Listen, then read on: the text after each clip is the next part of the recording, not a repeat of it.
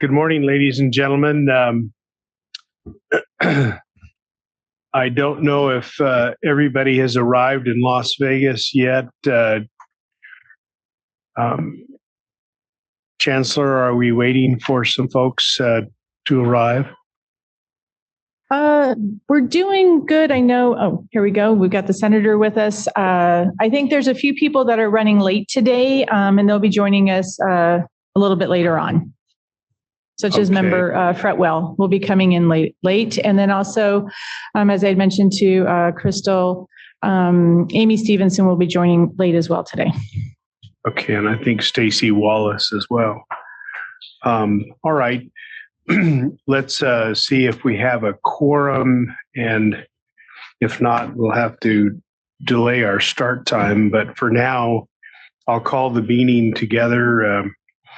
It's the meeting of the Chancellor's Ad Hoc Committee on Higher Education Funding. It is 9:02 a.m. Our meeting today is being video conferenced between the System Administration Office in Reno and the System Administration Office in Las Vegas.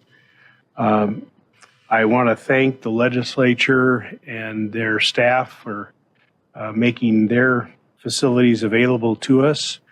But with all due respect, I got to say this is a more intimate location, and I'm happy we're here. So I'll extend my appreciation to the Chancellor and to the staff for setting up the meeting within the NSHE offices. That's great. We'll ask the Secretary to do a roll call of those members and see how we go for a quorum.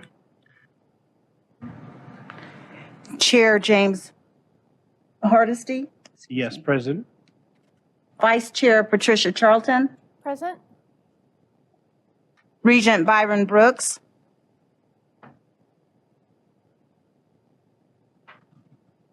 Regent Byron Brooks. Senator Carrie Buck.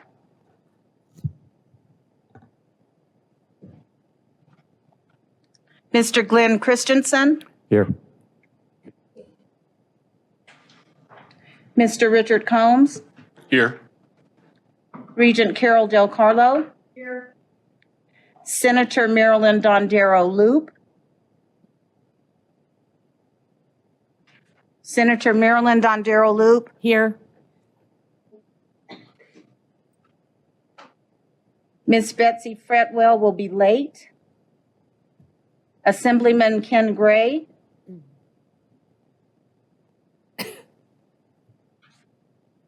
Regent Stephanie Goodman. Here. Assemblywoman Erica Mosca. Here. Mr. Tony Sanchez. Here. Miss Yvette Williams.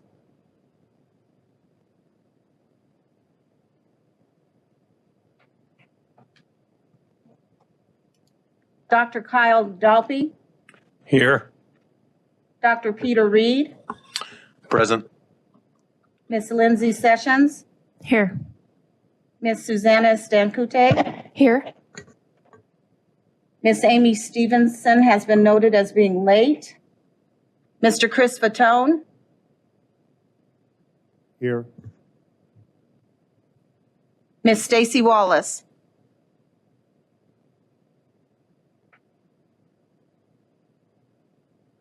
Miss Stacy Wallace. That concludes the roll call. For the record, could you advise as to how many of the voting members are present? 9. Okay, we have a quorum. Thank you. We'll proceed then with the meeting. I'd like to acknowledge that we are joined today in Reno by NSHE's Associate General Counsel, Linda King. Thank you for being here today. She will make sure we are compliant with the requirements of the open meeting law during our meeting. And as you have done in the past, raise your hand if you think we're going sideways. Usually that's the fault of the chair, nobody else. Just not used to this stuff. In the judicial realm, it doesn't apply to us. So, okay. Before we begin our meeting, I'd like, as a matter of personal privilege, to ask the committee for a moment of silence. Yesterday, Nevada lost one of its greatest judges, Larry Hicks. He was a close personal friend to all of us and will be sorely missed. So if you don't mind, a few moments of silence for he and his family.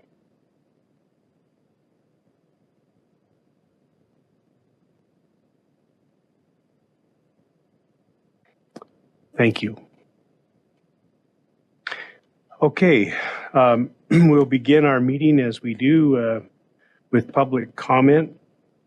I note we have received, I believe, 3 or 4 pieces of correspondence of public comment in advance of the meeting, and all of that has been distributed to the members of the committee before today's meeting. And I'm confident has been thoroughly read. As we begin agenda item 1, I want to note that there will be 2 opportunities for public comment today. This opportunity and an opportunity at the end of the meeting. No action may be taken on a matter raised under this item until the matter is included on an agenda as an item on which action may be taken. As noted on the agenda, public comment can be made in person at either meeting location. Those wishing to provide public comment telephonically may do so by calling 669-900-9128. At the prompt, please enter the meeting ID number, which is 910-0378-4066, and enter to passcode, which is 777777. If you need those numbers repeated, please refer to the top of the first page of today's agenda, and I'll repeat them again when we get to public comment by phone. Additionally, written public comment can be submitted online, and the link to that is found in the agenda. So at this time, I'd like to invite those wishing to provide public comment in Las Vegas to approach the witness table, and please provide us with your name for the record, spell your last name, and keep in mind that we provide 3 minutes for public comment. So if you'd like to begin, sir, in Las Vegas. Good morning. My name is Patrick Villa, V-I-L-L-A. I am the Faculty Senate Chairperson at CSN. My comment is, on behalf of CSN faculty, in regards to the agenda item where we're talking about the HCM strategists, their recommendations, their PowerPoint slides, and there's a number of options that they're laying out. I want to point out a number of them show they recommend CSN is very underfunded. They recommend a lot higher adjustments. One case, it showed that we need $20 million more a year. And at the same time, I recognize that it showed that UNLV, UNR should be getting $10 million a year less. And I understand that that's not maybe the most reasonable change. That's an extreme change. But I want everyone to recognize that that is showing. Those numbers are not coming out of thin air. They're showing that we are underfunded. We are missing a lot per student, however you want to call it. And I ask you to consider all of that when you make your final decision or you move forward. That I recognize that it's going to be kind of tough for this board to come up with an action so bold as to take that many millions away and give that many millions, but maybe consider something of a gradual change. Maybe in a few years, we should be at those numbers or something to move it to where it belongs. And like I said, a number of these recommendations show that CSN is very much underfunded. So please give that consideration that this is the biggest institution. It does need funding to run properly, and it does service more students than anybody else. Thank you. Thank you for your comment. Anyone else in Las Vegas who'd like to offer public comment? There's no other public comment in Las Vegas, Chair. Okay. I will offer public comment with respect to the comment of the last speaker. Another takeaway from his observation is that the system of higher education is underfunded, period. And so sadly and importantly, this committee is charged with the responsibility of updating and revising the formula that's used to divide an already underfunded pot. And what these set of slides demonstrate to me is precisely that. You're compelling a formula which is best practices throughout the country in many respects, as we will hear, that shifts funding away from one institution to another institution, not because that is the best way to go about it, but because all the institutions are underfunded.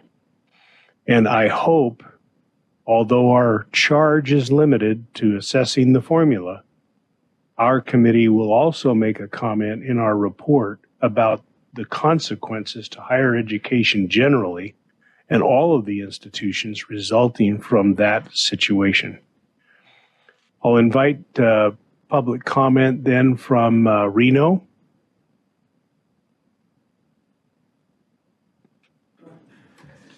Good morning. I'm Jim New of the Nevada Faculty Alliance. Last name is NEW. And first of all, I'd like to thank the committee as well as my colleagues, Dr. Kent Irvin, for his excellent and thorough analysis of higher education funding, and Stacy Walters, who will be representing NFA in today's presentations. As you've heard multiple times, and as Chair Villa just alluded to, Nevada never really truly had a funding formula. It has a distribution formula. Developing a true funding formula is difficult, if not impossible, without buy-in from the state government. Nonetheless, you do have the opportunity to move us in that right direction, and I hope that you do find some success with that. NFA supports recommendations that fund a portion of higher education's budget on student completions, the weighted student credit hours. But a funding formula also must recognize that students who do not complete do require resources too. It is appropriate for a portion of the budget to be funded by headcount. Secondly, the performance pool as a carve-out has never been an effective tool. Any funding for aspirational purposes should be separate from the funding allocated for day-to-day operations. Finally, NSHE's adoption of the Higher Education Price Index to guide student fee adjustments is very well intentioned, but it runs the risk of shifting more and more of the burden onto the shoulders of our students if there are not corresponding adjustments to the funding allocations from the state. We hope you will take steps to ensure that higher education remains accessible to Nevadans from all economic classes by adopting a formula to also keep pace with the cost of delivery, both at the allocation and the student registration fee level. Thank you. Good morning. Good morning. Good morning, Chair Hardesty, Vice Chair Charlton, and committee members. Kent Irvin, ERVIN, for the Nevada Faculty Alliance, the independent statewide association of professional employees at NSHE colleges and universities. Thank you for your service to higher education and careful consideration of the recommendations from the institutions, students, faculty, and consultant. We appreciate the committee's difficult task and hard work.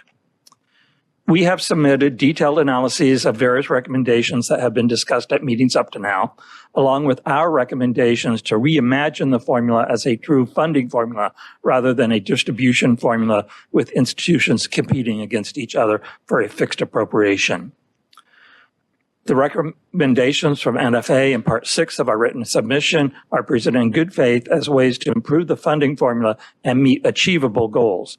Our shared concerns are in serving students across the state, especially underserved students. Any change to the funding formula that merely redistributes existing funds will create winners and losers among the colleges and universities and will fail to improve higher education for all students. Total funding per full-time equivalent enrollment in Nevada ranks at the very bottom of the 50 states, according to the FY 2023 State Higher Education Finance Report. That's down from third from the bottom the prior year. All of the institutions are underfunded. The perceived disparities in funding among NC College and universities should be corrected by bringing up the most underfunded through funding enhancements to the formula, not by taking funds away from others. The committee cannot appropriate funds, but you can recommend changes in the formula be contingent upon full funding. Two more thoughts. First, it is distressing that the analysis from the consultants is mainly about redistributing funds. There has been little or no analysis of the cost drivers at various institutions, and there is no recommendation for a cost study.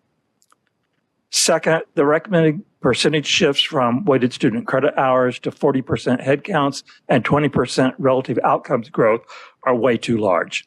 The cost of putting instructors in classrooms is mainly correlated with student credit hours, so the metrics based on credit hours or full-time equivalent enrollment must be the foundation of any effective budgeting formula. Thank you for your attention and consideration. Thank you for your comments. Any other public comment in Reno? All right. System Computing Services, do we have anyone on the phone wishing to make public comment? Yes, Mr. Chair, we do have one caller. Caller with the number ending in 8853. Please press *6 to unmute. Please state and spell your name for the record, and you have 3 minutes to address the committee. Doug Unger, D-O-U-G-U-N-G-E-R, UNLV Chapter President of the Nevada Faculty Alliance. Regarding recommendations of the HCM report, to repeat a metaphor used previously, a distribution formula with a 40% student-based headcount really is like chopping a cabbage with an axe. Some institutions would receive non-digestible large chunks, while the R1 universities would be uncut rations. Both results would shock the system. I suggest a more moderate, more nuanced solution. If there is to be a transition to headcounts, please eliminate the performance pool and replace that 20% with headcount-based allocations. And to be more precise, designate 8% to 10% to student-based funding targeted at expanding student support services.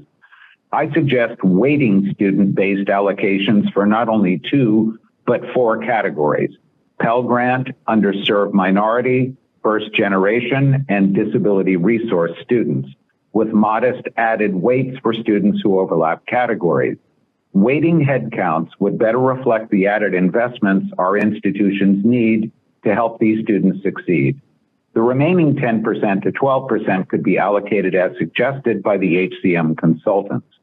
Cutting the 40% to 20% and so nuancing student-based allocations would result in more manageable budget impact. Best would be to add hold harmless funding during the transition. As well, overall funding should be regularly adjusted, at least by the HEPI index, inflation index, for our institutions to remain effective and competitive. On another note, HCM's suggestion to include summer school courses in the distribution formula will result in drastic changes to the soft or non-state revenue that supports resources at the department and unit levels of our R1 universities. Unless compensatory funding can be found, this change will severely and negatively impact resources such as lab setups, R&D funding, also graduate student research and graduate programs. Higher education in Nevada is underfunded by comparison to most other states. Any new formula that cuts up a shrinking pie will be a disappointment. And I just think this committee, I would hope, would make a note to that effect, that funding needs to be increased. We used to get 19.5% of the Nevada budget That dropped to 12% after the Great Recession, and it's come back up to about 14%. So we're way behind what we used to be 2 decades ago. Thank you, especially to Judge Hardesty for acting as chair and to all the members of the committee for your service. Thank you. Thank you for your comments. System administrator, anybody else on the phone for public comment? Yes, Mr. Chair. Caller with the number ending in 0482. Please press star 6 to unmute. State and spell your name for the record, and you have 3 minutes to address the committee.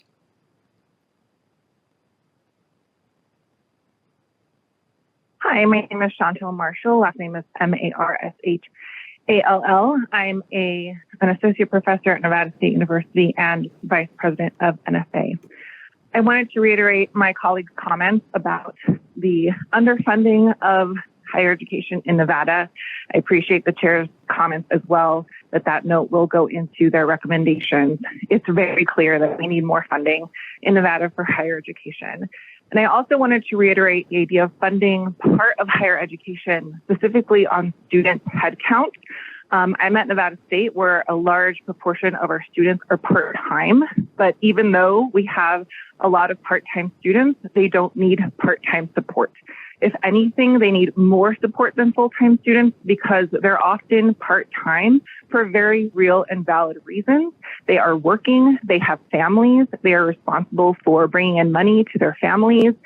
I meet them every day and they have a lot of life going on. So we need a lot of support services for our students, regardless of how many credit hours they're actually enrolled in. And I also want to point out that part of NFA's recommendations is to distribute the funding based on the needs of different types of students. And I can't really tell you how important that is. Although I love working at Nevada State University, what keeps me up at night is all of the students that don't come back. We have a growing and increasing graduation rate, but it could be a lot better. We need more support services and more funding in order to make that happen. Thank you so much. I appreciate your time. Your comment. Anyone else on the phone wishing to make public comment? There are no other callers at this time, Mr. Chair. All right, that will conclude the public comment period of the agenda, but as noted earlier, there'll be another opportunity for public comment at the end of today's meeting, and we welcome and invite that input.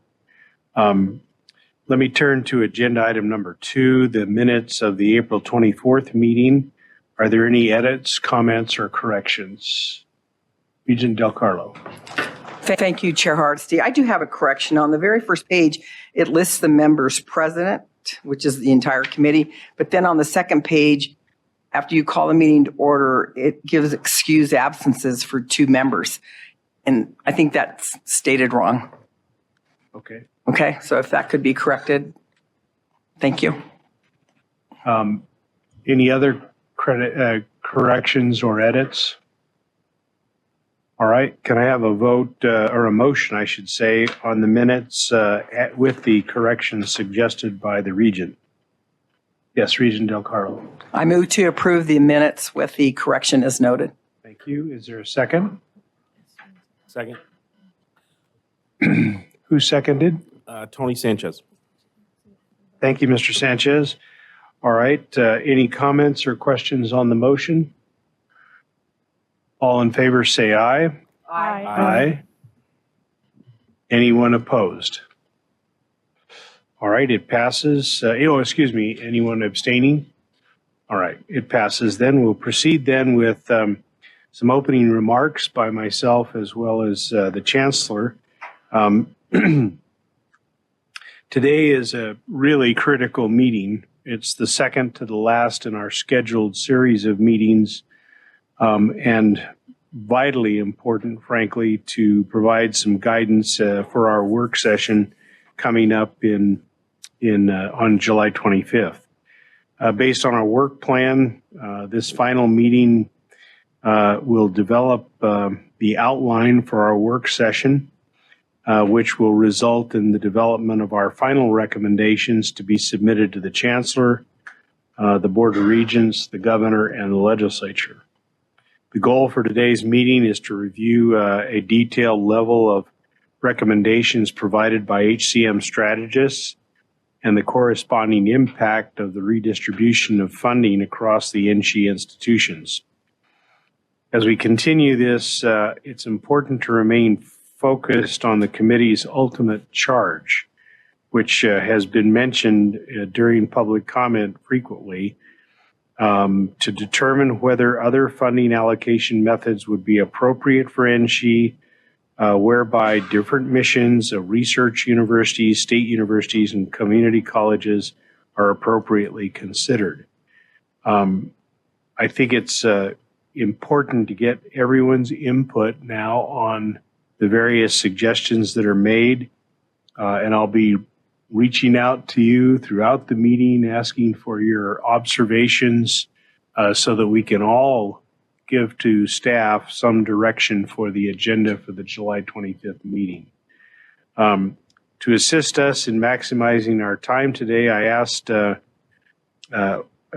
NSHE to provide lunch. It'll be provided through the host fund. Thanks again, Chancellor, and to NSHE for doing that. And we'll make a break at an appropriate time. It'll be provided in a buffet style, as I understand it.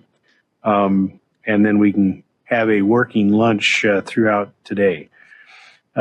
Today's meeting includes three key areas. At the request of myself and the Chancellor, our committee staff, Ms. Ava and Ms. Hartz, have prepared a presentation for the committee to provide an overview of how today's meeting will lay the foundation for our work session in July, kind of a structured discussion. Second, HCM strategists will present their recommendations for the funding formula, as well as preliminary estimates on the distribution impact for each recommendation. These recommendations are tied to best practices, the input received during interviews, and the institution's specific recommendations provided by each president, as well as the input from our faculty and students. We will have a presentation third on behalf of NSHE faculty. It's important to hear the concerns and recommendations of the faculty related to the funding formula. I plan to take that presentation out of order so one of our speakers can catch a flight, and then we'll move to the HCM presentation. As I indicated in my general remarks, today is almost like a work session to a degree as we hear the presentation from HCM. I'm hoping that the members of the committee will be active in their thoughts and suggestions about whether we need alternative calculations, whether we need revisions in the way the approaches are formulated, so that when we get to the July 25th meeting, we can have some alternatives to the calculations that have been provided in the slides and the workups that have been presented. Once again, I want to reiterate our charge is to develop I guess the point was well made. This isn't a funding formula as much as it's an allocation formula. But I don't think that limits the committee's ability to include in its report comments with respect to the consequences associated with this process and with its outcome. And I think the committee should be thinking about things we want to say in our report about the funding issues that affect the Nevada system of higher education and its 7 outstanding institutions. That's just my view, but I'm urging committee members to think about that as we go forward. So before we move into our agenda, I want to remind our presenters, please avoid the use of acronyms. We're still learning about the higher education funding budget and the acronyms that are used in higher education, me in particular. So if we could do that, that'd be very helpful. Vice Chancellor, or Chancellor, I should say, Vice Chair, would you like to make any introductory remarks? Good morning. Yes, thank you so much, Chair Hardesty. For the record, Patty Charlton, Chancellor, Nevada System of Higher Education. I was going to only use acronyms in my my comments today, but I'll refrain from that. How's that?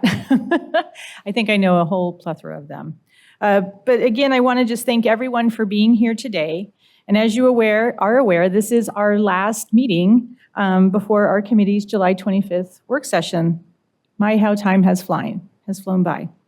As such, this meeting is very important as we move forward towards making recommendations for the final report.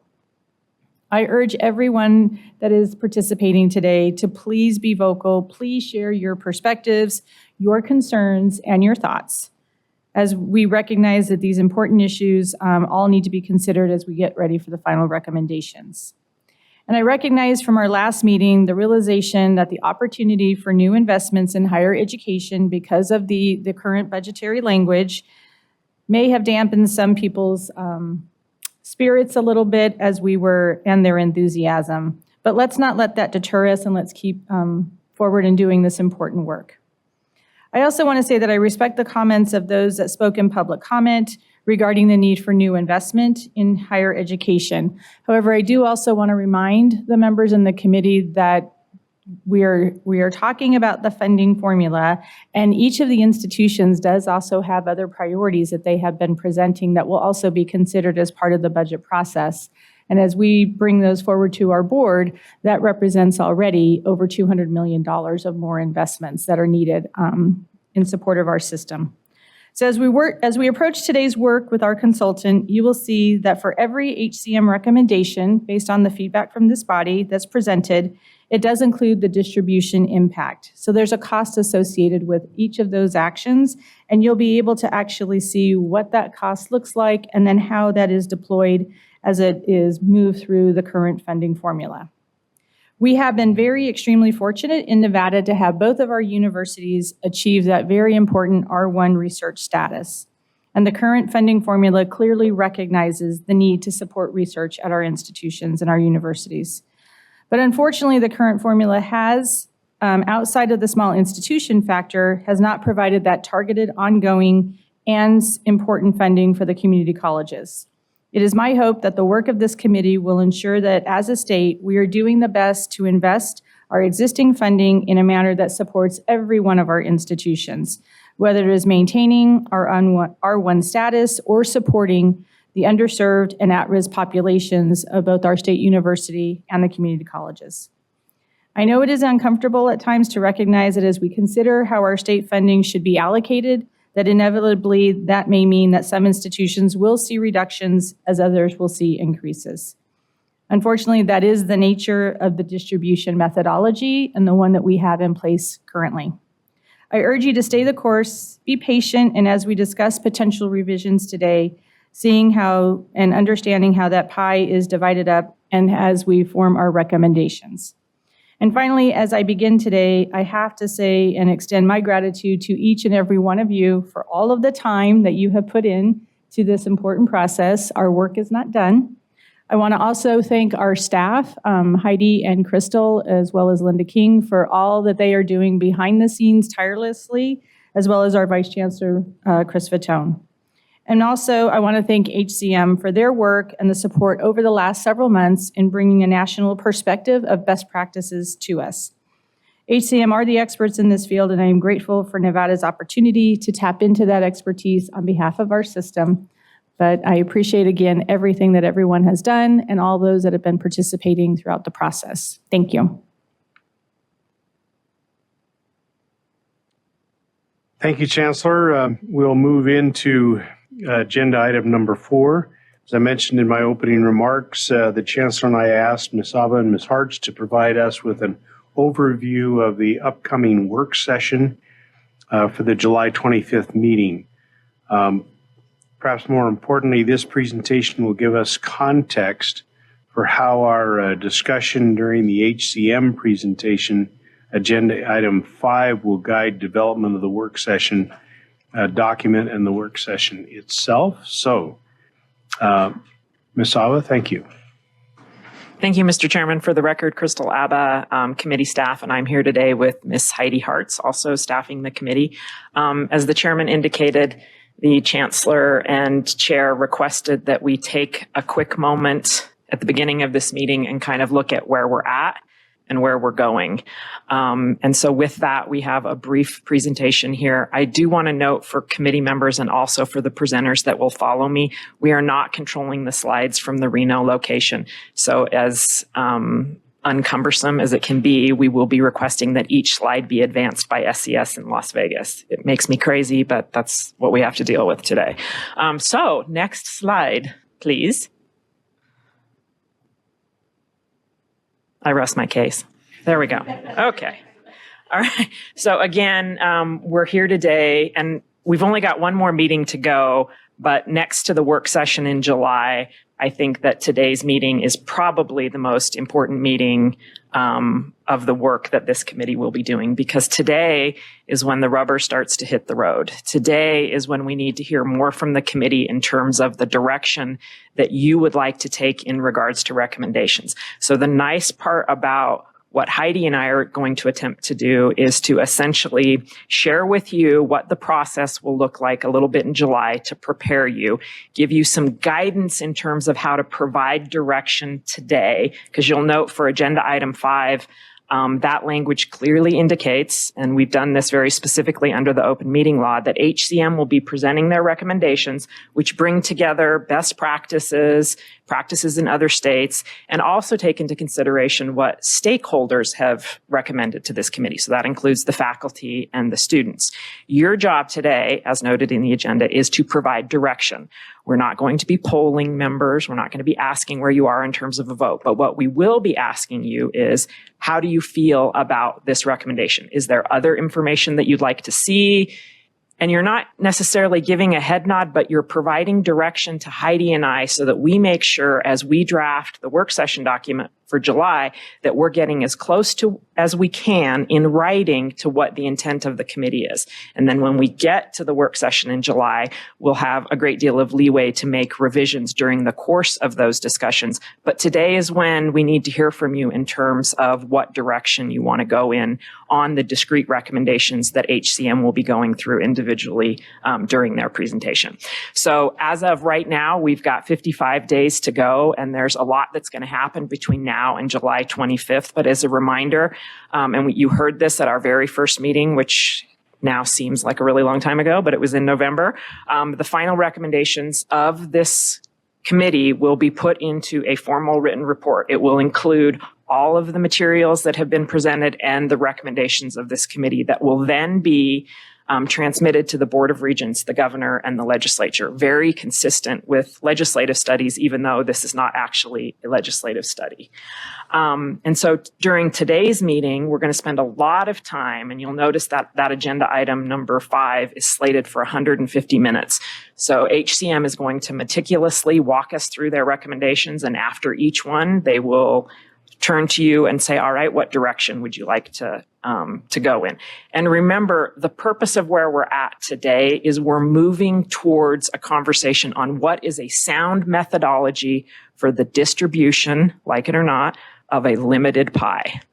However, to the chairman's point, there is nothing that precludes this committee from including recommendations in the final report that have to do with new investments in higher ed. But your charge was clear and your charge was specific. This is about looking at the methodology and moving forward in terms of best practices, not only for Nevada, but best practices that are taking place in other states across the nation for how is it best to equitably distribute that pie. So next slide, please.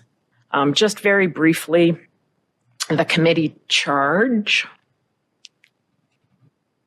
There we go. Okay. So this is why I hate this.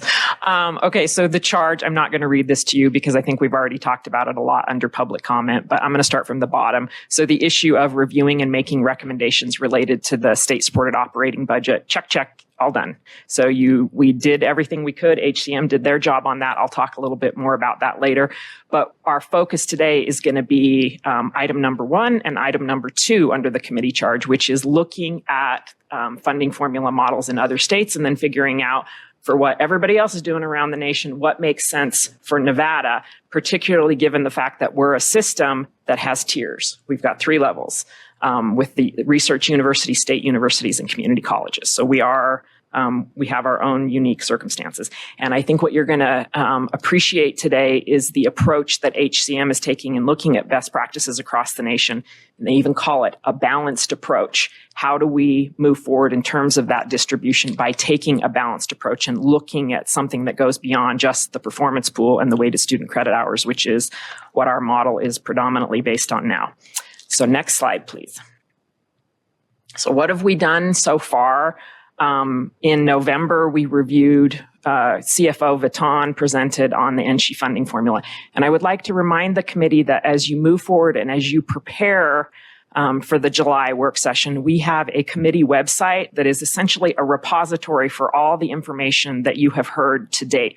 It includes a number of resources that you can go back to refresh your memories in preparation for the July 25 work session, which includes a background paper on the base funding formula, a background paper on the performance pool. There's also and I can't remember the name of the report that HCM presented at the very first meeting where it looks at funding formulas across the nation. We've seen a lot of that, but there are many resources, including the LCB bulletin from the former study. So if you're bored and you want to bone up on how we got where we are today, all of those resources are there, including everything that you have seen to date. So it acts, again, as a nice repository.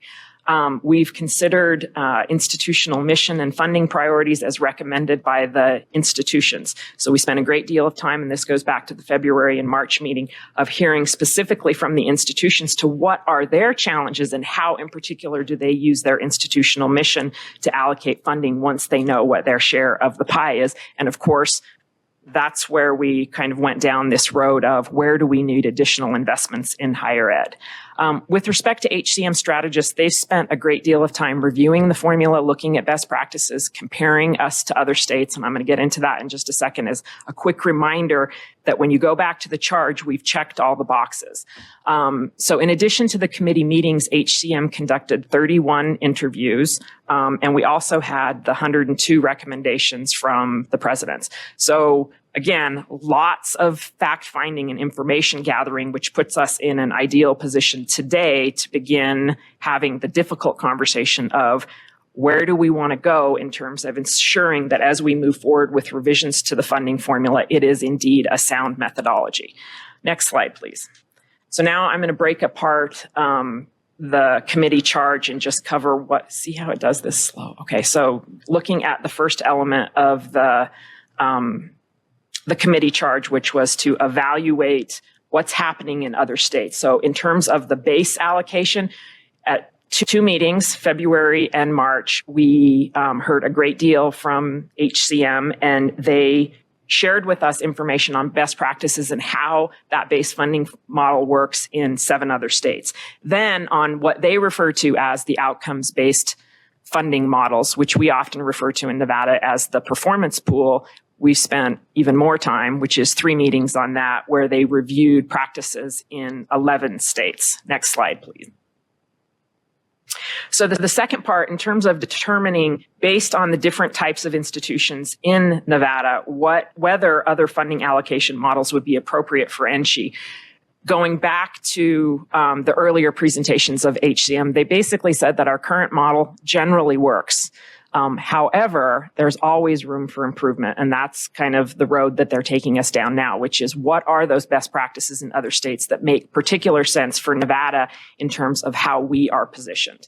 So to improve the equity of the model, of course, we spent a great deal of time talking about student attributes, and you'll recall that that was also a recommendation that is consistent across all of the institutions.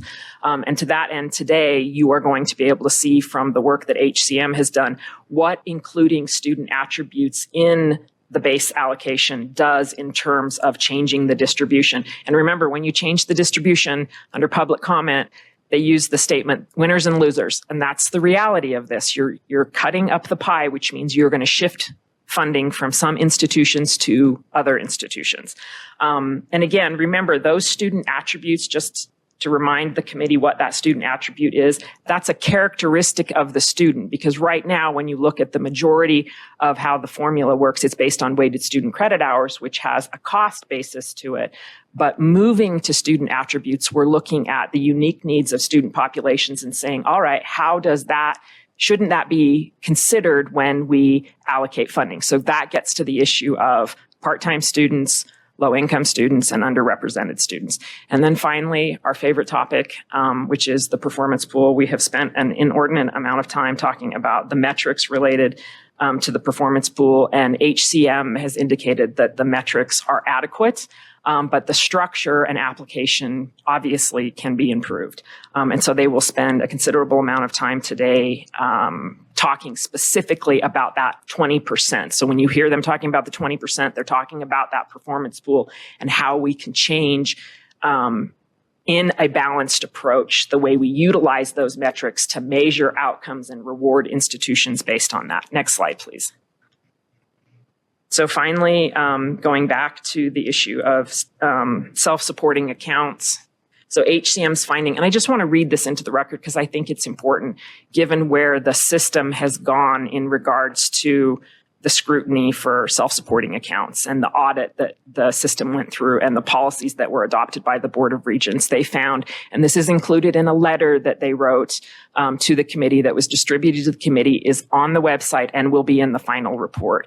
And she's current practices, including the policy changes adopted at the September 2023 Board of Regents meeting, are responsive to the concerns articulated in the audit and consistent with practices in other states. So it's nice to have that, if for lack of a better term, as kind of a shield that the system did the right thing when it comes to self-supporting accounts. And their recommendation on that was that the Chancellor's office consider establishing a matrix for self-supporting accounts that clearly categorizes those accounts in terms of permissible use based on current board policy and procedure. And you'll recall Mr. Johnson from HCM presented, he showed you what that looked like. I think it was CUNY, thank you. And so CFO Vuitton will be moving in that direction based on that recommendation. Next slide, please. So I'm about to turn it over to Heidi, but now we're going to shift gears and we're going to start talking about planning for the work session. And Heidi will be talking about state priorities and the common themes that this committee has identified based on the input of stakeholders and HCM's input, and then what you can reasonably expect in terms of the work session. And as we move forward, and we're trying to identify areas of consensus for the purpose of the work session, and again, Heidi's going to take a deeper dive into this. Keep in mind that there are going to be policy issues that we can't address because we've simply run out of time. I mean, we had 6 months to do this work and we've kind of the committee really has done the best that they can in terms of collecting information, but there is always more work to do. So there is nothing to preclude this committee from doing the basic recommendation of, you know what, here's an item, whatever that is, we need to come back to it later. So you can tell the chancellor in the report, this is an area, and one good example might be the issue of fee waivers. You heard about that from the institutional presidents, that's an area of concern given that those mandates are in place and yet they're a fee waiver. So there's a loss of revenue there. That's something that this committee can say, all right, this is an area that we think is important and you should consider it going forward. And also, of course, modifications. There are some modifications that will need additional funding, and then you can make a recommendation that says, we know there's no funding right now because we got that bad news at the last meeting, but should funding become available, we think these are areas where additional investments should be made. And again, and Heidi's going to get into this in greater detail, but the work session document will include written recommendations. You'll be able to modify those as you see fit during the meeting, which means you can discuss it, you can revise it, you can approve it or not approve it. And then whatever comes out of July will end up in that final report. And so now I'm going to turn it over to Ms. Hartz, and she will begin by talking about an issue that several of the members have brought up at prior meetings, which is where does the state stand? Where does NSHE stand? Where does the system stand relative to state priorities? So thank you for the record, Heidi Hartz. If we could have the next slide, please.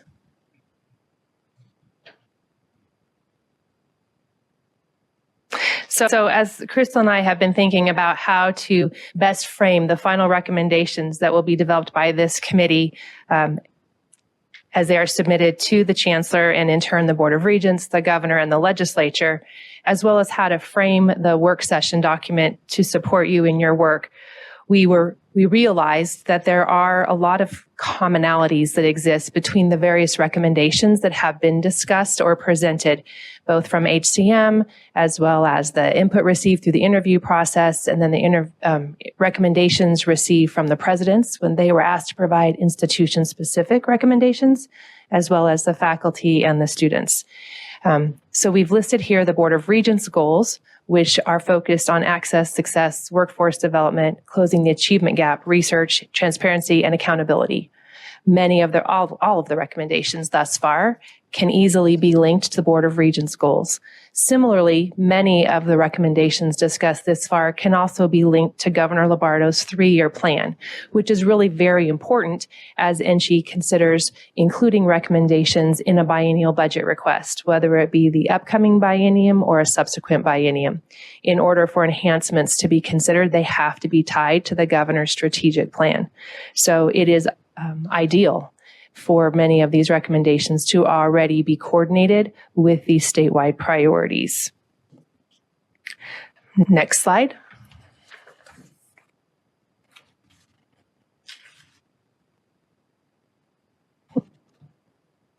After HCM conducted their interviews, they presented their results that emerged using 4 common themes, which we have discussed in great detail during the last several meetings of the committee.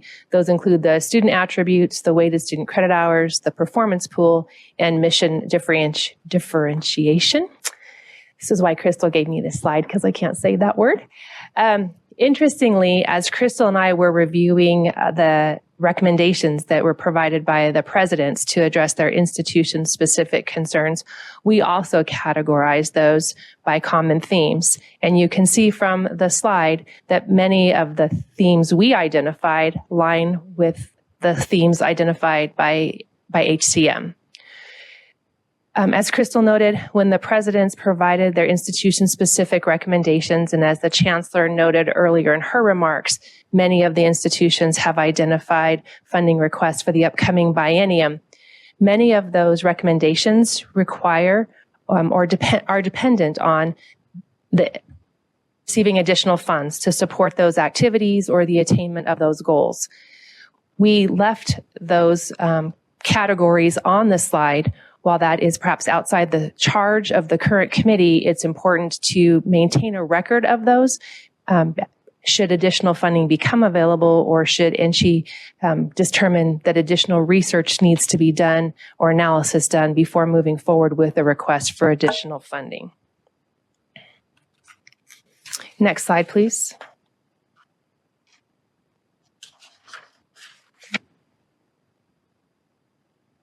So in the next several slides, we are going to summarize the recommendations that HCM has provided previously under each of the common themes.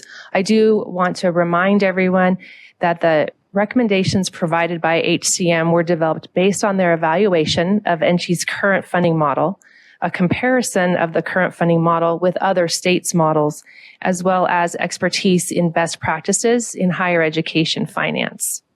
It's also important to note, as indicated on this slide, that HCM's recommendations are based on currently available data, as well as the stakeholder input, which was received through the interviews that were conducted, the president's recommendations, and of course, the presentations from faculty and students.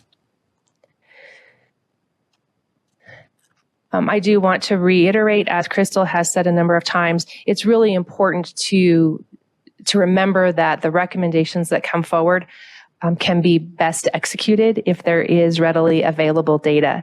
NSHE, as well as all state agencies, is in the middle of the budget building process, so time is of the essence. And the NSHE's best practice has always been to utilize student data that's available at the system level, because that data is collected consistently, not only in time, but also with respect to the source of the data and the actual measurements used. Some data that may be an option moving forward is currently only collected at the institutional level, and it may not be collected consistently, either not year after year after year, or the measurements that are used may vary from one institution to another. Next slide, please. I forgot to read the recommendation, so I'll read it into the record while they move to the next slide. So their first recommendation for student attributes is to create a separate enrollment-based portion of the formula that uses both the full-time equivalent, FTE, and a headcount enrollment to account for part-time enrollment, and to incorporate weights for Pell recipients as well as underrepresented minority students. Okay. With respect to the common theme of weighted student credit hours, HCM has offered a number of recommendations, 3 of which including summer school into the weighted student credit hour calculation, allocation, which they have noted is a best practice and common across higher education institutions. Another recommendation is to utilize a 3-year average when calculating the weighted student credit hour. Again, this is a common practice in higher education funding and tends to smooth the impact of significant increases or decreases in weighted student credit hours from one year to the next. The third recommendation was to conduct a cost study for the nursing programs to understand the costs associated with providing education to nursing students, and then to identify how the state can strategically invest its resources to ensure that students are receiving the best education and training possible, and to address the workforce shortage that we currently experience in our state. Next slide.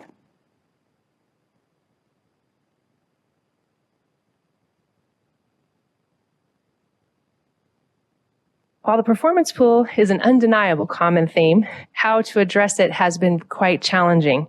HCM has provided 2 options based on best practices and acknowledgement of the fact that new funds for this purpose are likely not available as we move into the next biennium. HCM has recommended an outcomes-based formula that incorporates either a share of outcomes or relative growth measure to allocate funds across the institutions. Either option would retain the metrics currently in place with our existing NSHE funding formula. This would allow growth to continue to be measured as the state transitions from one funding formula to the next funding formula. Would note that while the metrics would remain in place, either of these 2 options recommended by HCM would result in the elimination of the targets that are currently in place for the metrics. As we've heard during many of the meetings, it appears that these targets may have been set arbitrarily or were intentionally low in an effort to minimize the risk to an institution of losing performance pool funding, which they had to earn back through the attainment of the targets. This slide also includes another option for the consideration of the committee. Please go back 1 slide.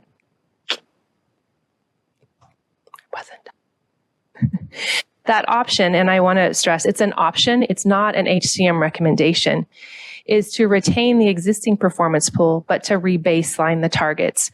Rebaselining the targets would allow them to be updated, appreciating the fact that the targets have been in place for the decade that the current funding formula has been in place.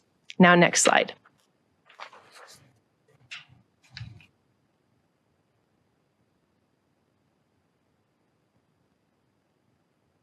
With respect to mission differentiation, the HCM has offered a number of observations, which are listed on the slide, that include that there are really too few institutions in Nevada to warrant separate funding formulas by each institution type.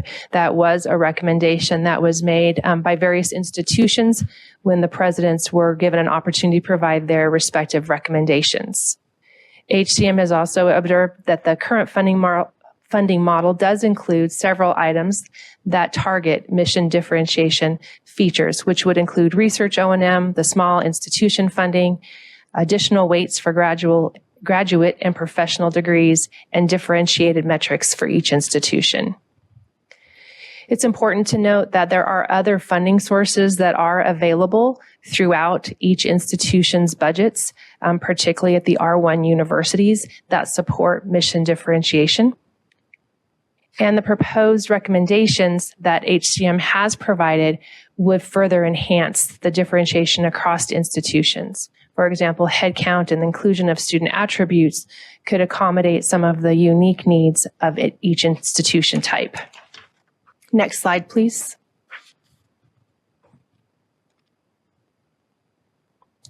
Okay. There will be a recommendation in today's presentation by HCM specific to the small institution factor. That recommendation is to recommend an increase to the $30 per weighted student credit hour value that has been in place since the inception of the current funding formula, that would be applied to the gap between the number of weighted student credit hours currently in place at both Great Basin College and Western Nevada College, up to 100,000 credit hours. So we'll see the distribution impact of that recommendation in the next presentation. Next slide.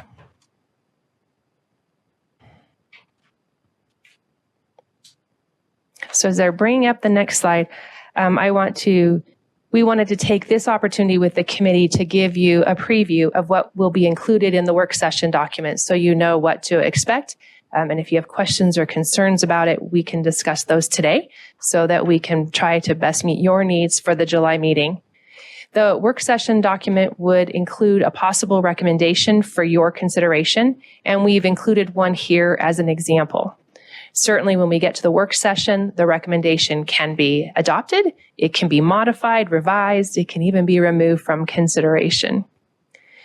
The work session document would include the different components that are addressed by each recommendation, as well as the impact to the distribution of funds resulting from the change impacted by the recommendation. I do want to give a disclaimer about the distribution impact that's really important, particularly moving into the next presentation by HCM, and that is that the distribution impact may be different today than it will be in July based on some of the conversation that we have amongst the committee members during the HCM presentation. Similarly, the distribution impact included in the HCM presentation are based on individual recommendations. They don't really layer because layering is difficult to do if you don't have a really solid sense of where the committee is interested in going. I do want to caution everyone as you look at the slides, please don't take the distribution impact for one recommendation and then add it to another and to another and to another and think you're going to get the same result at the end, because with every shift and change, it changes the output. We actually, when we first previewed the slides from HCM, started doing that and realized that was perhaps not the best use of anyone's time because we didn't get to the right place. So we like to save you that effort. Next slide, please. The previous slide provided an example of the specific components that would be in the work session materials. This is a more general slide, which again summarizes what we will include. I want to reiterate, as Crystal mentioned previously, we will be listening very closely to your discussions today during the HCM agenda item to see which recommendations appear to be of interest to the committee for further discussion during the work session in July. Similarly, if there's no discussion, we're going to presume that there's really no appetite for that recommendation, and therefore we'll hold it out of the work session document. Do also want to share with the members of the committee that CFO Chris Fatton, myself, and HCM will be meeting with the business officers prior to the July 25th meeting so that they will have an opportunity to receive some additional information on the distribution impact of the recommendations that will be considered during the work session. Next slide.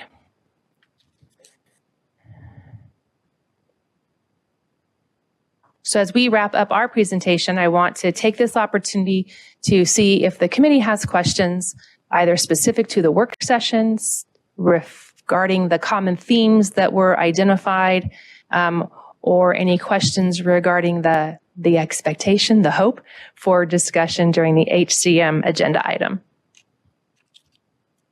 Thank you, Ms. Hartz, and Crystal as well. Are there any questions for these ladies concerning their presentation. In Las Vegas, Yes. Ms. Del Carlo. Thank you, Chair Hardesty. Heidi, I do have a question. So when it goes to the business officers, which I think is fabulous, great idea, then will they make recommendations too, or what kind of feedback are we going to get from that? Thank you. So the intent of having the conversation with the business officers is to discuss the recommendations as they exist today. They really don't get to change the recommendations, right? That's not their role. That is the role of the committee. I believe if there's something that is identified, perhaps that we have missed in our analysis, then we would certainly share that with you at the work session so that you would understand, we'd be fully transparent that there's been a change in the calculation or the methodology. But it seems prudent to have the business officers look at the impact of the distribution or the redistribution of funds so they have an understanding of what goes into that methodology. Thank you. I appreciate that because they are the boots on the ground. So I'm glad they're reviewing it. Thank you. Chancellor? Yes, Ms. Williams has a question, please. And my apologies for being late. I went to the wrong place. Didn't read the email properly. I have a question as to timeline in receiving the work session documents for review. How far in advance will we get that? Because I know for myself, I'm going to need a little more time to really dig deep. Crystal and I had a discussion about that just last night. We have been distributing materials approximately 1 week prior to the committee meeting when the materials have been posted. Certainly, we will be working quickly to prepare the information for the July 25th work session, but some of our ability to prepare that document is contingent upon today's conversation amongst the committee members during the HCM presentation. For example, if HCM is asked to go back and do some extensive revisions or consider options that we haven't thus far contemplated, it may take us a bit more time to prepare that data to include it in the work session document. But the work session document is intended to provide the committee members with all of the information that you would need to make an informed decision, have an informed conversation first, but also not to be cumbersome, recognizing a lot of information has been shared since November. Any other questions in Las Vegas, Chancellor? Yes, Mr. Christensen.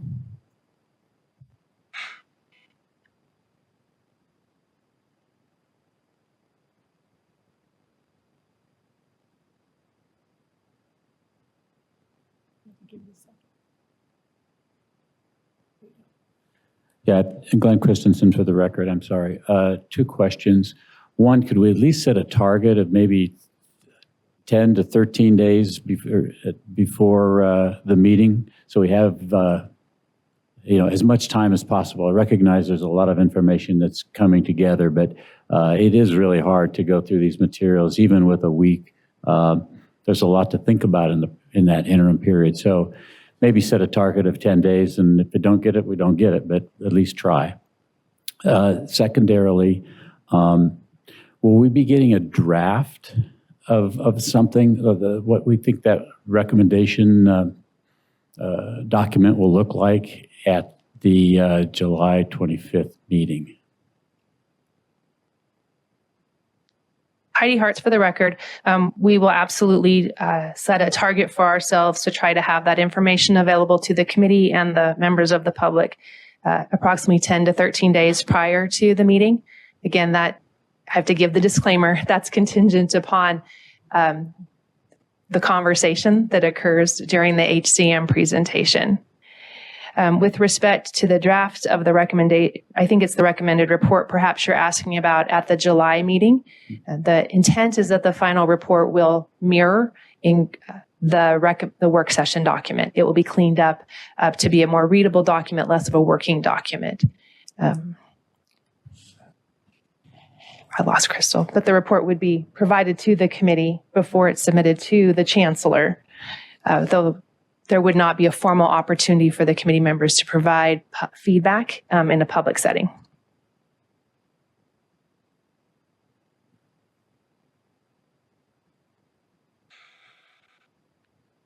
Mr. Christensen, I'm not sure that completely answers your question.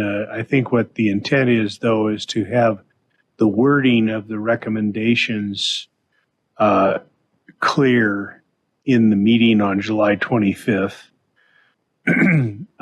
Maybe the narrative surrounding it or supporting it, or the calculations that flow from it, will have to be developed or incorporated into the final report. But if I understood your question, you want to be sure that we have the wording of the recommendation not only before us at the meeting, but as well in the minutes of that meeting. Is that right? That's right, but I'd also like to have an opportunity to read the final report draft before it goes to the chancellor and have some opportunity to provide feedback on the report. Sure. We can talk about how that process might work. The open meeting law presents a problem for that, for sure. Let's noodle on that a little bit, and maybe we can consult with Ms. King about her suggestions too. Any other questions from Las Vegas? No other questions in Las Vegas. I just have one other item, and that is, as we talked about earlier, we have a charge that we're trying to accomplish, but the charge itself doesn't limit other commentary in the report and other recommendations that go beyond that. So I'm urging the committee members to catalog those, and we are going to be doing that also with staff. So that can be included with the recommendation we provide to the chancellor, the governor, and the legislature. I did want to also thank both Heidi and Crystal for their outstanding work. Between meetings, we have numerous conversations, and they have numerous conversations, and it's been an honor and a privilege to work with both staff members.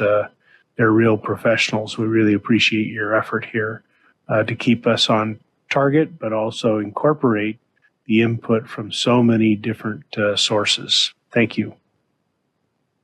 Anything further, Crystal, that you wanted to add before we're completed? All right, that'll complete that agenda item. And I'm anxiously awaiting to hear from Dr. Reed. So we'll turn to agenda item number 6. Dr. Reed has to leave by noon, so I wanted to get his presentation in the record before he had to leave, and particularly the input from his colleagues. So, Dr. Reed, if you would proceed. All right. Thank you very much, Chair Hardesty. Thank you, Chancellor Charlton, all of the committee members. My name is Peter Reed, and I currently serve as the Faculty Senate Chair at the University of Nevada, Reno, and also as the Chair of the NG Council of Senate Chairs, and have had the privilege of serving as a non-voting member on this committee. I want to clarify one thing. I'm actually not catching a flight, but I have my final Faculty Senate meeting of the year that is starting, and I'll be able to hang out till about 12:30 because we're not in Carson right now. We are here very close to where I have to go for that meeting. So, but thank you for the accommodation in moving us forward on the agenda. So I was asked to convene a group of faculty to provide faculty perspectives on the Higher Education Funding Committee and its discussions and the recommendations, and really bring those faculty perspectives forward, similar to the wonderful presentation that was provided by students in our last meeting. And so in doing so, I have invited several colleagues, Patrick Villa, Molly Apple, and Stacy Walters, to join in this presentation. And they will introduce themselves as we move forward, and they handle their respective sections. Next slide, please.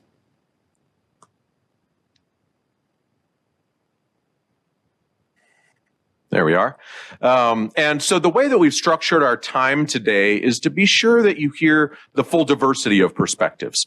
So as you know, there are a variety of different types of institutions across the system, and that includes a variety of different priorities, particularly when you start to look at the strategic plans of the institutions and the various missions of the institutions. And so we are going to have Patrick Villa present first, really reflecting the community college perspective. We'll then move to Molly Apple, who's going to focus on the state university faculty perspective. We will then have a presentation from Stacy Walters, who is going to share perspectives and recommendations from the Nevada Faculty Alliance. And then I will complete our cycle of institution types by sharing some thoughts from the R1 University faculty. And to avoid acronyms, the R1 means that University of Nevada, Reno and the University of Nevada, Las Vegas have been designated as Carnegie Very High Research Institutions. This is the top tier of research institutions in the nation. And so there are some things that we want to discuss related to that. Now, while you're going to be hearing a diversity of perspectives throughout our presentation, there also are many commonalities.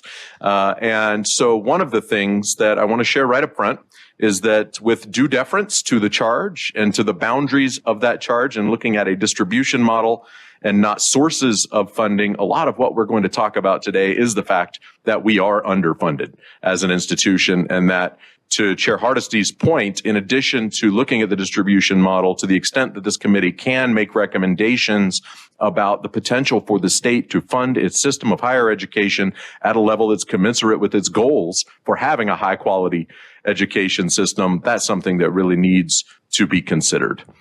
So when we think about some of the common themes across the different institution types, some things that you'll hear about include our system-wide mission to educate Nevada's students and build a workforce pipeline that serves multiple different sectors of our employment base within the state. We also share a goal of achieving the highest possible quality education for the state of Nevada in building that workforce pipeline.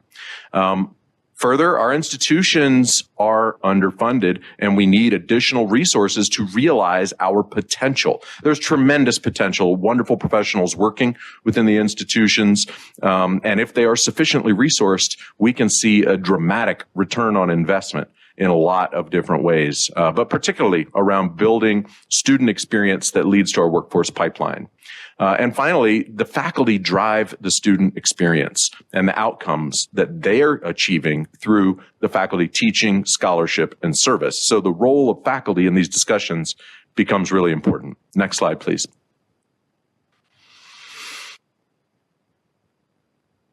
So this slide is a simple little graphic to demonstrate the connection between the funding model, or in other words, the resources that are provided to the institutions, and the outcomes among the students and their experience. And we've had a lot of discussion. I've heard a lot of discussion in this committee about the shared goals of really propping up students, recognizing the unique backgrounds and characteristics of students that are receiving their education within our institutions, and a lot of discussion about what we can do to better serve and support the students and bring them forward. And we all share that goal. However, one thing that has not received quite as much airtime is the role of faculty within this. And in research, we call that a mediator. Next slide, please.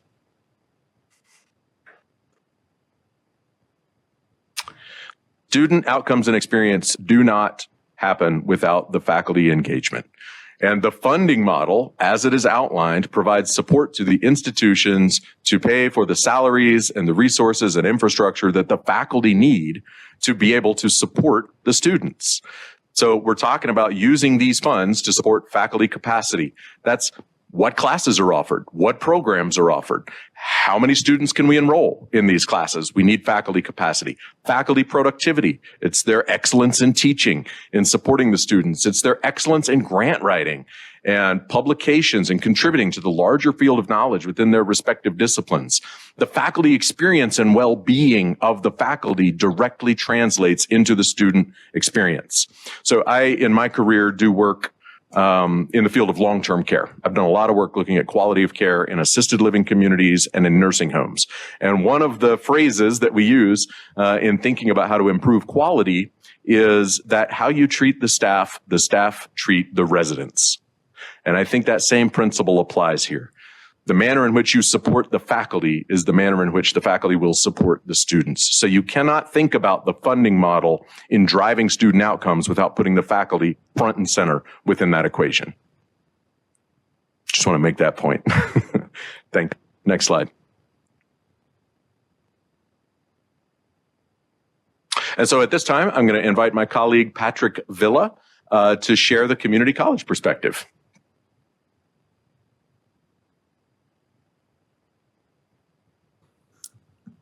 All right. Good morning again. Patrick Villa, V-I-L-L-A. I am a professor at CSN. I'm the Faculty Senate Chair. And I'm just going to give you a quick perspective of community colleges, what we're looking for.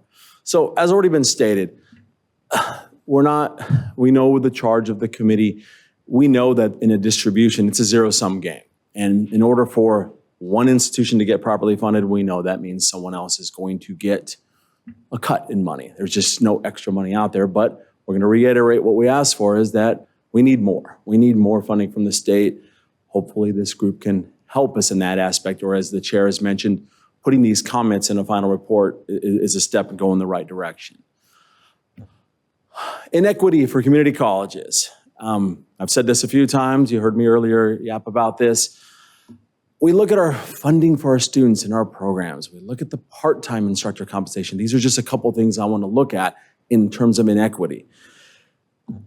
When we have part-time instructors at one college making half of another, it just shows where the money comes in. And again, I'm a math guy. I'm a math professor. I'm not going to bore you with all the numbers. I'm not going to throw out complicated formulas for you.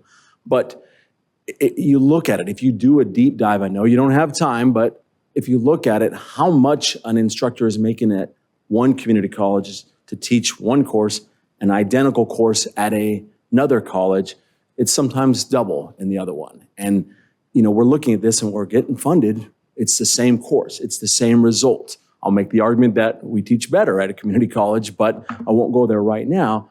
But we're looking at that, this inequity of what's going on and what we're getting per student. And I'm going to emphasize the per student part a lot here is what we're getting for this. Well, what we're not getting at a community college. Headcount, we've already talked about that. We've already seen that. We're going to see that with the report. And again, I'm not going to do complicated math for you, but I'll give the easy math.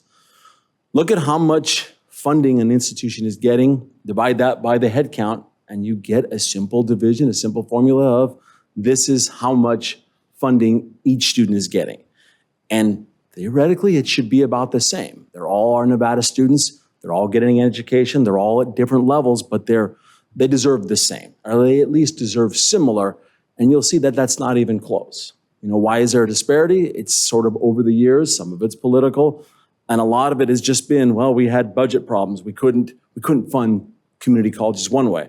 Then the money came back. Well, let's fund everybody equally. Well, now we got to cut again. Let's cut from the community colleges, whatever the case. But this gap has grown. And the numbers are off. And you'll see that in those HCM slides of this huge disparity.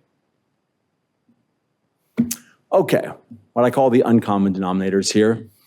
Identical positions. And I mentioned this at a public comment a couple meetings ago to your group.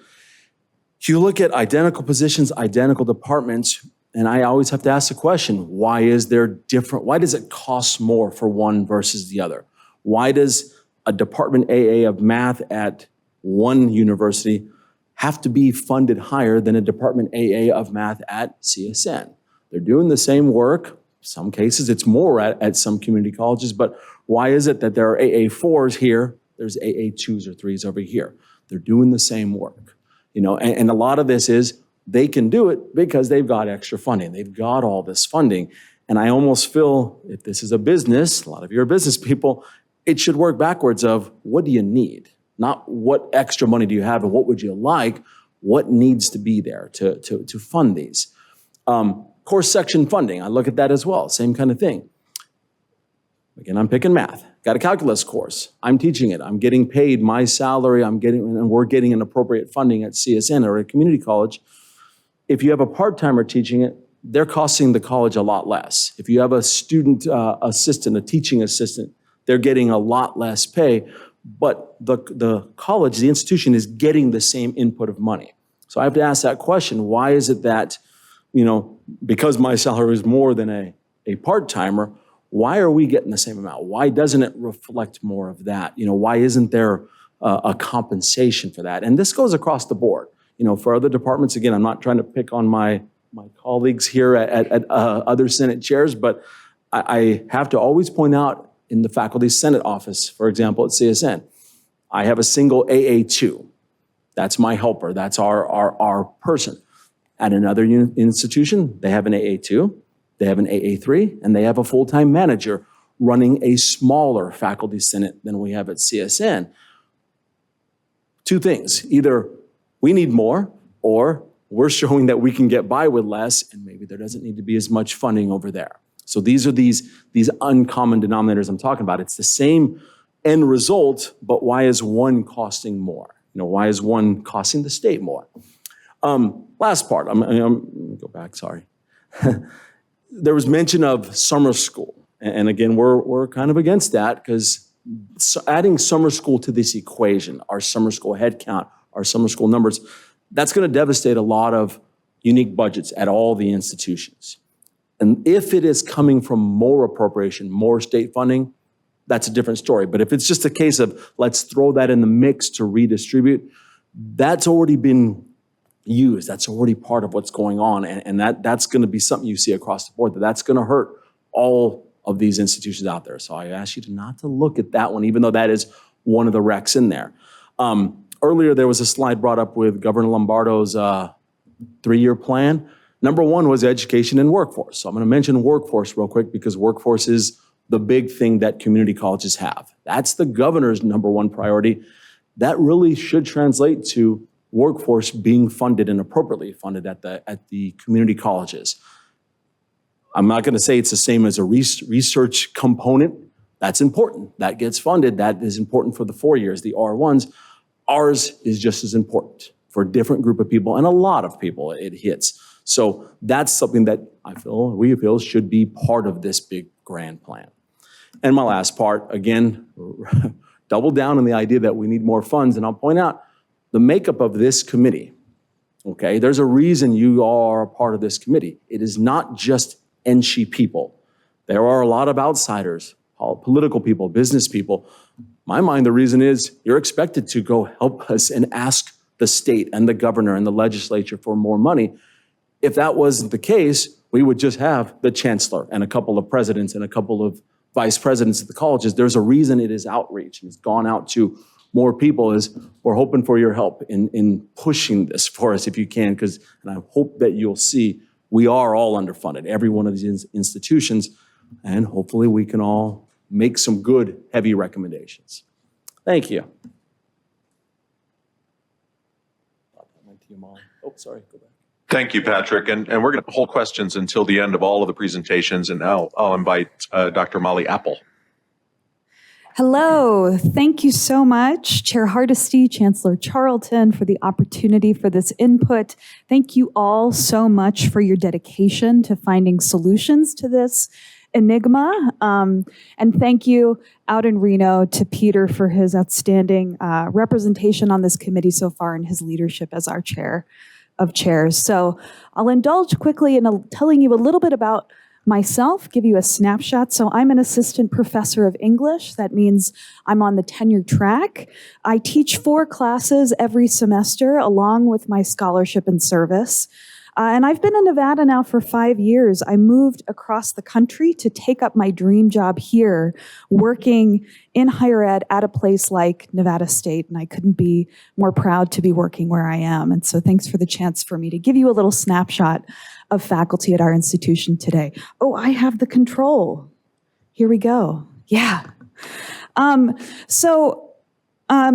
I think as you have heard from a number of places, I think for faculty at Nevada State, the real key takeaway is what mission differentiation means to us on the ground and how that plays out in the ways that we're able to facilitate student success. As you heard from my colleague, Dr. Chantel Marshall, she called in this morning that our faculty take very seriously what we see as a moral imperative of the dedication, care, and respect that's called for in delivering our mission as a teaching and learning focused 4-year institution for everyone, but particularly focusing on these populations of non-traditional, first-gen, and historically underserved students. And we really proudly embrace the needs and challenges involved in delivering outstanding education to our community here. And so, but we recognize too that recruiting and retaining these outstanding educators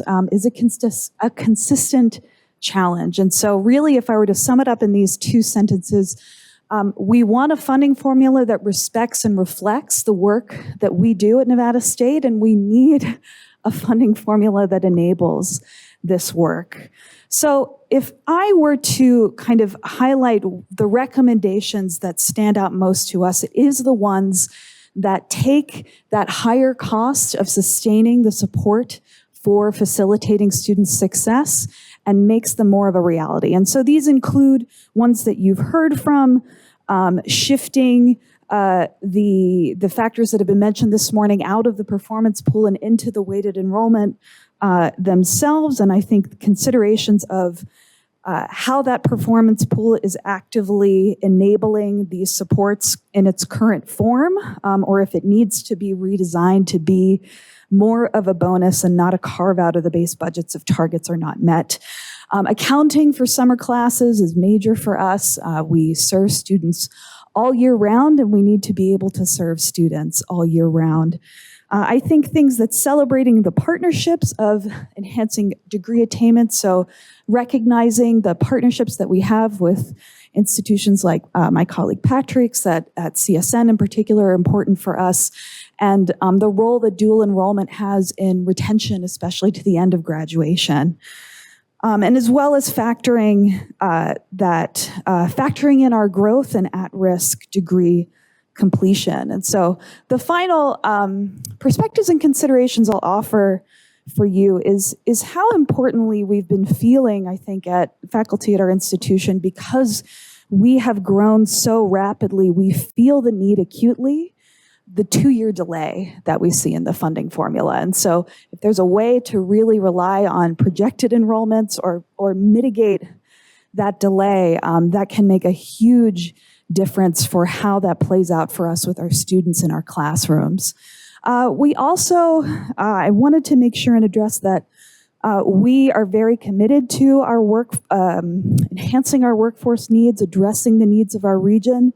But we also want to recognize that we don't have nurses, for example, without general education classes. All of our students come out with inherently interdisciplinary degrees. They're taking English, they're taking math, they're taking other general ed liberal arts classes that are part of what they then bring to their impact on the workforce. And so I just wanted to make sure that we recognize that as we think about program pipelines and workforce development. And finally, you're going to hear it many times, we need you. We need your advocacy at the legislature at the session this coming biennium. And I just got to say, if you guys aren't the best group to do that advocacy, I don't know who is.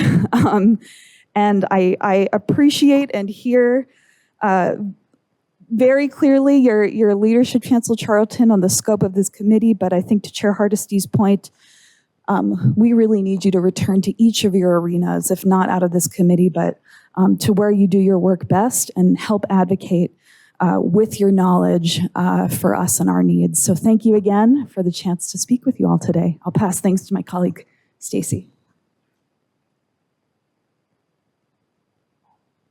Thank you, Molly. And so now, yes, we'll hear from Stacy Walters from the Nevada Faculty Alliance.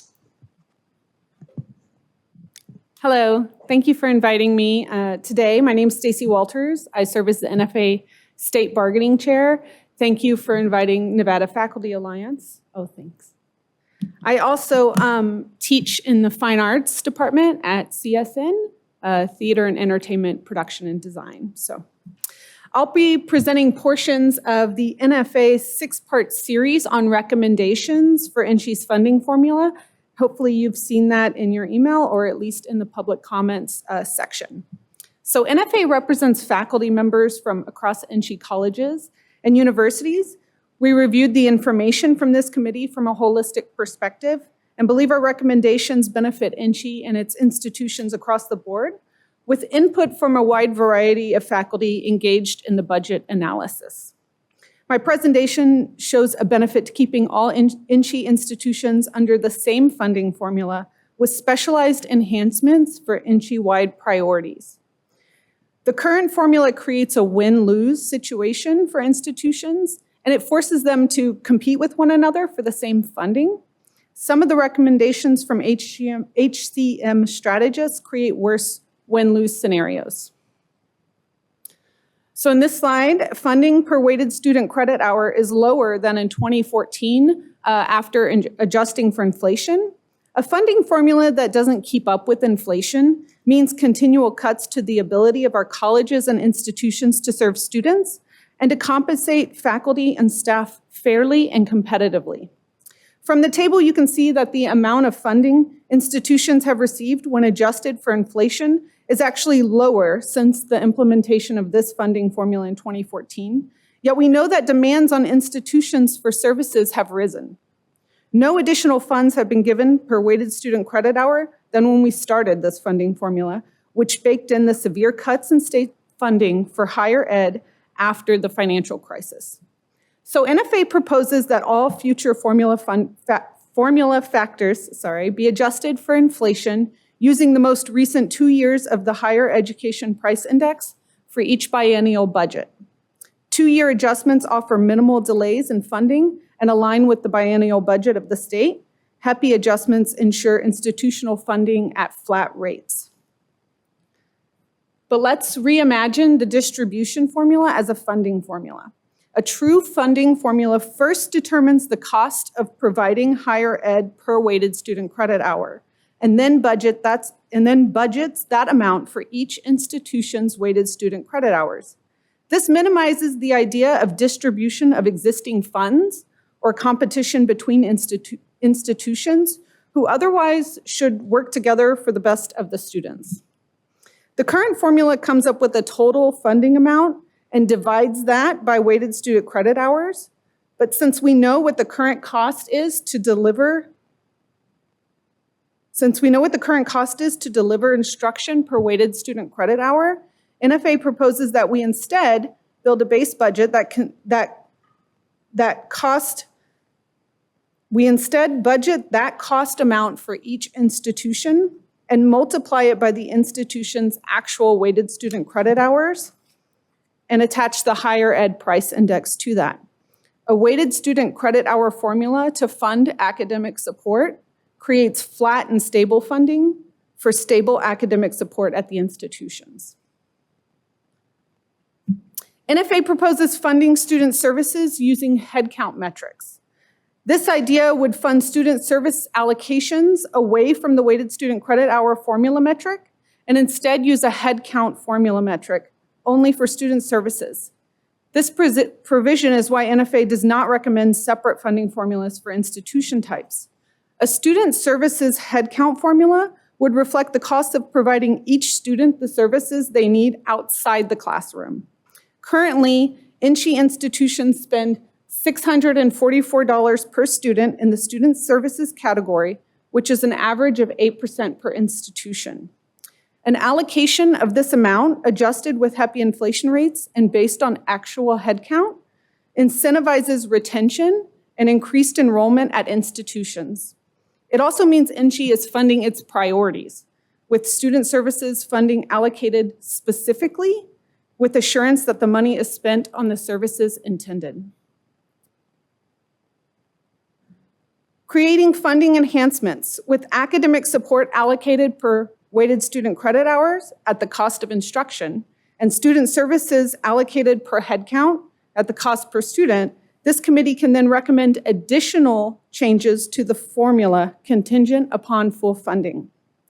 Some enhancement funding, contingent on full funding and tied to HEPI, should include adding summer course credits to the weighted student credit hour funding, again, with the full funding, or enhancing or increasing the per student rate on the headcount formula to include INCHE priorities, such as wraparound services for at-risk and underserved students, perhaps counting those students as much as 1.3 each with an appropriation to cover the full cost. This gives INCHE the ability to assist targeted populations with more control in the student services category. And third, to implement regular procedures to update the level and discipline weights in the weighted student credit hour formula, aligning it with changes in instruction and critical economic areas. Attaching HEPI inflation adjustments to these enhancements means maintaining flat funding and enhancing funding with INCHE or institutional priorities in mind. Combining weighted student credit hours and headcount formula funding creates outcomes-based funding, allowing institutions to recruit and retain without competition, and developing a rewards-based system where institutions increase efficiency or reach a higher proportion of target populations. My last slide. NFA proposes the current performance pool as a carve-out from the base funding should be eliminated and instead use a combination of weighted student credit hours and headcount that is first determined by the cost of instruction and the cost per student to offer those services, and rewarding institutions for more credits offered or students served. All other outcomes-based funding must be additions to this base and fully funded contingent. For further details, please see NFA's written submission and its 6-part series on the funding formula. Thank you again for your time. Next slide, please. Thank you very much, Stacy. Really appreciate the NFA's perspectives and recommendations, in addition to the state university perspectives and the community college perspectives. And now I'm going to have an opportunity to share a bit about the faculty perspectives at our R1 institutions. Next slide, please.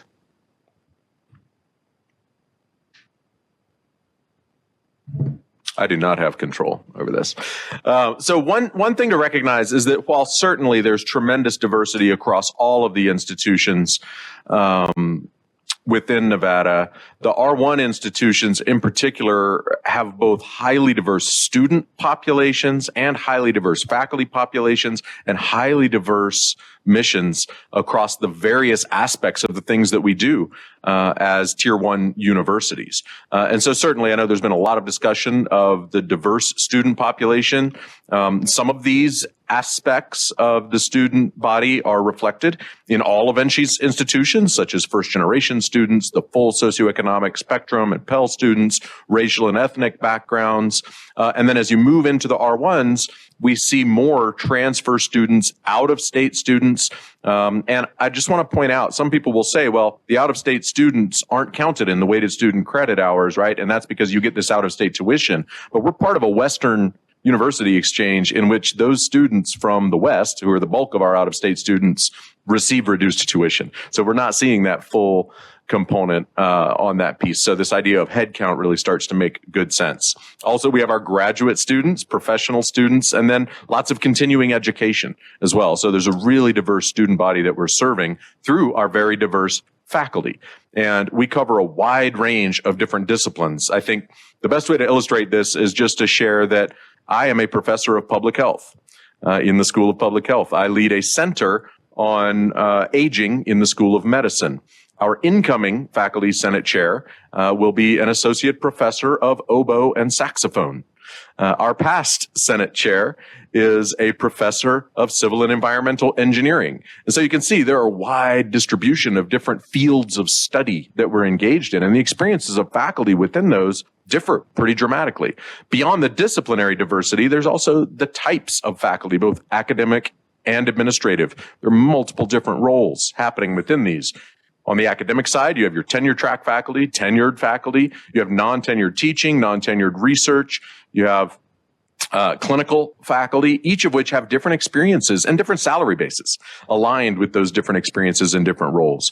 We also have our administrative faculty, which represent really a lot of the services that we talk about on our campuses in supporting the students. So there are campus supports and services like advising, facilities, athletics, libraries. The research and research support is a critical component, as well as our community service and outreach. And I will mention that the University of Nevada, Reno is not only a Carnegie R1 Very High Research Institution, we are also a Carnegie designated community engagement institution, which is a national recognition of the work we do to support our communities through our land grant mission. And all of these different diverse elements in our faculty, our students, and our roles relate to the funding model in a variety of different ways. And I'm going to get to that here on my next slide. Next slide, please.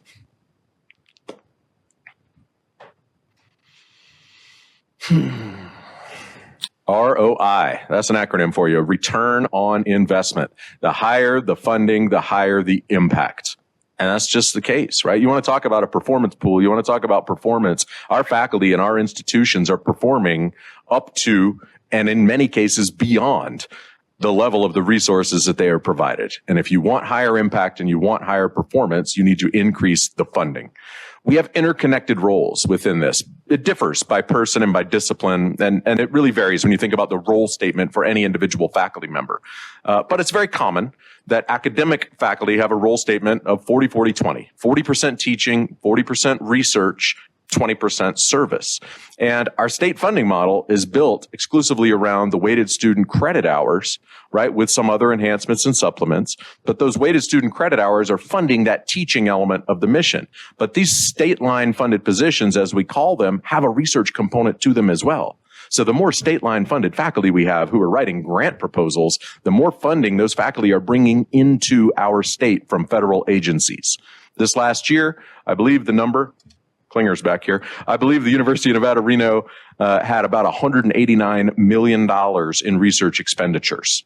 Those are non-state funded sources of revenue that the faculty productivity is bringing into our state to support not only the development of new knowledge, which translates into new student experiences and new student learning opportunities, but really to support the work that we do. And so a state funding model that's implicitly looking at the full spectrum of the mission, instead of just specifically funding the teaching mission, but recognizes the research productivity at the R1 institutions is a return on the investment, starts to get you thinking in a different way. I hear the myth, and I will call it that, or maybe the misperception, that, oh, well, the universities, they don't need as much state funding because they have these self-supporting budgets. Well, those self-supporting budgets are the research productivity of the faculty who are funded on the state-funded lines. And without more state lines, you don't get as much research productivity, and we're not bringing as many federal dollars into the state of Nevada to support all kinds of different benefits to the quality of life of Nevadans. Next slide.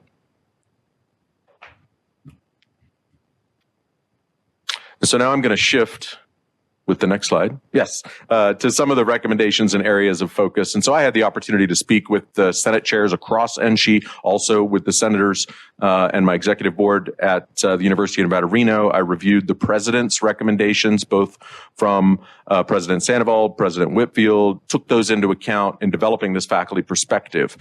So one thing that is important to recognize is this mission differentiation, and particularly for the R1s, as I just mentioned, really thinking about how the funding reflects the scope of work and the diversity of faculty and students, considering how any funding that's provided through the funding model into the teaching mission is also supporting the research mission, and therefore resulting in return on investment in essentially using those state funds as match dollars for generating research dollars that are coming into our state.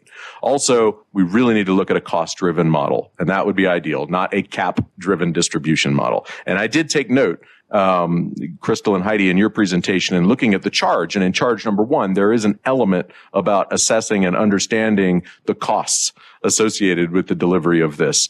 And I'm not sure we've fully explored that component to the extent that we need to. When I think about a cost study, for example, potentially being a recommendation coming out of this committee, I would take it even a step further and say, look, it's not just about the cost of doing business today. It's about the cost of the aspirations that we've all agreed to in the strategic plans that the institutions have developed. And if we want to hamstring those strategic plans, then let's not look at what the goals in those plans are going to cost in terms of investment to achieve them. Really looking at that infrastructure and the cost necessary to achieve our strategic goals is a critical priority. We also need to support the entire system and recognize that student pipeline. Students come from high school straight to the university in some cases. Some students come from high school to the community colleges and then on to the university in some cases. And providing dual credit enrollment opportunities within high schools across the state gives opportunities for students to see themselves in a college role and to see themselves progressing through that pipeline.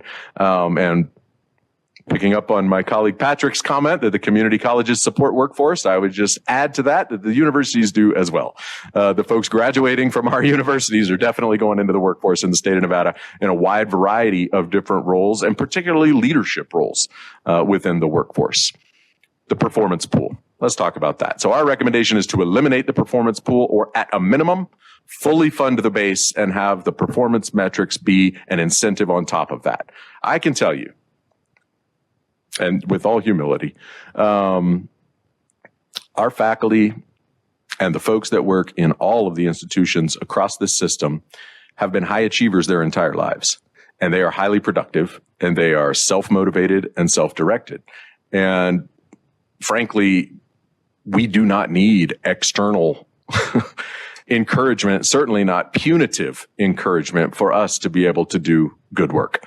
The more funding there is, the higher the performance will be. And that's the only metric that really matters. And it's the reality. So again, I think if there is going to be a performance pool, it needs to be on top of the base funding. You can't hamstring the funding in achieving our goals and then expect us to achieve that. Also, shifting to a prospective model is something that has not been fully discussed yet. But the idea of the lag between the weighted student credit hours and the funding that comes 2 years later doesn't give us the resources we need to respond to changes in the student population and to innovations that come up during that period. We could have the funding up front with a projection of enrollment and then have a reimbursement model at the end of that period if the targets aren't achieved, or perhaps additional funding if there are targets are exceeded. But thinking prospectively instead of having this lag time that limits growth and innovation is really important. Next slide.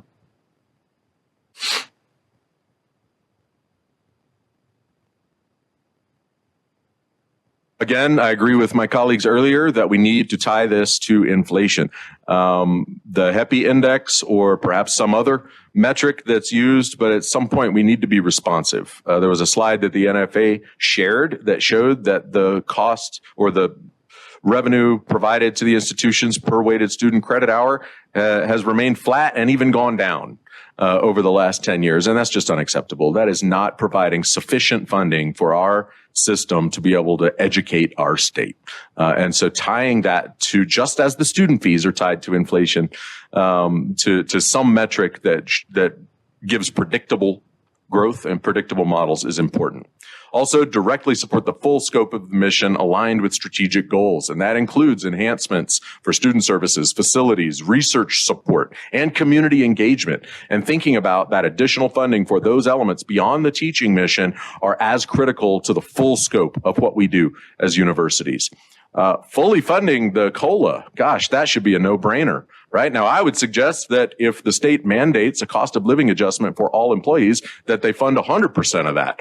But I recognize that that's not what they're doing with other state agencies. And so to have NSHE at least funded comparably to other state agencies at 80%, that seems like something that absolutely needs to happen. And then also fully funding any mandated student fee waivers. So when the legislature says, here's a category of students that we think should have free tuition, great. Let's support those students in getting a college education. Where's the funding for us to be able to do that? Because there is cost associated with educating every single student that comes through the university. Next slide. And so that gives you kind of just an overview of perspectives from the R1 institutions, from the state university, from the community college, and from the Nevada Faculty Alliance. And so my question to you is, are we together? Do you support the faculty's goal of achieving the highest possible education system in this state to create a multi-sector workforce pipeline? I'm sure you do, right? So let's do that by recognizing the diversity of the institutions, the faculty, and the students. Let's fund the full diverse scope of that work and align it with our strategic goals. And the bottom line is this, folks: fully fund the system. Its institutions and faculty need clear demonstrations that this state respects and supports and values higher education, and that we recognize the critical impact we play on the well-being of the state as a whole. We share a goal of having a high-performing system of higher education. That performance will increase with increased investments in that performance. This is a return on investment situation. The more you invest, the more returns you will see in terms of the educational productivity and the workforce outcomes to ultimately enhance the quality of life and well-being of all Nevadans. Thank you. Next slide. And at this time, again, want to thank Patrick, Molly, and Stacy for joining me in this presentation, and we're happy to answer any questions that you may have. And if there is something specific to a perspective, please direct it to the specific presenter. Are there any questions? I have several, but I don't want to dominate comment. But I do have several questions. Chair, if you are speaking, we can't hear you here in Las Vegas. I'm having a little trouble with this mic. My apologies. I said I have several questions, but I didn't want to dominate the time. I wanted to give other members of the committee an opportunity to pose questions first. But I'll begin with this one, extended to all of your colleagues. Your presentation was prepared, I'm guessing, before you had an opportunity to see the HCM latest slides and recommendations. I would invite, as soon as possible, a written submission that either responds to or articulates your views on the recommendations that were shared by the faculty, so that we have that input at least by the July 25th hearing, and our staff can take that into account. So that's one request. The other request is this. Your approach is quite a bit different. I'm not sure that I have seen a lot of information on the cost-driven approach. And it is, to me, something that should be considered. And I'm wondering, I'm just throwing this out for your group as well as the committee as a whole. Perhaps what the committee should consider is an interim formula and a further study that expands our scope of analysis for future formulas. I don't know that we're there yet, but it seems to me that maybe the committee could consider an interim formula and then take the next step. The last formula lasted more than 10 years and occasionally got ignored by the legislature in any event. But if we're going to look at a formula that is going to be long lasting, maybe we need more information and more data in order to arrive at some of those conclusions. That's just an observation. So how do you feel about the first question I posed? And then we'll get to other questions from other members. Yes, thank you very much, Chair Hardesty. And so on the first item, that's correct, that we developed our presentation in advance of receiving the latest set of recommendations from HCM. And so we certainly can reflect as a group and talk with our constituents about their to receive their feedback on those recommendations, and can follow up with you directly. I will say, just in my first review of it, that I understand where those recommendations are coming from within the boundaries of the charge, and saying this is a distribution model and not a funding model. And that just reinforces my belief that we need to have additional recommendations that talk about having an appropriate funding level tied to costs, because simply saying we're going to shift funding from UNR and UNLV over to these other institutions and reducing those budgets by $10 to $15 million ignores reality. We are not overfunded by $10 to $15 million. We are underfunded. And I know this because I've been involved in the budget discussions over the last year as we've made budget cuts to absorb the current cost base. And so, I think there's some big challenges there in terms of that. What I'm soliciting in particular is the shift in the recommendations from the performance pool and what I consider to be a fairly draconian holdback to something that is on the front end. And perhaps as the committee is thinking about the presentation that we get from HCM, we can look at adjusting some of those percentages but it is really no longer a performance pool with a holdback. It's a performance outcome. It's a growth. Now, some have characterized that as competing, but you all are competing anyway. So what is the effect of that? Right. And I can certainly follow up with my constituents and get further feedback on that. In terms of your second question about the cost study, I would say I agree. We're not going to conduct a fulsome cost study between now and July 25th, right? That's not going to happen.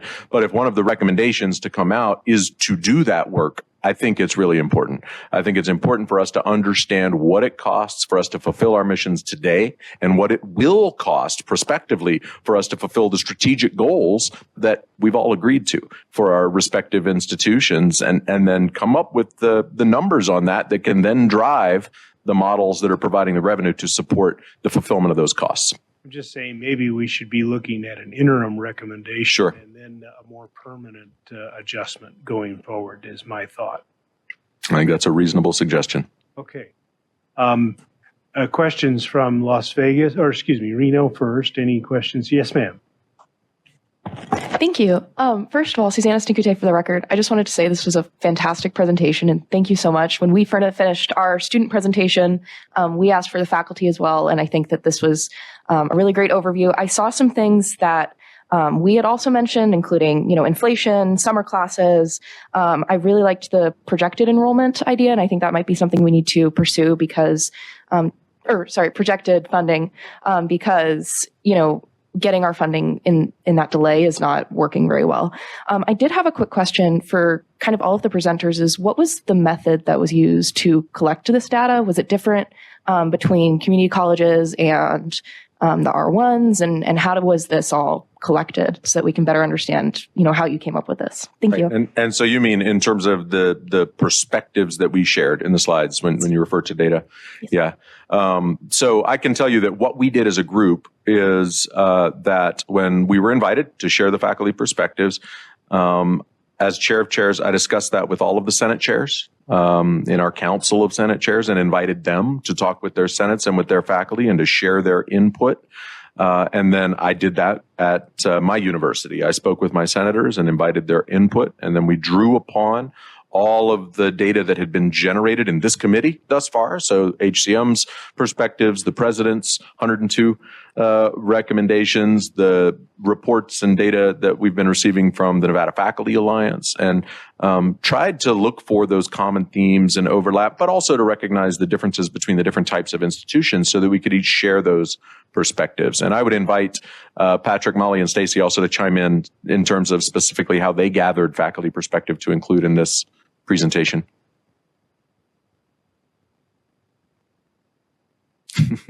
Any of you, just anything beyond what I may have just shared.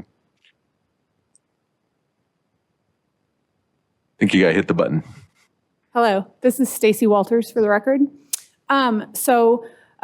We have several people at institutions across INCHI that are engaged in budget analysis work. And so we reached out largely to those groups and the collective bargaining groups at each institution. But a lot of the information was also gathered from IPEDS, the internal research data at each institution, and available through INCHI, and also, I believe, Freedom of Information Act requests. But again, there's a lot more data available, and the sources for that in the Nevada Faculty Alliance's 6-part series that you can find online. Thank you. Hi, Molly Apple again for the record. Thank you so much, Ms. Stankute. Always pleased to see you at work.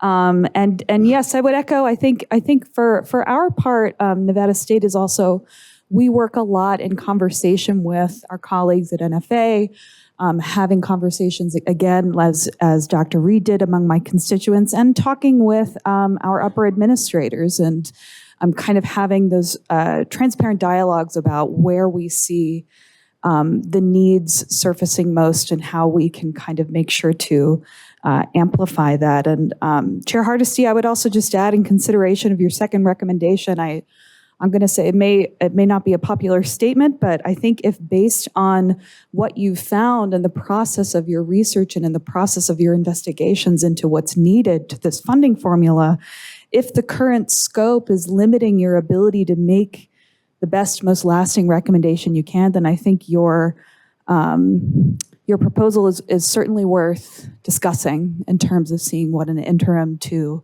longer term formula might look like. Thank you. Patrick Villa again for the record, VILLA. For the community college perspective, I talked with the other Senate chairs from the community colleges, spoke with some of our people at CSN, and a lot of what I tried to present was years of accumulated, not anecdotal, but just what we've heard from our people of the issues. And what I wanted to try, my goal here today was to try to point out to the committee the differences, and what CSN, what the community colleges have been getting shortchanged on, and, how we always feel like we're the leftovers, we're the last bit. So I just wanted to point out things that we're doing differently, and, trying not to separate from my other colleagues here, but just to show that. So that was my goal.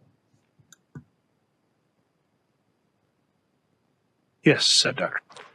Hi, thank you. Kyle Dalpy for the record. I want to thank Peter, Patrick, Molly, and Stacy for this presentation. And I do think I'm going to hold any real deep comments until the next presentation. I think having this ahead of the consultant presentation gives us all of those perspectives. So however the order was juggled was beneficial. I do want to note real quick, you asked, are we all together? We are all together. I'll put on my WNC president's hat. I notice our logo is not on there, but you did get feedback from our people. And we are all in. So I would Your hate, logo must be on. I would hate to have the funding distribution divided by 7 and not 8. So we would like to have our piece of the pie too. I take full responsibility for that oversight you. on the creation of the slide background. Sorry. Just for the few texts I got, I'll assure people listening online that we still are here. Appreciate it. Appreciate the work. Thank you. We did get the main points from it. Thank you. I will say I pulled that directly off of the Council of Senate Chairs letterhead that we created, and I'm certain that it's on there. I'm going to double check that now as well. So Rochelle would have told me if it wasn't. So Are there any other questions from committee members in Las Vegas? Yes, we'll start with Member Christensen.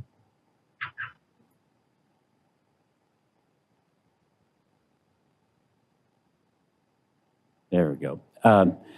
Yes, I want to thank you, Dr. Reed, for your comments. And I also, the slide that is designated as funding connection was really impactful for me. Looking at the importance of the faculty to the student experience and outcomes, and the importance of the attraction, retention, and expansion of faculty. So I think that's a really good slide, and hopefully we can use it in the legislature as we talk about additional funding. I agree with you that a cost-driven model, makes an awful lot of sense, and it really then drives the importance of differentiation between the 3 different types of institutions that we have, and then tying those missions to the goals of the governor, the legislature, the entire education system from pre-K through our upper division classes is really important.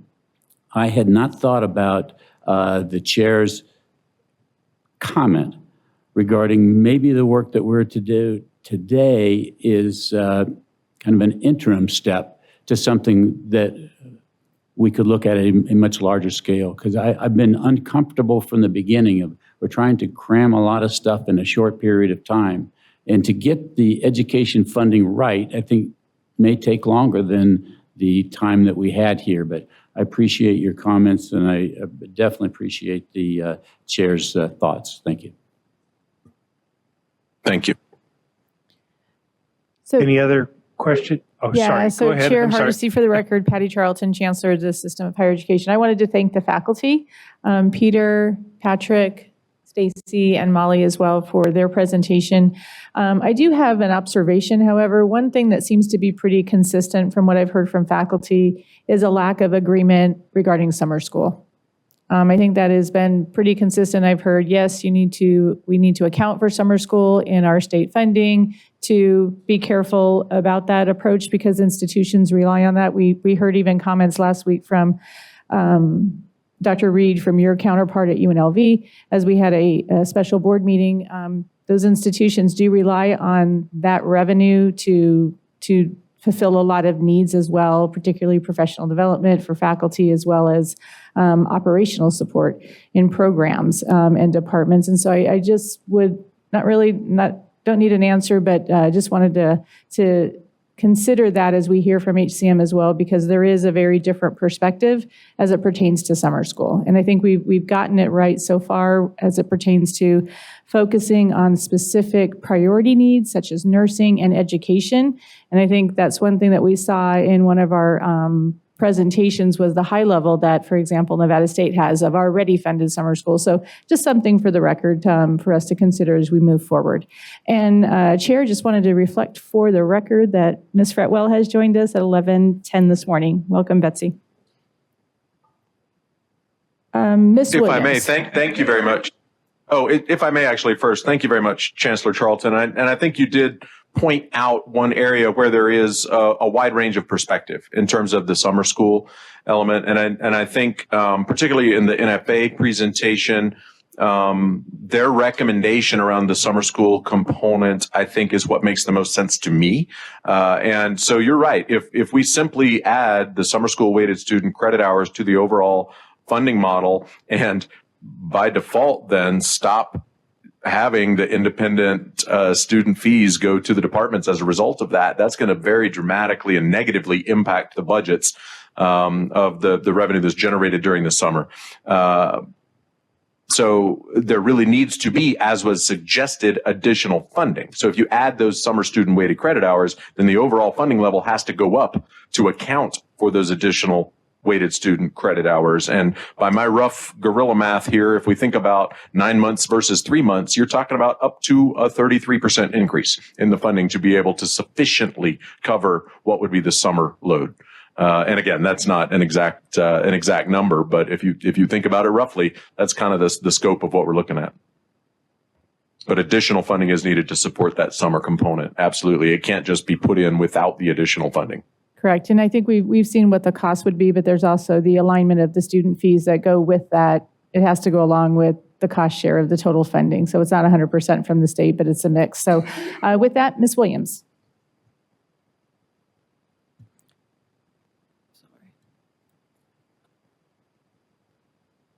Okay, I think I got it now. Thank you, Yvette Williams, for the record. Thank you. First off, I'd like to extend my support for the chair's recommendation as well on this being interim work and the need to dive deeper into this. I think looking at the amount of time that we've reevaluated higher ed funding, it deserves further discussion, further review. And I think in fairness to the legislature too, I was speaking with a senator on my way here actually, and he asked me about the work that's being done. And so I know that they are anxiously waiting to hear, but have the same concerns. How thorough will this be? So with that, I wanted to just ask or and make some comments as well. But one of the things that really struck me in all of these presentations was around this funding for student services. And I noticed some of our universities, some of our colleges actually spend a lot more, some in many cases double what some of our other institutions spend in student services. So I think that there's going to need to be a lot more thought in how we're going to fund that, because that could be substantial to some of these institutions. And then that, of course, raises my concern about accountability, that those dollars are actually being used for those student services. That's something we do struggle with in our K through 12 funding. And we want to make sure that the students are actually getting those dollars for those students. So I don't know how we do that, but those are the kind of things I think would go into discussion and furthering the work of this committee. Which brings me to, I believe it was Miss Walters, in regards to the wraparound services for at-risk and underserved students and the formula of 1.25 to 1.30. Just wondering how, and this is more directed toward our consultants, how that measures up to what we're currently doing with K through 12. I think that might be a good way to kind of determine or help us determine what kinds of services may be needed. I know it might be a little different from K-12 versus a college student who may be on their own, but I think it would help inform this committee as well on what that formula maybe should be. I'm just concerned that that number may not be as accurate as it should be in being able to serve those students. The other thing was, the out-of-state students. And I was just wondering if maybe there's a sliding scale that maybe we can do for our Western states where they get a discount when we're looking at the funding formula, that maybe we break it down. We have our out-of-state that are not Western students, and then our out-of-state who are Western students, so that funding aligns properly since they are getting that discount. And then eliminating the dual credit. I just want to reemphasize again that dual credit is growing. Our K through 12 students are using it, and CCSD, and I know some of our other districts are growing their dual credit programs, and I know that's going to continue to be an issue for our higher ed institutions. And so I'm wondering if maybe in our recommendations, has there been discussions around what that might look like over the next 5-10 years, how that's going to grow and how that might impact the budget for our institutions, so that we're being fair to them in that regard. And then I do support the idea of a fully funded base with creating a performance metrics. I just wanted to say that. And then lastly, the fully mandated student fee waivers. That I just wanted to say is very important, because we are, and I know just recently there was legislation passed around mandating some student waiving tuition. And I think it's important that we make sure that our legislature hears from us that we do strongly recommend that those mandated students funding comes with that as well, because that could be substantial as we continue to grow those mandated students as a cost factor for them. And that was it. Thank you. Thank you. If I could Any other questions?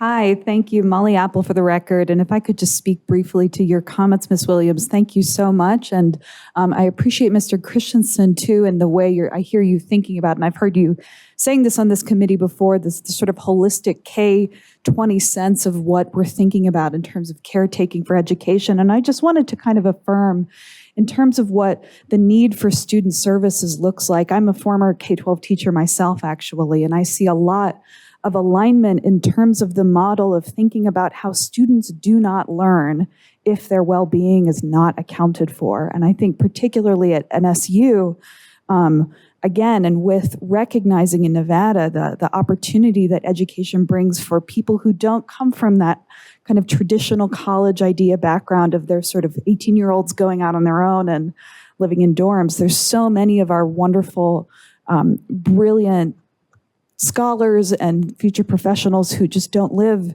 that life. And we see at Nevada State that our students are their parents, they're working full time. Even if they're teenagers, they're often caretakers for their siblings or for other family members. We see students utilizing our food pantries, community partnerships we have with getting them diapers for their kids. And so all of this takes enormous effort and support services. And our administrative faculty, our professional staff, we would not be able to do what we're doing without those services as well. So I just wanted to highlight that and really appreciate your attention to the role that needs to have to see our student success in this state. Thank you so much.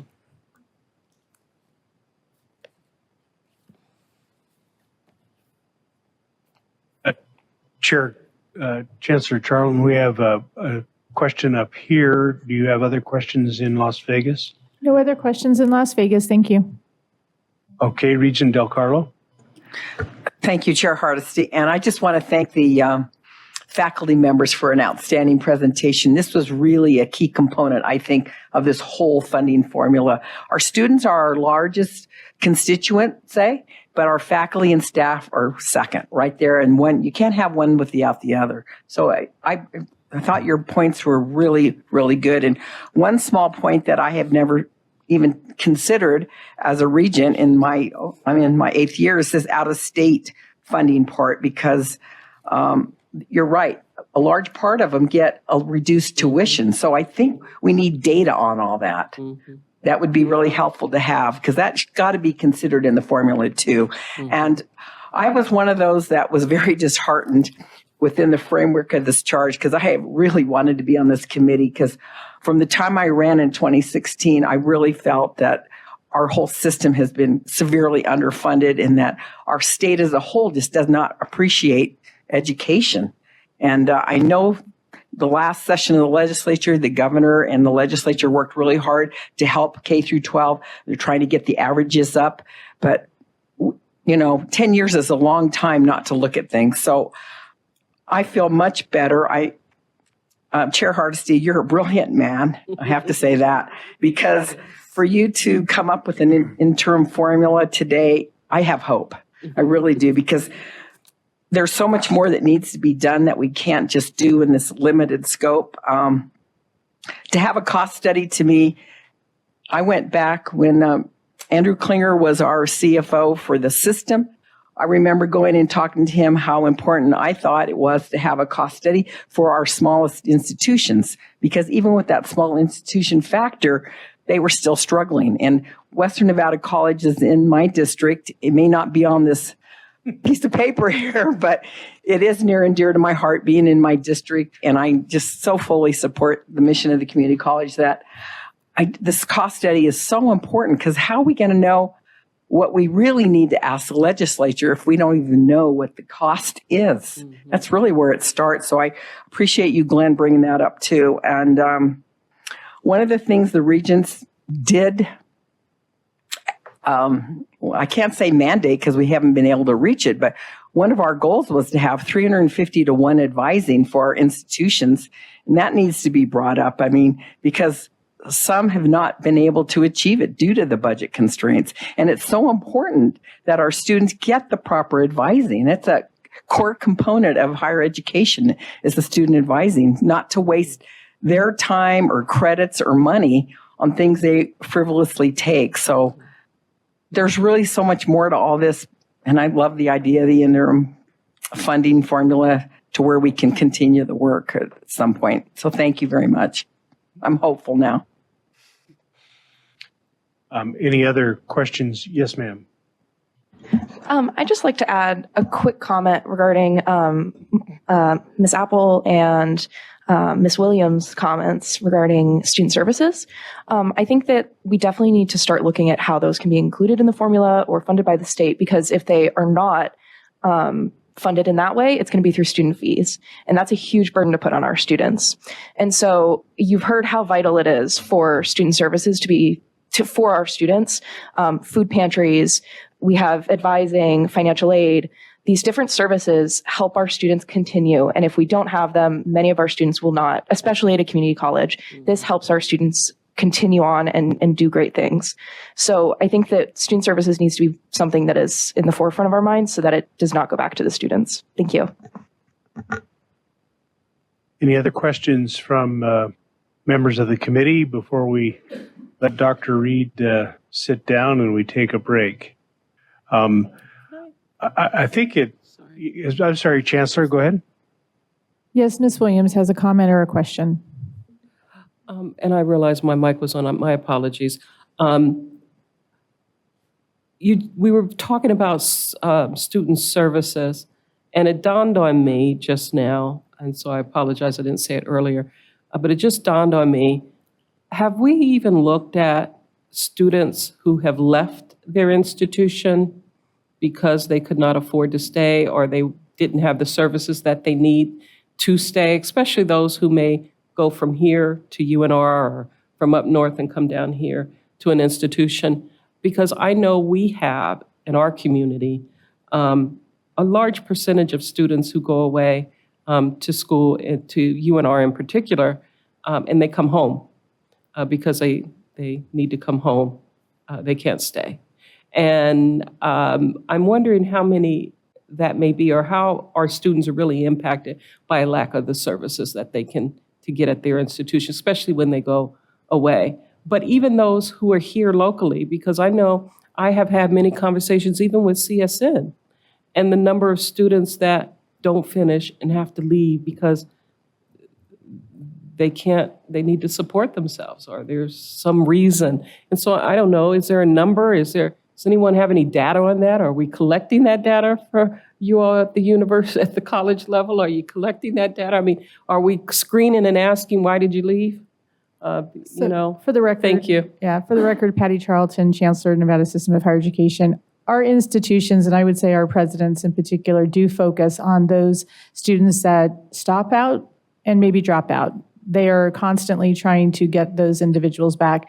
It's a variety of reasons that may be causing that. And then we also have students that maybe started, and I'm just going to give my former institution as an example at CSN, where they may start, they may not finish their degree, and they're transferring. And they're transferring maybe to UNLV or to Nevada State early on. Our goal has always been to get them to complete their program of study. But there's various reasons, and with the system our size, well over 107,000 students, it can be a challenge, but we do have wonderful institutional research data that supports the different factors as far as students that start, students that don't complete, and then we track them over a period of time as well. So, yeah. All right. I'm assuming, are there any other questions from Las Vegas, Chancellor? I think Ms. Apple has a comment. Apologies, I was Okay. just going to respond to Ms. Williams briefly. Molly Apple, for the record, I just wanted to kind of affirm anecdotally, again, from a pedagogical perspective, that we certainly see that all the time at Nevada State. I've had students who have attended CSN, who have attended UNLV, who are kind of trying to find the best fit for themselves. And that fit both means in terms of program and educational opportunities, but it often means in terms of what kinds of supports they have while they are able to pursue their degrees. And so I just wanted to affirm that I think your question is spot on, and I'm glad to hear that we have more robust, different form, quantitative along with qualitative data on that front. Thank you. President Miller. Hi, thank you, Kyle Dalpy, for the record. I wanted to throw out a couple of comments only because the topics have come up. It was mentioned by our student government president, Dan Kude, and Regent DiCarlo, and the student services discussion. So one of the things we found with the rapid enrollment growth, because I pulled this for last meeting, the rapid enrollment growth that we've had at Western, which for us represents about 17%, we're up to about 4,400 students. When we talk about the advising ratios, we have gone from 340 to 1, 340 students to one advisor a couple of years ago, which was within the best practice parameters, national metrics, and the board's criteria, to about 487. And depending on how many people we have in those seats, 626. That's just at Western. I have my own children at one of the universities here who is competing for time with other students. And it's that sort of thing that is the student services piece that I have an increase in enrollment. I'm now, my advisor ratio is off because of the current funding formula. I will not see funding if it's appropriated, until July 1 of next year when these students have already passed through. So it's kind of it's a catch-up game on how to do that. So that means the advising falls on the people that are there. It falls on faculty, and we appreciate the work they do with advising students because they're sometimes in the best position to help a student progress through a program, but their primary function is teaching or research. And so we find ourselves at this institutional level of having trouble balancing all of this. And so what do? To Susanna's point, we did put in an access fee several years ago that is helping us catch up because it's a fee students pay once per semester. It's a non-state fee comes in, and it allows us to support more advisors or part-time advisors. So it's kind of this circle of trying to keep up. And so I appreciate some of the things that we'll hear about from the consultants with the 3-year average, but that focus on what we're doing and in particular community colleges now because of the part-time student nature, because the student takes 3 credits or a student takes 15 credits, they can access our advising services at the same rate. And finally, we did do a stop out campaign. So I do have some data. I do know that we pulled back 119 students who had stopped out. We specifically targeted them. That's part of our enrollment increase over the last couple of years. They're for every different reason. But I can tell you one thing, a student who stops out at a community college will likely not go somewhere else. If they stop out of a university, sometimes we catch them as a way to re-enter a couple of years later. But if they stop out of a community college, they're not going anywhere else, which means we've lost the advantage on preparing them for higher ed. Thank you. Thank you, Doug. Yes, sir. Go ahead. Yeah, I just had one more quick follow-up. I think this is a really important discussion, and I'm glad for Ms. Williams raising this point about student support and student services. And to quote my colleague, Dr. Apple, from a few minutes ago, she said that students don't learn when they're not cared for. And so those student service supports are incredibly important, and looking at that metric of the student dropouts and stopouts is an important metric. But I would add to that quote of students don't learn when they're not well cared for and say that students also don't learn when the faculty are not well cared for.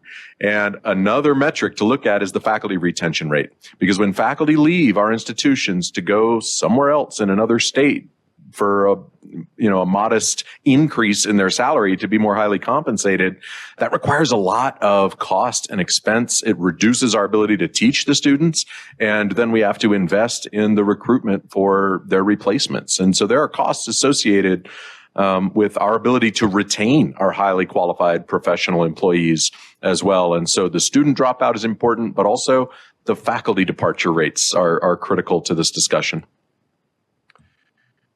So I'll just conclude with this remark. Probably the most self-evident thing that you said was the influence that a faculty member can have on a person's life.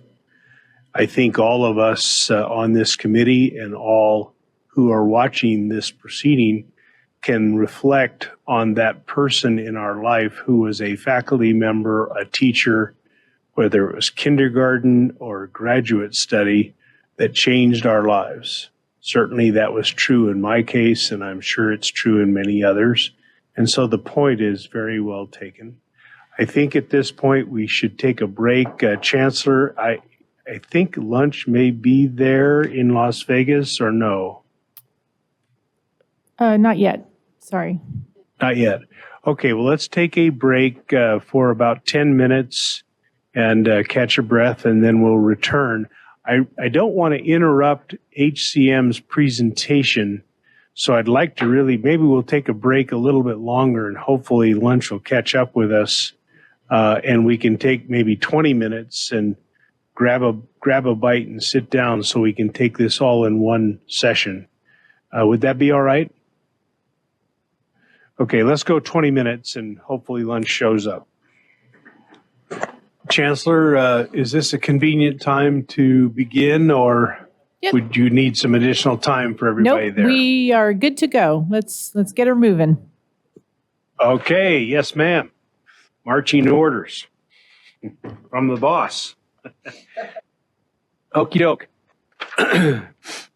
I'll open agenda item number 5, the evaluation of the NSHE funding formula by HCM strategists. I want to point out that we have allotted 150 minutes for this agenda item. So we'll be taking at least one break anyway during this presentation. I also wanted to advise the committee that some of the slides in the materials have been updated and were circulated yesterday. I hope everybody got a chance to download those. In general, the updates are to provide the percent change in funding allocation for recommendations. I want to stress that this presentation is critical to our process of developing recommendations. We'll have an opportunity to raise questions and provide feedback on the HCM recommendations, as well as the preliminary analysis of the redistribution of funding resulting from these possible changes. Our input will also help our staff prepare the work session document as was outlined by Crystal and Heidi earlier. Committee members, please feel free to ask questions during the presentation and to offer input regarding recommendations for future consideration. If HCM or our staff need to develop additional information to support the work session, they need to know that today. Mr. Fatton, our committee staff and HCM consultants will be reviewing the preliminary estimates for the reallocation of funding with the business officers. I think it's next week. This will allow the business officers to better understand how the formula could be modified to incorporate HCM's recommendations if adopted by the committee, as well as the methodology in determining possible impact of recommendations on their respective institutions. So with that, Ms. Snyder, welcome again. We're grateful that you and your colleagues are here. And if you would proceed, I do have several questions for you, but obviously we'll let you get into the meat of the recommendations. And notwithstanding my earlier comments, maybe when we start getting into those particular options, we can begin inviting questions because many of the initial slides are preparatory to where you're headed. Absolutely. Great. Okay, thank you. So thank you again, Chair. Thank you, Vice Chair. Thank you, members of the committee. Opportunity to present to you again today. Our presentation really builds off of our last meeting in many ways, where we present recommendations for how to address the key issues that have been elevated throughout this committee's deliberations. This includes the insights and feedback provided through various stakeholder input, those direct interviews that were referenced earlier with all institutions, members of the committee, and other policymakers and stakeholders, the direct institution feedback or input provided and submitted by presidents at the request of the chair, the testimony and public comments provided in each committee meeting, as well as the questions directly posed to HCM from the committee. Additionally, in addition to that insight and those inputs, we consider and provide insight on best practices and examples from other states that can be used to inform the committee's recommendations. Overall, we provide a cohesive set of recommendations and analysis that can serve as a framework to inform Nevada's funding strategy in a way that reflects the goals, priorities, and needs of the state and the students served, and those that need to be served by Nevada's post-secondary institutions. Next slide, please. Great. Our agenda today, first we'll present a framework that will really guide the remainder of our presentation. We will then break this framework down by its core components, aligned to the areas elevated for consideration by the committee and stakeholder input. As noted here in 2 through 6, this includes the O&M core costs with considerations for the small institution factor, student-based funding that includes enrollment and student attributes, the inclusion of summer credit hours within the weighted student credit hour component of the formula, the years of measure or count years included for calculating the weighted student credit hours, a recommendation to replace the performance full with an outcomes-based allocation. And then finally, we'll present the complete framework as well as have important discussion around implementation. Next slide, please. So first, we'll start with a conceptual framework that pulls from the practices across other states. This can also serve, as you'll see, as a way to organize and consider the various insights and recommendations provided throughout the committee's deliberations. Just kind of picking up on some of the earlier discussions today, I want to admit, right, that this framework is certainly done in the constraints of the charge of this committee, how the money that is appropriated, regardless of the amount, is allocated among institutions, and does not answer the question of what is the adequate level of funding necessary to support and equitably serve a diverse post-secondary education system. One note on the cost study, as provided earlier, we don't recommend a cost study in the traditional sense. That being said, questions around adequacy, understanding again what it takes to actually equitably and sustainably serve the institutions or support the institutions to serve the students within the state of Nevada is certainly a recommendation that we would put forward for future consideration of a funding model. In that regard, it's my understanding that HCM has performed adequacy studies in other states to achieve certain objectives.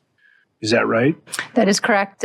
We recently finished up a 2.5-year engagement with the state of Illinois. I'm smile just because 2.5 years. Would love to be with all of you for 2.5 years with the state of Illinois on an adequacy and equity formula that directs and provides a level of funding, a recommended level of funding for the Illinois system, as well as recommendations for how those resources get distributed amongst institutions based on measures of adequacy across each of those institutions. We also supported, and I've referenced this in earlier presentations, the Texas 2-year funding model does include some concepts of adequacy within it, some kind of base funding with considerations for students served and different cost dynamics of institutions. And an adequacy study can be constructed around certain objectives. So, as for example, Nevada is significantly underfunded in its higher education system. You could say, well, if you want to reach the 30 percentile, if we want to achieve a lower or higher standard, even though it's lower, then adequacy could be calculated or studied to achieve that goal. Yes, there's a variety of different ways that adequacy can be framed. In the state of Illinois, it was done based on the types of programs that different institutions offer. So a mix of graduate and undergraduate education, as well as considerations for the different types of students that are served by those institutions. Importantly, it also factored in the varying level of resources. So very, very much alluding to some of the K-12 comments. So the varying level of resources that different institutions have access to calculate overall adequacy for the state, as well as the gaps across different institutions. Chancellor? Yeah, Chair, Assemblywoman Mosca has a question or comment.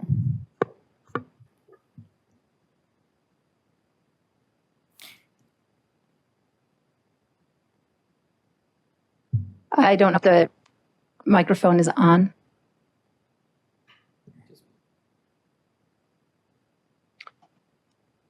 We're not. Okay, sorry. hearing Sorry, what the thank you, Chair and Assemblywoman Vice Chair is said. having issues with the mic. Here, I just wanted to make sure I put in too, when we're thinking about this, when we think of at least many legislators as adequacy, we think of the School Funding Formula Commission and K-12. So we think of adequacy and optimal. And so given the previous discussion too, here's where my suggestion would be looking at standing up something like that, which is similar, because that committee meets and continues to meet. They have figured out what is optimal funding, where are we at now, what revenue streams will get us there, and then they present us recommendations every year. So I think that'd be something to think about, since we've already thought about that framework and it's existing in K-12. Okay, thank you. So with that important kind of caveat aside, right, this is not recommendations around adequacy. This does not in any way assess adequacy. What we are about to walk through is very much, again, in the context of the charge before this committee and the charge for which HCM was brought into support.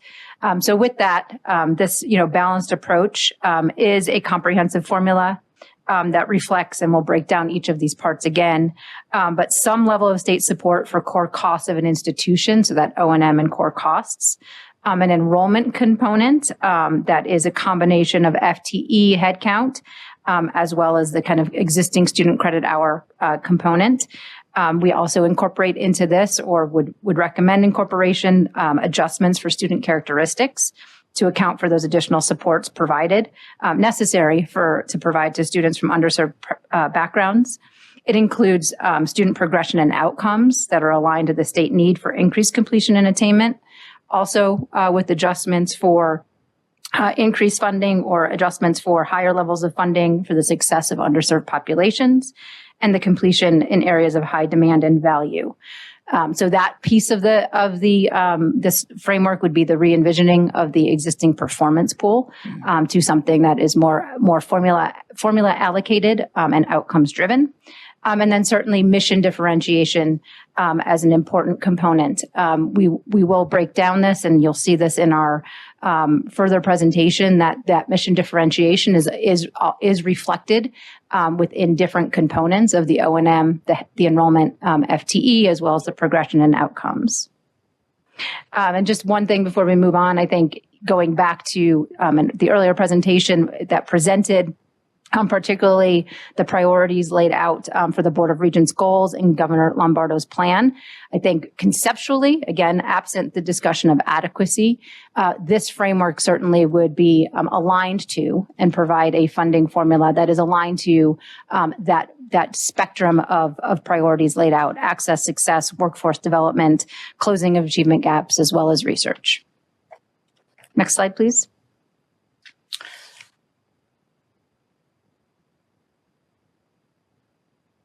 So I won't spend a lot of time breaking down each of these states. This is really just a revisiting of information presented earlier, though certainly I think now having some of the background and context and the discussions leading today, some of this information is perhaps more relevant or more salient for you. But the point here is really to recognize, right, that this comprehensive approach is seen in many other states. A couple of things that are very important to recognize. One, while there are several states that take this comprehensive approach, the particular details, both in terms of the specific measurements within the components or the amounts allocated to each component, varies. And certainly that is a reflection of the process that each of these states undertook, sometimes very similar to the process of this committee, as well as some of the policy context within those states. So the framework can be applicable and applied. The specific aspects of that should certainly reflect the input of state stakeholders and the particular context of each state. So just for example, we'll just look at Louisiana. They do have a component that is kind of a base plus component, and we can certainly answer what is in that. Then they also include O&M core elements. They have a credit hour component for enrollment with the weighted reflecting the credit hour and discipline weights, as well as an adjustment for enrollment of students from underrepresented populations, underrepresented minority populations. They have an OBF or outcomes-based funding component that includes progression, completion, and workforce, and again with adjustments for student characteristics of adult, Pell, and URM. Again, I won't kind of go through each of these. I know we want to get into the heart of our presentation, but for reference, just to show this is not something that would be new for the state of Nevada. This is something that many states are moving towards in terms of this combination or comprehensive framework to guide allocations across institutions. So we can actually advance 2 slides forward. There's Minnesota and Oregon as other references for context. So this again is just another way of showing, right, there's, in addition to the variation of the metrics, this shows the variation in terms of the amount allocated to each component. And you'll see the variation across the different states in terms of emphasis in some states on outcomes, emphasis in some states on enrollment, and then certainly emphasis in some states on a base allocation. The Nevada proposal here, as noted by the asterisks, is the proposed structure, as we'll describe throughout the presentation. An important thing here, which again, if we go to the next slide, I'll illustrate this. I want to kind of speak to the 40-40-20 breakdown. And this is just a starting point. That 40-40-20 recommendation is just a starting point. It is not set in stone. That is certainly something based on the input of the committee. We can adjust across those components. We can provide a model that allows for adjustments, kind of real-time adjustments, so you can see the impact on allocations. But we wanted to start somewhere, and so 40-40-20 is where we started for consideration of this committee's deliberations. So just quickly, this framework, certainly incorporates aspects of the current formula, such as O&M core costs with adjustments for small school and research, the weighted student credit hour. It also provides a coherent approach to incorporate the recommendations put forward for how the formula can be strengthened.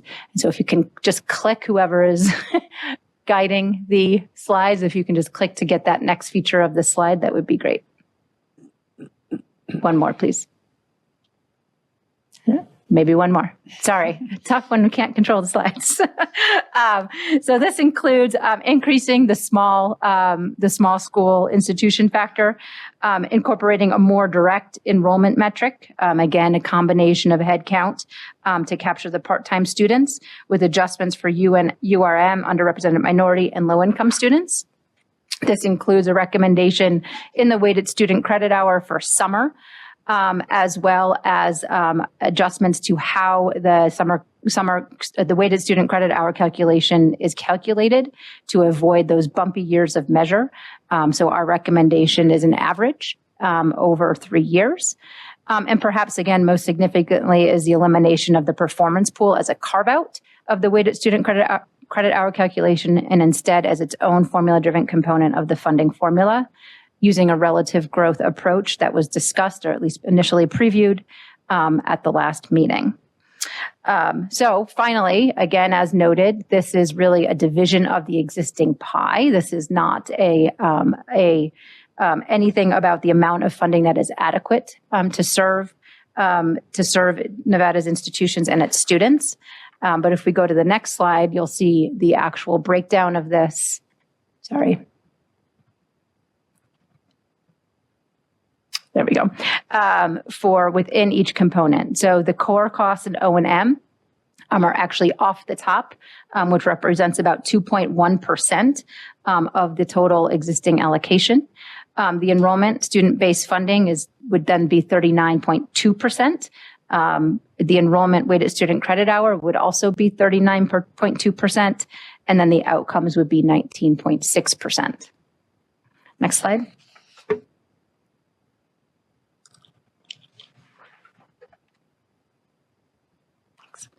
So as we work through the rest of our presentation, we'll be breaking down each component, and we will reflect how it aligns with best practices and reflects the stakeholder input provided. We will also provide a specific recommendation and rationale and the impact of the proposed adjustment on the allocation across institutions using the fiscal year 2025 allocation, if that formula had been used without enhancements, and the most current official weighted student credit hour allocation. Importantly, at the end of each segment, we will pause, as the chair has requested us to do, ask the committee general feelings about this direction, any questions you have, any major concerns not covered, and any directions that you have for us as we approach the upcoming work session in July. Slide.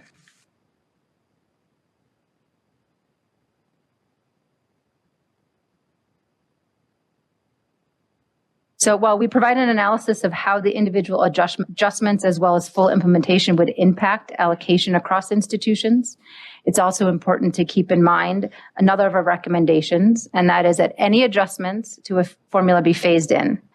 There will without a doubt be changes and reallocations across institutions when a funding formula is changed, particularly in a revenue neutral environment.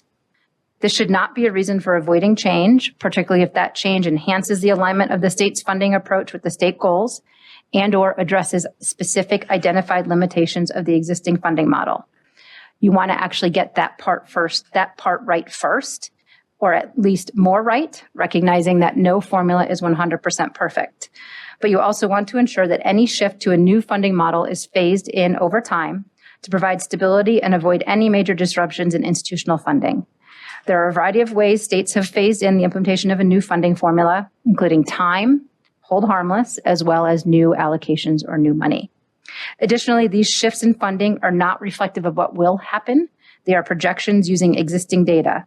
The overall appropriation and changes in weighted student credit hour are likely to have a larger impact on overall funding in fiscal year 26 than the proposed recommendations. So with that as context, I'm going to turn it over to Will to dive into our first component of the formula framework.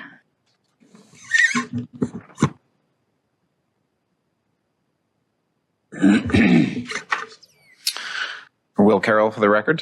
So I'll be talking through our first recommendation here on the small institution factor. You can go to the next slide. As we go through each of our recommendations, we're going to revisit the overall framework just to sort of reground everybody on kind of which component of the formula we're talking about. So we're starting with the first one here, small institution factor. As we talk about each of these, we're going to talk about the impact of this. We're going to talk about the specific recommendation and look at the impact of just that recommendation, absent any other of the changes that we're recommending here. At the very end, we will combine them all into one so that you can see the total impact. But a lot of these could be considered as sort of one-off choices by the committee, so that if you don't choose to go the whole package, you can see kind of what the impact of each one is as we go through. So go to the next slide. So the small institution factor, is a combination of a couple of different best practices that we see in state funding formulas. It both ensures that all schools have some minimum level of funding to support basic operations, and it accounts for economies of scale.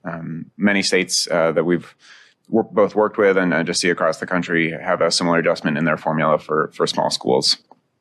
We heard from stakeholders that the adjustment hasn't kept up with inflation, while the overall weighted student credit hour value, not adjusted for inflation, has gone up.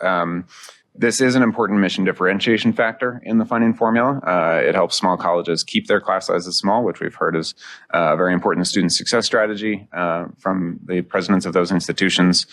And we've also heard feedback that headcount would allow would better serve these colleges, and headcount is a recommendation that we make a little bit later on. But so our recommendation would be to adjust the small institution factor for inflation, and then to index that value to inflation going forward. You could, the $40 level here is using the higher education price index, which I believe is one that you all use in some of your work, but there's lots of other adjustments we could also use. In the work we did in Illinois, we linked it to an employment cost index, given that salaries is one of the largest factors in institution budgets. Do I see a question come in? So I'll pause. Yeah, in this particular case, I understand why you used the HEPI, but in this particular case, we actually have actuals, right, of what the student credit hour cost in Nevada has gone up over the course of time as well. Is that in your mind not a good way to look at it? Is the inflation outside of Nevada more important, or what's your take? Sure. Good question. I think that this is one where I would not tie it to that, because the change in the value of the weighted student credit hour can be dependent on just the state budget picture, whereas the cost to just run the basic operations of an institution, which is really, I think, the goal of the small institution factor, should be sort of an off-the-top policy decision to fund that amount regardless of what the overall allocation is. That's why it's coming off of the top of the formula as opposed to a distribution. So inflating that helps do that. Hi, thank you. Kyle Delpy for the record. I have a question. Is this still based on the 100,000 threshold? Okay. Yes, this is still based on the 100,000 threshold. We have some data in the appendix of the deck that looks at the option of increasing it to 150,000. Okay. But these slides are looking at just keeping it at 100,000. Okay, so just a quick note overall. Because of our rapid enrollment growth, we are under the current formula's definition no longer considered small institution, because we are at 103,000 weighted student credit hours in FY24. So I appreciate the inflationary index, because that would help us. It will help GBC. But I and I know you're going to come to head count, but I want to just say right now for the record that I very much consider us a small institution. And I do think I have worked with this formula for 10 years. I could put us to 150,000 weighted student credit hours by just doing CTE programs, which would not be our mission. So that whole idea of defining it by the weighted student credit hours still is problematic for me because it's not a driver of, for me, it's not a driver of our true enrollment. I don't want to be an institution with too many more students because we're rural serving. We can't have that piece. So I'm still stuck on it. The dollar amount increase is great. It won't help us, but we'll still be considered small. Even if we get up to 120,000 or 130,000 weighted student credit hours, we are still going to be 3 campuses in 12,000 square miles with 164 full-time employees. So I'm throwing it out there now. I'm sure we'll talk about it more. I'm interested in what you have to say about headcount down the road.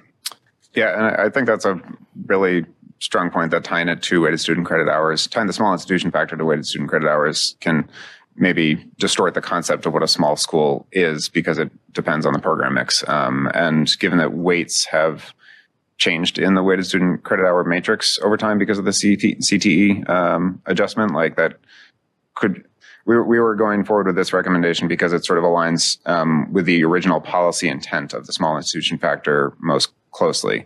Increasing that threshold is sort of a policy change that the committee could certainly pursue. But we'd be happy to support some of that analysis for sure. Certainly. So for the record, this is Patty Charlton, Chancellor. So I'm looking forward to hearing the presentation, and I recognize that we are fortunate to have a president that's sitting here, but I think this is also going to be a great opportunity for when the business officers get together so that they can dive into the nuances of the specifics and the impacts on each institution. Mr. Christensen. Yeah, Glenn Christensen for the record. I'm just curious if both the small institution funding and the research O&M, are they well defined and well accepted as the or whatever metrics are used? Because we really haven't talked about it. We just accepted that it is, other than to increase the small institution factor by, 30%. Chris Fatone for the record. I think it's fair to say that the definition of those factors is well understood and not a question in the formula. The O&M functions differently in that it is that the carve out is based on the institution's actual expenditure experience.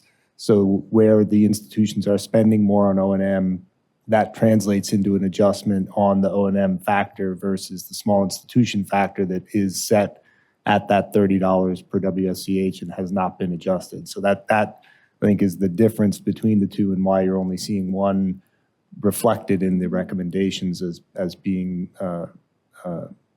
due for an adjustment based on the inflation.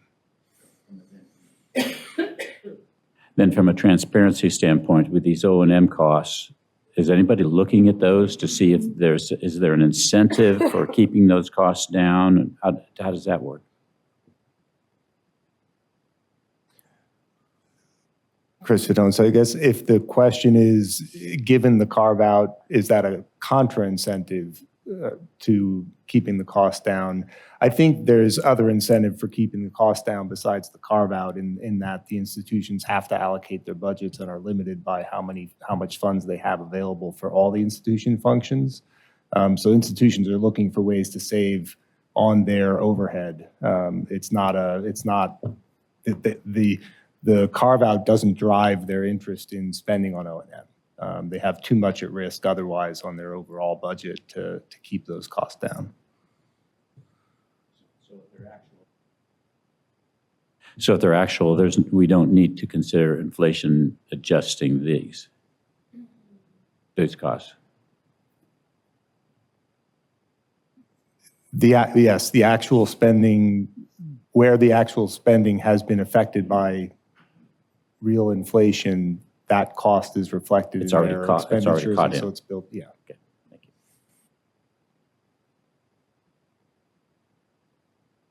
Okay, let's move on to the next slide, please.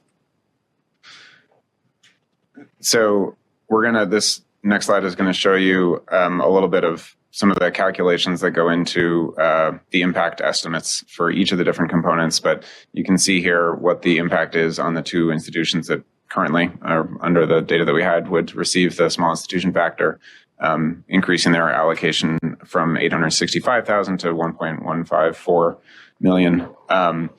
This does have an impact on all other institutions because this funding comes off the top before the weighted student credit hour is calculated. So you can see the difference between those two columns, the actual FY25 allocation, took off the 865 small institution funding, and then the research O&M, and divided that subtotal by the total credit hours. This would divide a slightly smaller amount by the same number of credit hours, leading to a 9-cent drop in the weighted student credit hour value. This seems pretty insignificant, but this is the same. We put it here because it's sort of the same calculation we do for a lot of the other recommendations, which have a much more larger impact on the weighted student credit value. So we wanted to sort of illustrate how we do that with this pretty simple example, so that we can understand that going forward for the other ones. So if you go to the next slide, you can then see the impact by institution. Obviously, the two institutions that receive the small institution factor receive an increase, Great Basin and Western.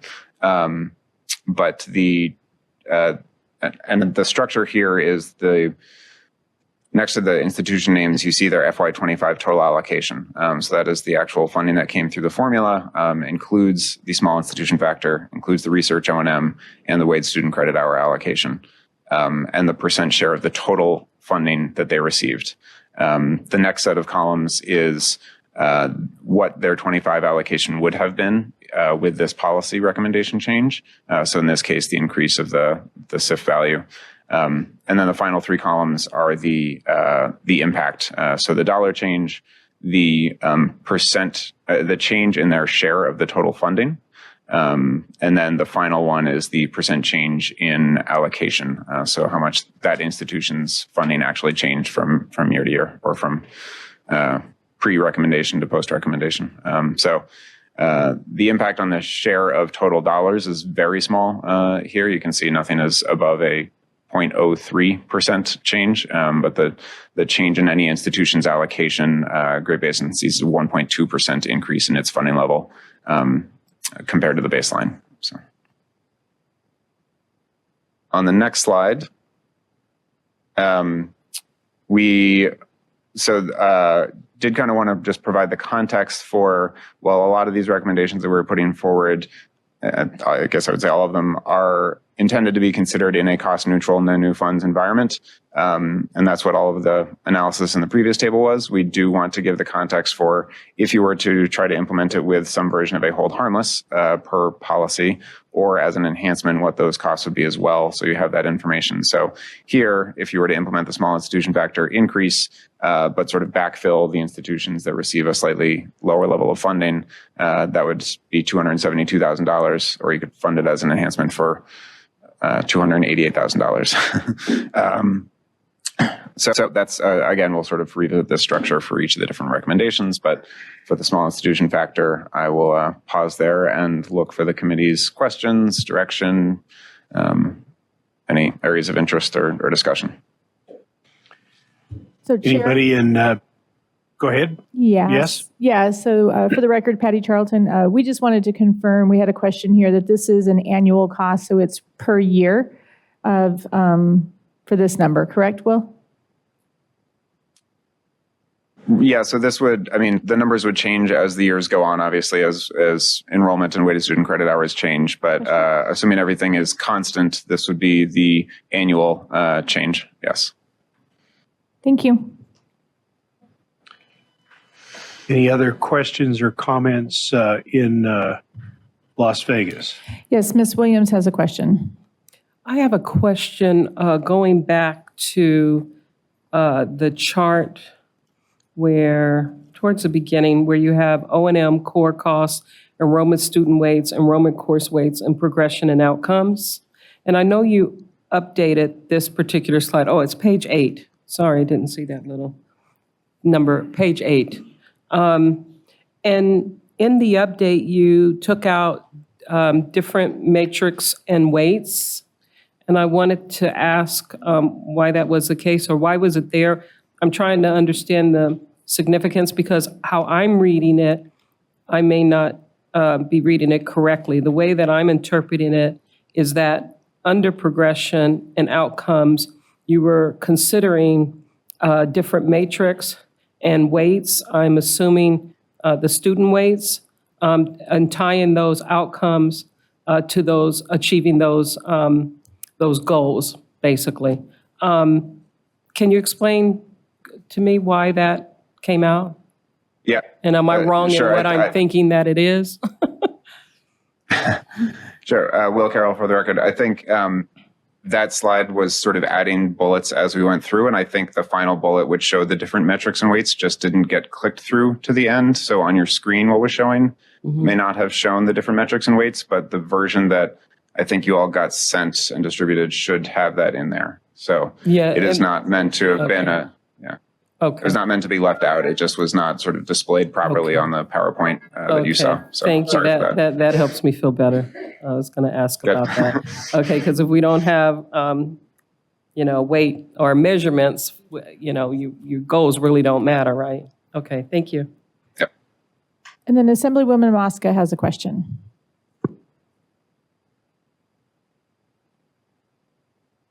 Okay, thank you. Thank you, Vice Chair. Just a quick one. Do we know if the amounts on slide 16 would be very different if it was on head count versus weighted student credit hour? I would not want to venture a guess on that without looking at the data, but we can definitely look at the data. I would venture a guess that the scale of the impact, being relatively small, would hold up. It is still an overall a small change, but we will look at the head count if we did it as a head count as opposed to a weighted student credit hour. So.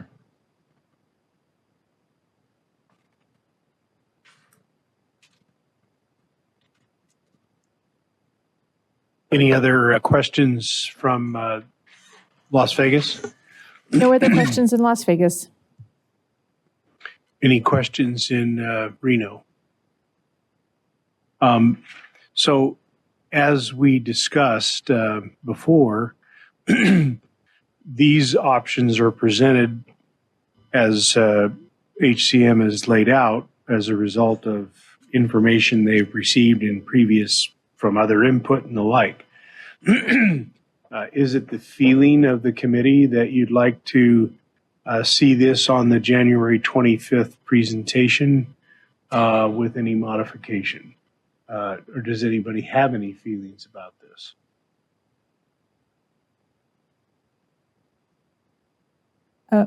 Assemblywoman Mosca has a comment, and we're talking about the July 25th work session, correct? I would just follow up with. That's right.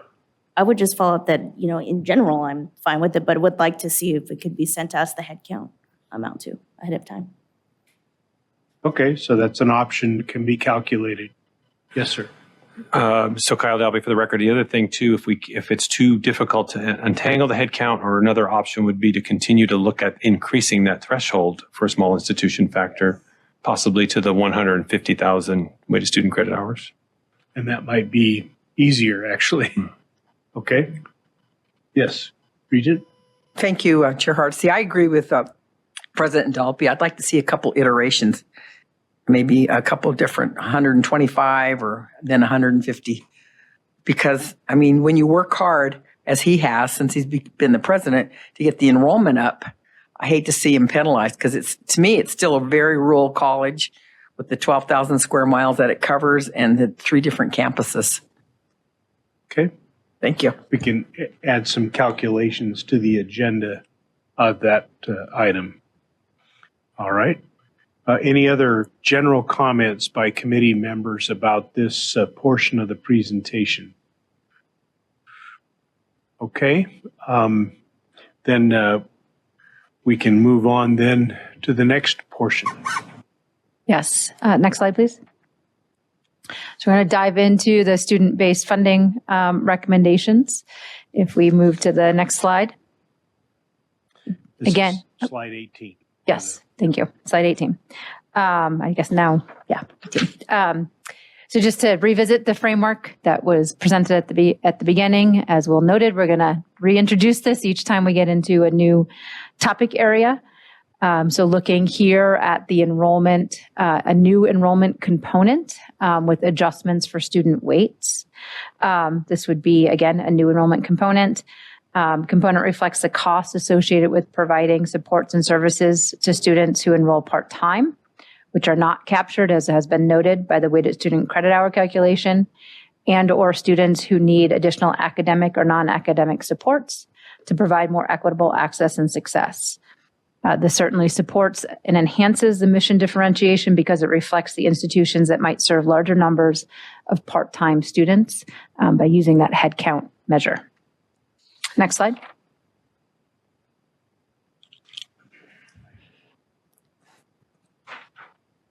So when considering best practices, it is important to provide funding that supports the cost for enrolling students, regardless of the intensity of the enrollment or the credit hours completed. This capacity funding reduces the need to pass costs in the form of fees to cover those costs, and as well as providing adjustments for high priority populations who require those additional supports for access and completion, again, is critical to closing gaps and increasing attainment, which again has been noted as a priority for the state. When we're looking at the Nevada stakeholder feedback, certainly this recommendation is directly aligned with the feedback provided by most, if not all, stakeholders. The interviews almost universally, the testimony, the public comment noted the need to reflect the costs associated with additional supports and services for non-traditional students and specific populations. Several institutions and stakeholders also noted the costs associated with serving part-time students that are not currently captured in the funding formula, and then a need to support for the costs associated with students that might not complete courses or those that withdraw. So this adjustment, again, our recommendation is to allocate, again, at least as an initial framework, 40% of the total funding based on enrollment, a combination of headcount and credit hours of students with those adjustments for Pell and URM students. Next slide.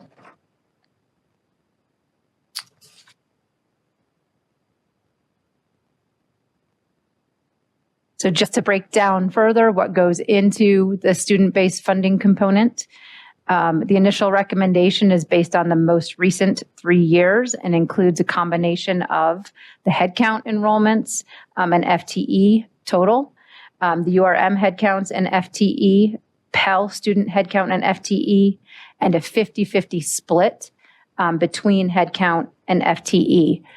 Importantly, we also want to acknowledge, and these were cited earlier today as well, that there are other student attributes recommended to be included, such as academically underprepared, first generation, and other POPs with attainment gaps, and or specific state priorities.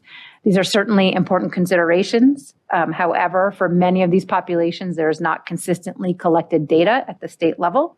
Certainly, the committee could make a recommendation for considering these additional populations as those data become available. Next slide. This just further illustrates kind I'm of sorry, the there's need a question. Yes. I'm sorry, there is a question here in Las Vegas, Mr. Christensen. As far as the weighting, if the person is underrepresented minority and also qualifies as a Pell Grant, is it a double dip? Yeah, they get counted in, but it is not independent. It's duplicative.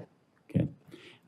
One of the things that occurs to me, I really think there are a lot of other areas that we should be considering in terms of student attributes. And we've talked about these quite a bit in our various hearings. And I just hate to see it just kind of brushed aside. I think we should spend some time in that area. If we don't have the data, then certainly at a minimum, I think that one of our recommendations is to start to collect that data. But, you know, especially in environments down here in Southern Nevada, all three of our schools are minority-majority schools. And I want to see every population. I'm particularly interested in the populations who are in poverty or below. Those are the kids that I want to get out of that condition.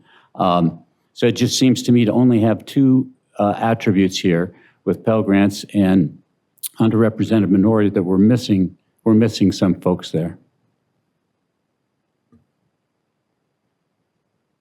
Thank you. And yes, certainly open as we move forward, putting those recommendations on the table for what additional student attributes should be potentially considered moving forward, be it other measures of poverty or low income besides Pell.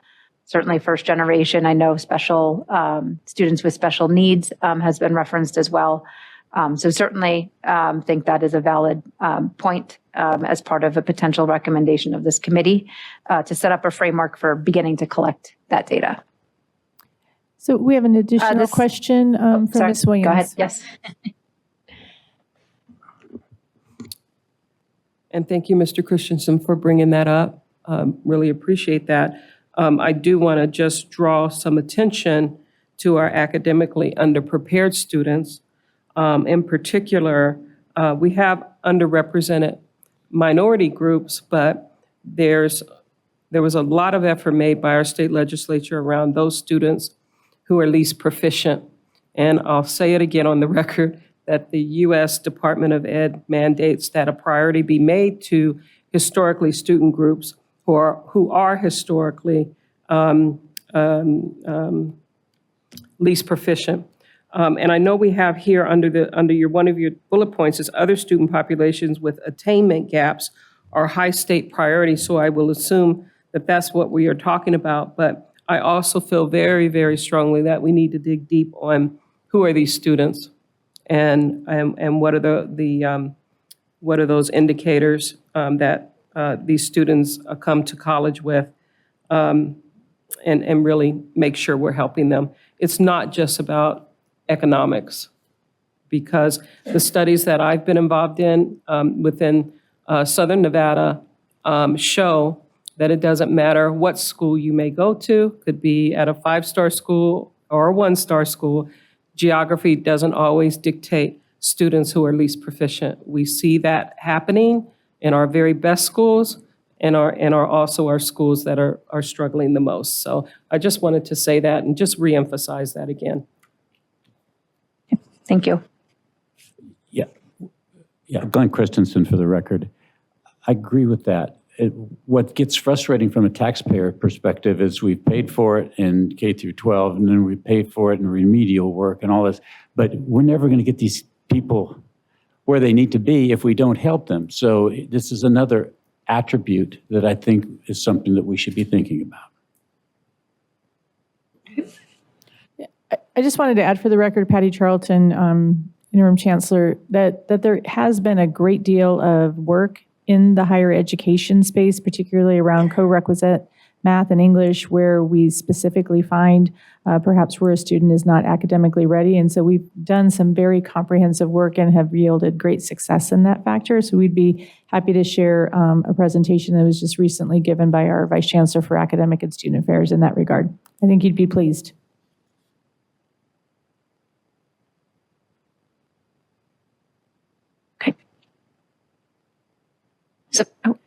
Just a quick follow-up. Thank you, Chair Hardesty. But to follow up on Chancellor Patty's just remarks, I mean, the core problem is, though, we wouldn't have to do remedial or what we're now doing co-requisite if the students were prepared. That's just the problem. Their students aren't prepared. And I've heard, and I'm not picking on anybody, I don't know what the percentage is in the north, but I've heard that Clark County, our largest school district, they're 50% not prepared. But I can't tell you the reference. I've just been told that, so I don't know. But if they're prepared, then we wouldn't have to have so many attributes. Ms. Fretwell? Thank you. Betsy Fretwell for the record. Chancellor, the presentation that you're going to kind of tee up for us, is the data there to provide to the consultants to have them weave it in for the academically underperforming, not prepared student in those two categories, math and did you say English? Yeah. To kind of show us what it would do to this formula? Not dissimilar to what Ms. Mosca asked for on the small institution headcount moment. Could we see that on July 25th and what it does to this component of that formula? If those particular areas were included in this segment of the formula? I will confirm the data, but I know we definitely have historic data on that. So obviously each year when somebody comes in, we can kind of evaluate, but we do have historic data. Thank you. Yes.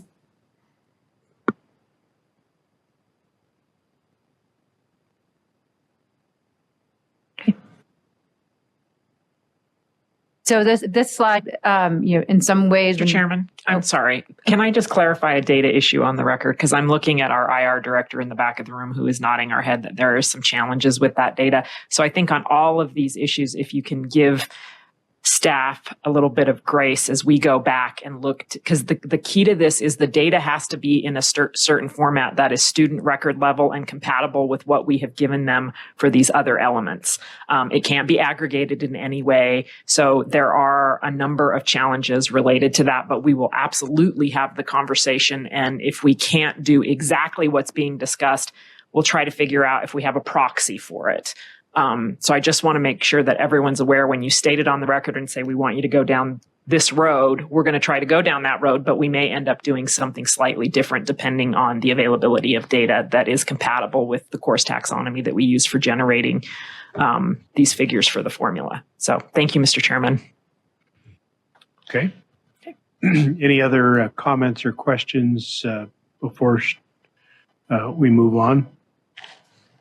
Okay, go ahead, Ms. Sander. Sure. So again, this slide likely speaks for itself. It's really just kind of the case-making piece of why you would want to include student attributes as within the enrollment component. Again, they are currently reflected in the existing performance pool, and we make a recommendation for them to also be included in the revised outcomes component of the formula. But this certainly makes the case in terms of why additional enhancements, additional supports would be necessary to be factored into enrollment. As you can see, very significant gaps within certain groups from the average, both across racial and ethnic lines, as well as Pell versus non-Pell. Next slide. There's a question in Las Vegas. Sorry. Well, it's more of a comment than a question because I don't know that you have the answer for me.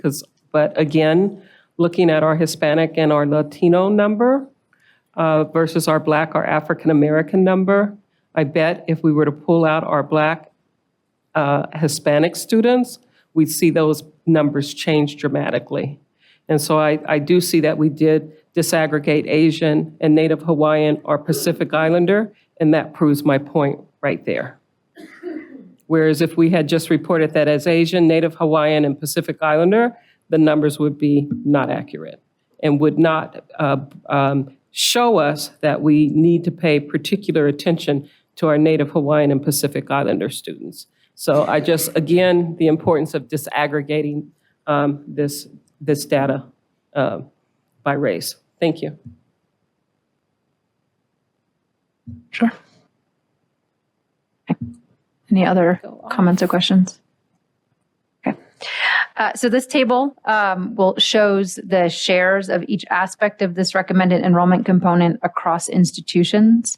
So you'll see running along the top here are the total counts at a statewide or NG level of institutions, the total head count and the total credit hours. You see then the total of those enrollments that were underrepresented minority and the total number of credit hours that those students took. And then a similar calculation or similar number for those that are Pell recipients and the number of credit hours they took. The breakdown below that shows you the share of each of those components across each institution. And so certainly you see the variation in terms of, comparing total head count and the proportion of each institution's share of total head count compared to that institution's share of URM credit hours and head count, and their share of Pell head count and URN credit hours as well. This obviously will translates into what you'll see in terms of the distributional effects of incorporating this component within the funding model and the allocation. Just one point, we raised this in our last meeting. When you look at the Pell, particularly the share of Pell across the universities compared to that of the community colleges, right now, community colleges have a much lower FAFSA completion rate compared to the universities. So as community colleges take increased efforts or can sustain their efforts to support students to complete the FAFSA, absent the current challenges of that right now, those numbers will change and those shares will change as well. Next slide.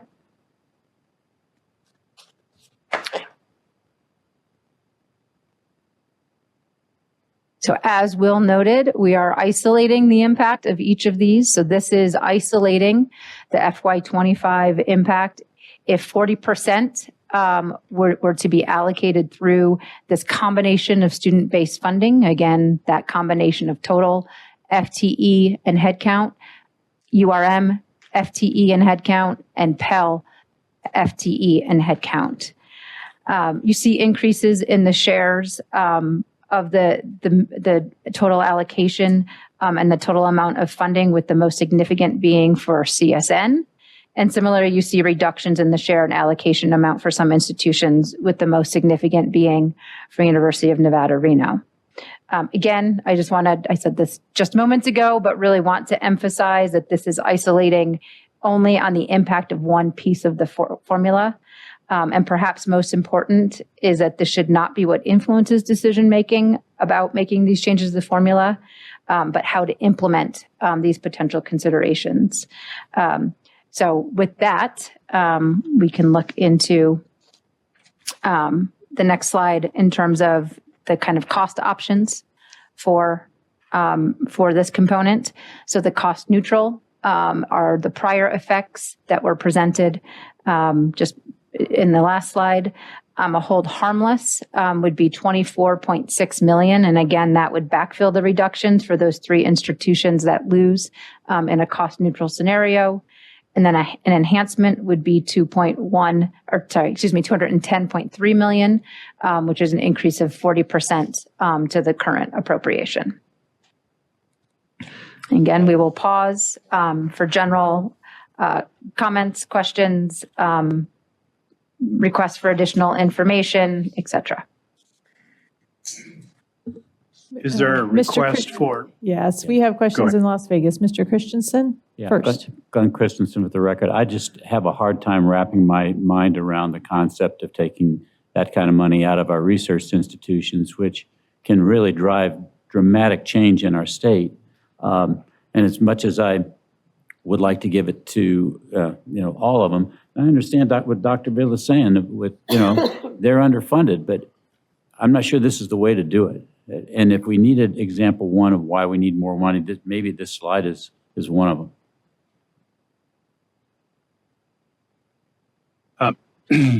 I share Mr. Christensen's observation because I thought this slide, more than any of the slides, illustrated the funding challenges that face our institutions. Are there other comments or viewpoints that people want to share on this?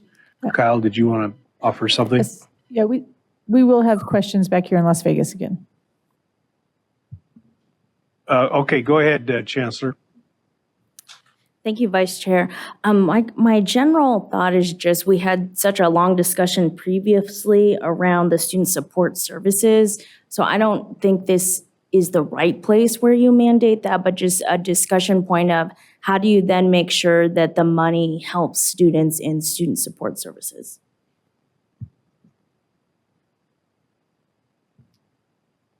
Sure, I'll provide a general kind of reflection on that, right? And certainly, as is the case right now with the current funding formula and with many funding formulas, there is no direction for exactly how those resources get spent.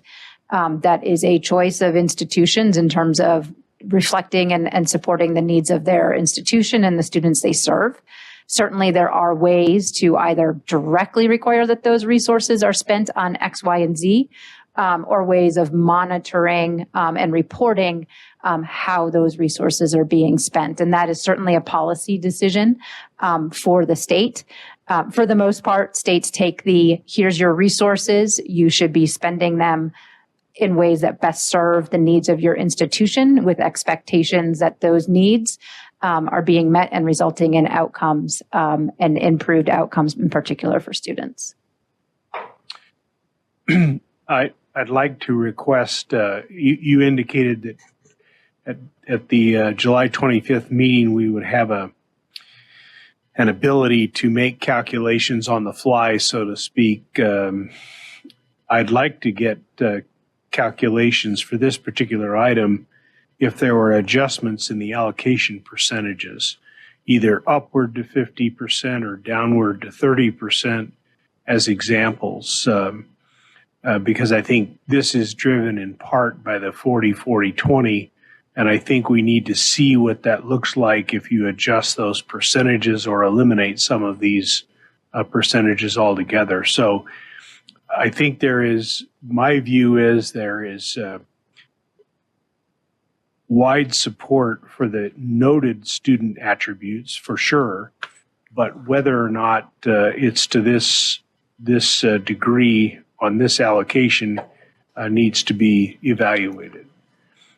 So that was just a general comment as to what we might see in July when we discuss this further.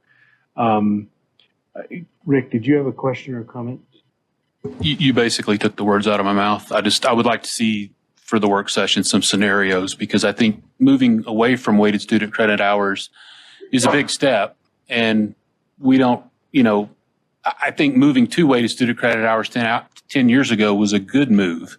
But I also think it had some unintended consequences. There's some consequences we didn't see in terms of the student support services amounts, but I'm not sure giving an equal weighting to both is the right way to go, especially at first until you see how it works out.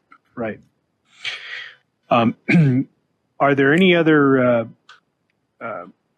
viewpoints people would like to share before we move on to the next slides on this topic? Yes, President. Thank you again, Chair. I'm looking at it again and trying to be the presidential representative here, but I'm looking at WNC losing money on slide 24 again. And I know we're looking at the model, not the cost, but that's how the shifting happens. And so I'm trying to back into, in order to basically make this work, an institution would have to increase enrollment, increase underrepresented minority students, or increase Pell students. Is that how it's factored? I mean, that's how it's factored. So that's right. That can be problematic in depending on which populations we serve. I've got six rural counties, which we have a large representative of underrepresented minority students. We're 41% students of color, but I'm looking at it on paper saying, how is one of the institutions that is a rural serving losing money on this? I know it was mentioned about the university shifting money. So I'm just saying that just to say it, because it's again another spot that it seems like one of the smaller institutions is taking a hit. And I know there's a screen up now that says hold harmless, and I would absolutely be in support of anything in this formula. I appreciate the setup on this where you said stage it so that it goes forward without destroying an institution as we implement it. That's how it went on the last funding formula. So I appreciate that. And I think my other question got answered because I was wondering about the 40%, and could that be tweaked either way? And I think you said you're going to model that out for us. So comments, not questions. Thank you. Any other comments by committee members before we go on to the next slide? Yes, Regent Goodman has a comment. I just want to put on for the record that I agree with what Mr. Christensen said. I do think that it is it's unfair to hit our Research One institutions this way. I see the need, of course, but additionally, what President Dalby said, we really need to look at just students that don't have access. It doesn't matter where they're coming from. If they don't have access, we need to do better. And I look at it more as an underprivileged situation. And to make universities, UNLV is 71% diverse. We're doing a great job there. And I just think that we need to take all of that into consideration as we move forward. Okay, any other comments by committee members before we ask HCM to proceed? All right, go ahead, Will. Great. All right, let's move on to the next slide, and we'll be covering, diving into the weighted student credit hour portion of the formula with a focus right now on summer credit hours. So you can go to the next slide. This is looking at what would be a 40% part of the formula focused on weighted student credit hours. Go ahead to the next slide. And we'll be looking at the proposal to count all summer credit hours as part of the calculation of the weighted student credit hours. As we know, we've covered this last time, but I want to present it in sort of the similar format so everybody has this alongside all the other recommendations. But excluding certain credit hours from a funding formula based on the time that they're delivered doesn't advance any particular state policy objective or any student interest for that particular matter. We do know that there's evidence of strong outcomes for students who do enroll year-round, thanks to some studies of the year-round Pell Grant when that was extended. And we've certainly heard from institutions that this sort of current structure of not counting all summer credit hours does create incentives and guides their decisions and when to offer programs, and making those sort of pedagogical decisions shouldn't be based on this sort of somewhat timing arbitrary decision. It should be based on when the students most need it. And so we do recommend that all weighted student credit hours in the formula be counted regardless of term in order to remove that disincentive. And like with all these recommendations, we would suggest this be pursued with or without new funding. And I'm gonna show the impact of this in the next slide, and then we'll circle back to this discussion that was raised a couple times this morning about the student fee revenue and the impact of that. But first, we're gonna look at just the impact of the weighted student credit hour count. So in this table, you can see again, just a handful of institutions see an increase, a handful see a decrease. This is really a little bit about what past practice has been, and as if the state were to start to fund summer credit hours, institutional decisions might change, and therefore these numbers might shift, right? So this is a little bit of creating a policy, driving behavior, and leading to changes at the institutional level. So again, I think like with all of these change columns, we want to make clear that this is just backwards looking and does not necessarily reflect what the actual impact would be as institutions adjust their behavior. You can, and again, this is, some institutions have been more aggressive, I guess I would say, in offering summer courses, others less so, or some have offered more nursing and education in the summer than others, and that's part of the reason for the variation here. So on the next slide, you can see, again, the sort of different cost options. This adding the summer credit hours adds an estimated 241,000 credit hours, which would decrease the credit hour value to $160.74. That creates the cost neutral option. A hold harmless would be $4.6 million, and to fund this entirely as an enhancement would be $41.9 million.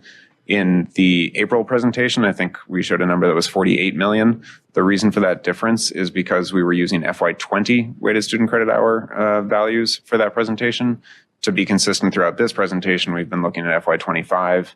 There was a drop in weighted student credit hours between those two time periods, and so the cost goes down by a little bit. So that's the reason for that.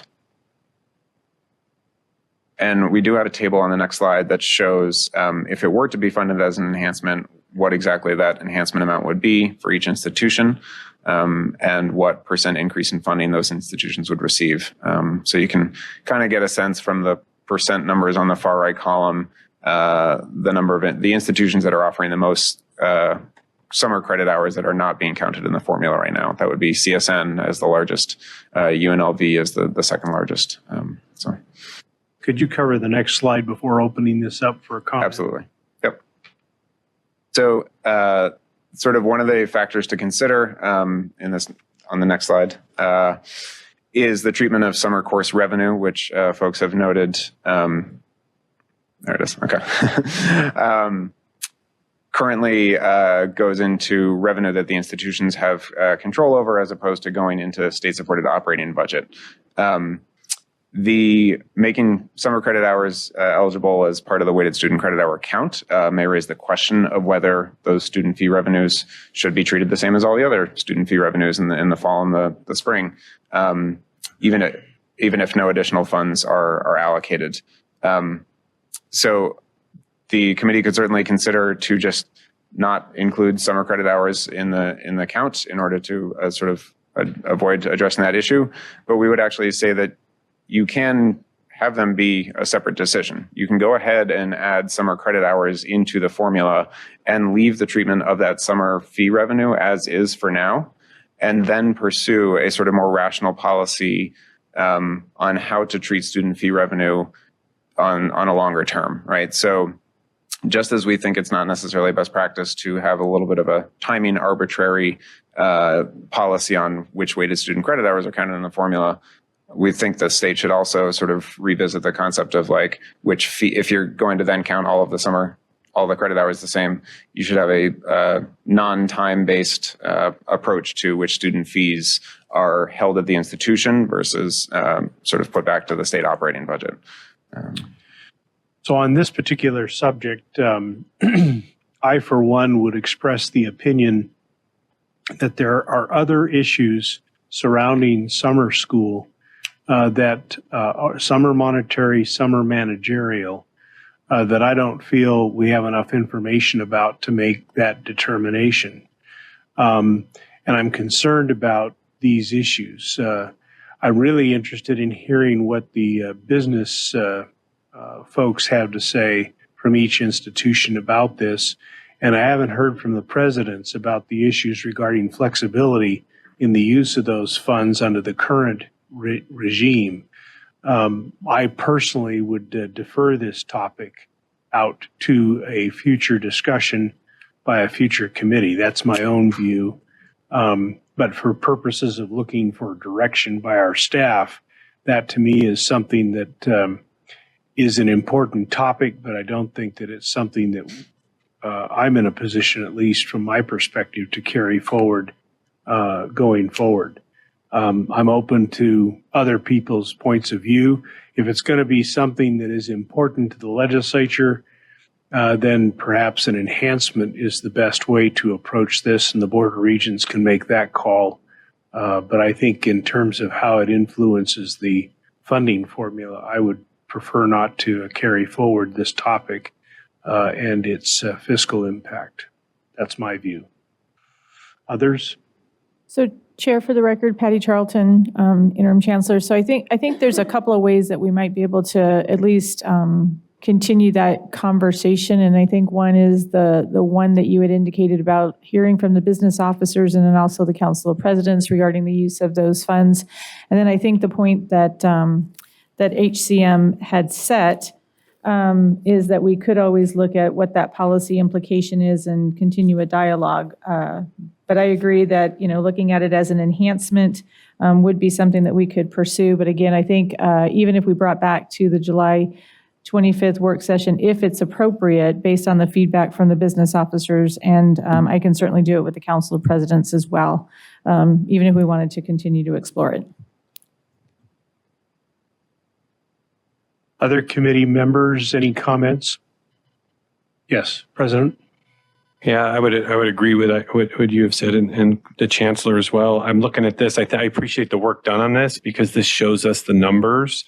But this is definitely an area where we can't take from our traditional academic year to fund the summer.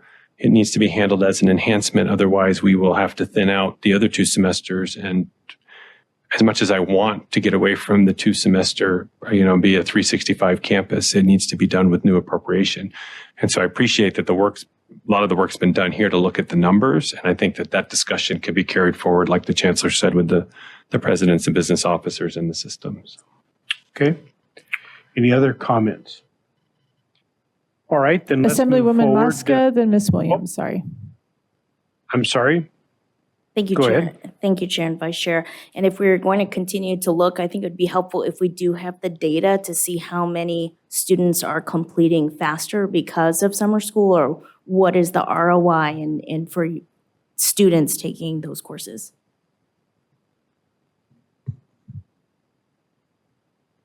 Yvette Williams for the record. I support the chancellor's recommendation and concur with Assemblywoman Muska.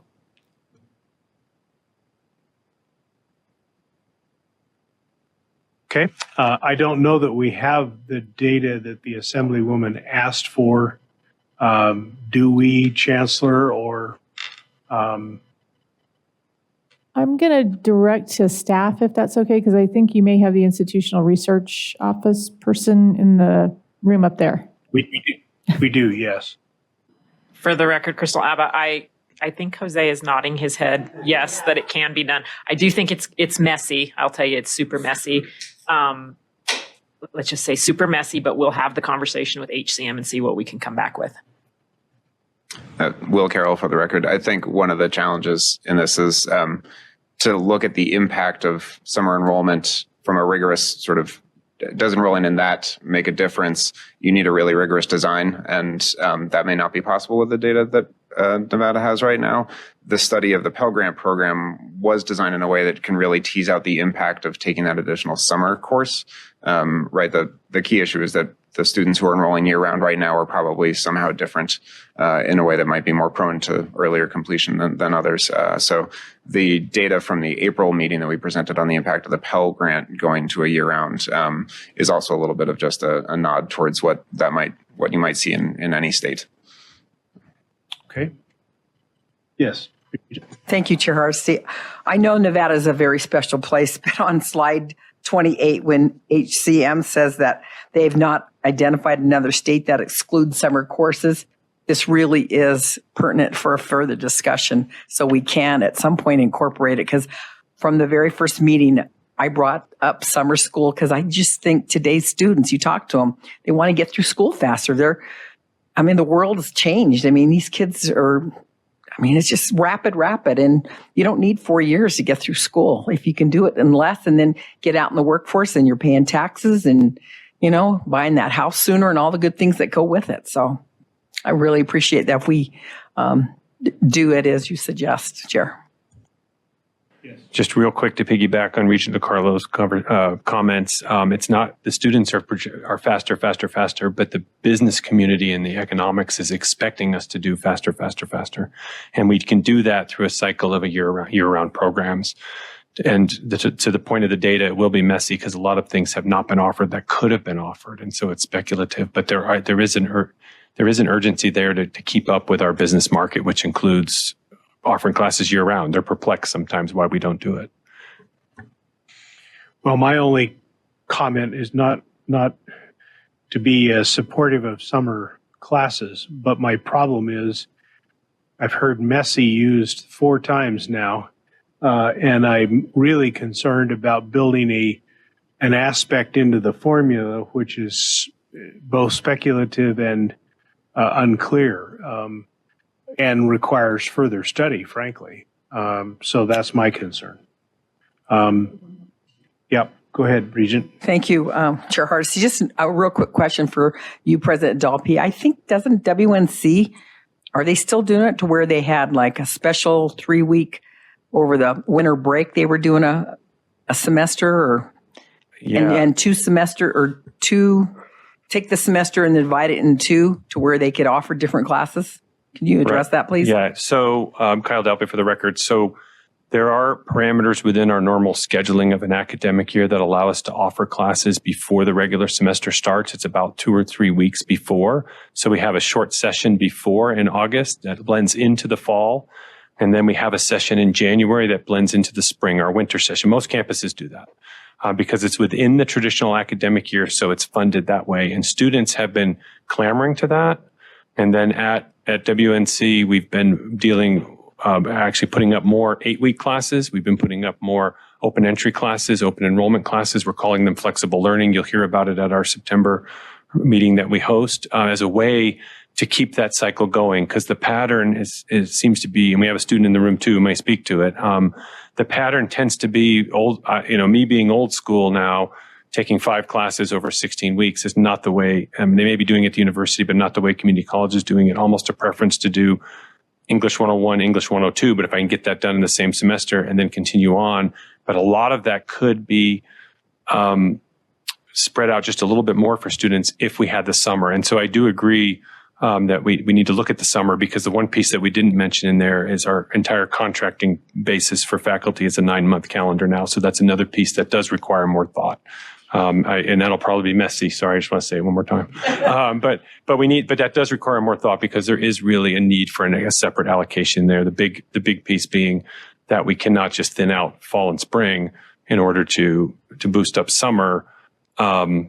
We need to do the whole package, and the state has given us money for certain programs like nursing, and now they're moving into education, certain targeted programs, funding that are state driven pieces. So that can be another piece too.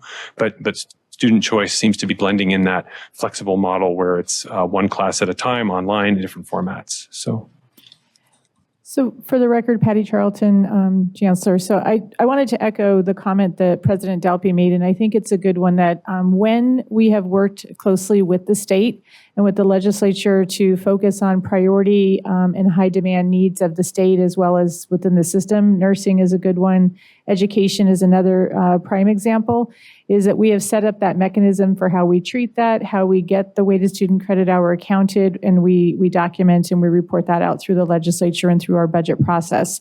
So I think taking the time to look at this in the appropriate way, I think is a good one. There's a lot of complexities as it pertains, and I think the president did hit it on the head as well. We've got faculty and we've got faculty compensation.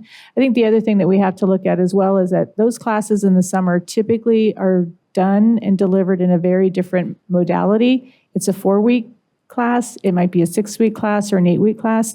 That can be a challenge for students to get through very complex data and information as well. And so making sure that the rigor, the rigor would never be compromised by faculty, but that we make sure that we're supporting the students for their success as well. Summer school is not easy, and it's not the same as a traditional 16-week semester. So I just wanted to again say that, working with the business officers, working at with the presidents, and doing this the right way and presenting this at the appropriate time would be a good course of action in my opinion. Thank you. I just want to echo. I just want to echo President Dalby's comments really quick. As a student, summer classes were something that we built our presentation on. It's really vital to us, but it has to be done the right way. And I think that's what I'm getting from this discussion is maybe we need to look at it a different way. I think it being more as an enhancement than the way that it's put in the presentation right now might be the way to look at it. Because if it affects the regular 2 semesters, then it's not right. Summer classes really are vital for our students. They help them get into the workforce faster, get their degrees. As President Dalby said, there's a lot of, and I love that Regent Carla brought it up as well. There are a lot of different open entry or shorter term classes for our students. And these are really important to ensuring that our students can achieve getting their degree at the right time. I was able to get an entire new degree because I took a lot of 8-week classes and I took winter classes. And so it's about accessibility, and funding summer classes helps accessibility for our students, but it needs to be done the right way. And so I think this needs to be looked at again to ensure that we're doing that. Thank you. This is Betsy Fretwell. Just a quick clarifying question from a process standpoint. If we make a decision as a committee not to include the summer credit hours in this formula in some form or fashion, because we don't feel that we're mature enough in the evaluation of it to do that, how do we ensure that it actually happens? Because there's 10% plus of the weighted credit hours that are reflected in the workload for several of these institutions. So I'm a little bit hesitant to leave it out completely unless we come up with a pathway that ensures that it can be included, whether it's authorization, a recommendation for authorization for the regents, whether it's a recommendation for, an extended study period right away and a placeholder in the formula for it.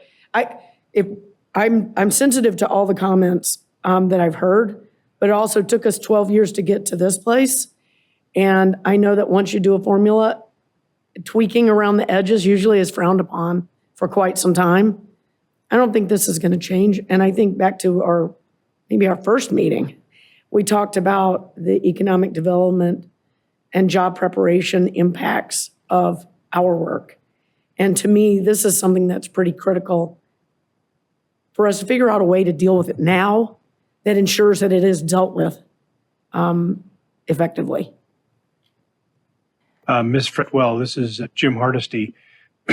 This, to me, is another example of what I think should be a interim recommendation and a further study for a more permanent outcome. And to me, the placeholder is to include that as part of the additional study. That's just my suggestion. I think it requires additional study, and I don't think we have time to do it. And I also think that there are some fiscal and managerial issues that we haven't vetted.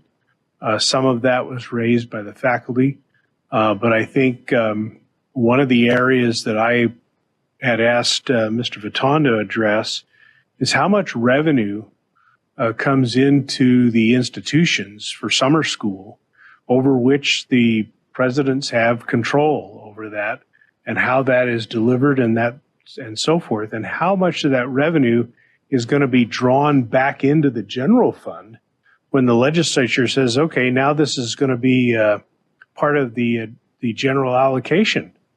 That seems to me to be a big issue, and one that we don't have any numbers for that I know of, although Chris was going to give me some net calculations.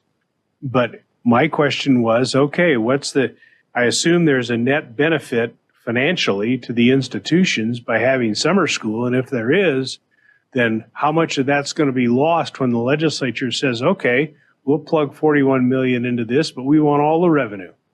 And what happens then? I think there's a lot of implications here that are concerning to me that either should be included in further study or the presidents and the business officers need to have a lot more discussion about before we get there. I will say, as a student at UNR, if it hadn't been for summer school, I would have never finished in 4 years because I lost my first semester because of a car accident that almost killed me. So, I mean, I know that this is a real thing, but at the same time, the fiscal consequences and managerial consequences are big here. So that's just my view.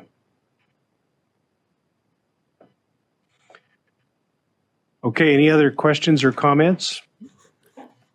Chair, Chris Okay, Vuitton. we'll look forward. Yeah, go ahead. I'm sorry. Chris Vuitton here. I did want to offer, in terms of that revenue figure, the revenue collected by the campuses for summer terms specifically in the fiscal year in summer 23 was about $34.5 million.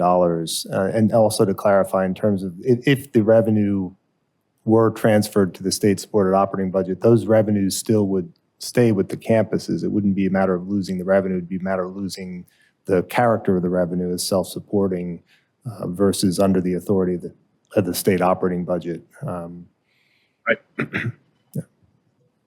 Thank you. Any other comments or questions about this topic?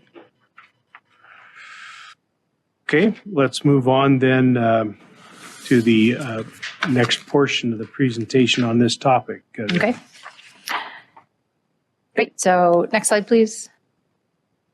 So we're going to focus on another aspect of the weighted student credit hour enrollment component. And we can go to the next slide here in terms of the count years So this is looking specifically at consideration for inclusion of a 3-year average for calculating the weighted student credit hours.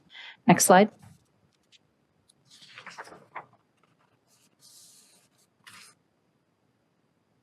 So looking at the best practice principles, using a 3-year average creates that greater stability. It is a feature that is prevalent in most states, either using a 3-year average. Some states do use the prior year, and there are a few that use the greater of the two. The point here being that having some kind of standardized calculation where you're capturing data year over year is important. This coincides in some ways with the feedback received from the stakeholders, which noted that the every other year counting within the current weighted student credit hour calculation, as well as the lag time for the formula, creates a disconnect between costs and resources. So again, our recommendation is to base the weighted student credit hour for each year of measure on a 3-year average, maintaining the caseload growth process for the second year biennium, but based on the 3-year average figures for the year of measure. Next slide.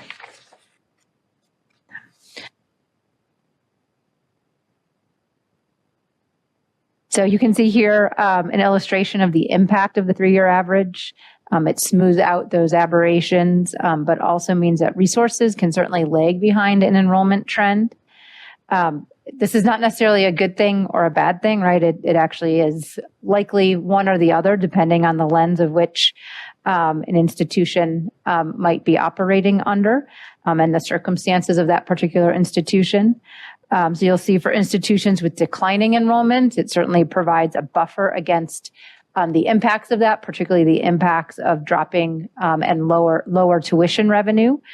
So having the 3-year average at least provides some stability versus the kind of double whammy, as we'll call it, of having having the state revenue fall at the same time that your tuition revenue is falling. For those institutions, though, with growing enrollment, the state funding does not keep up pace, at least immediately, with the cost of those growing enrollments, though these institutions would receive that kind of real-time boost in tuition revenue and eventual increase in the state funding. Here's where I will also comment. I know one of the potential recommendations or comments that have been put forward is to use projections.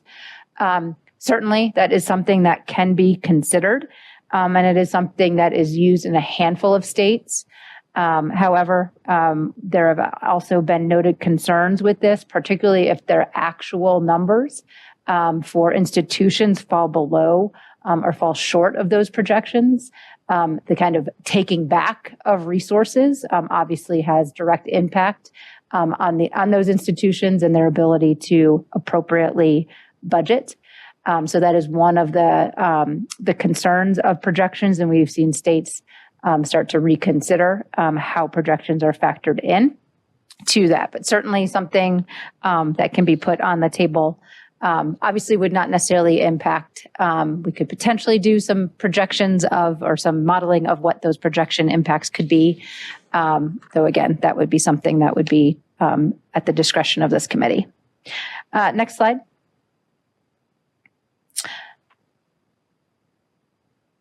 So this models, again, the impact of using a 3-year average for weighted student credit hours on total formula allocations.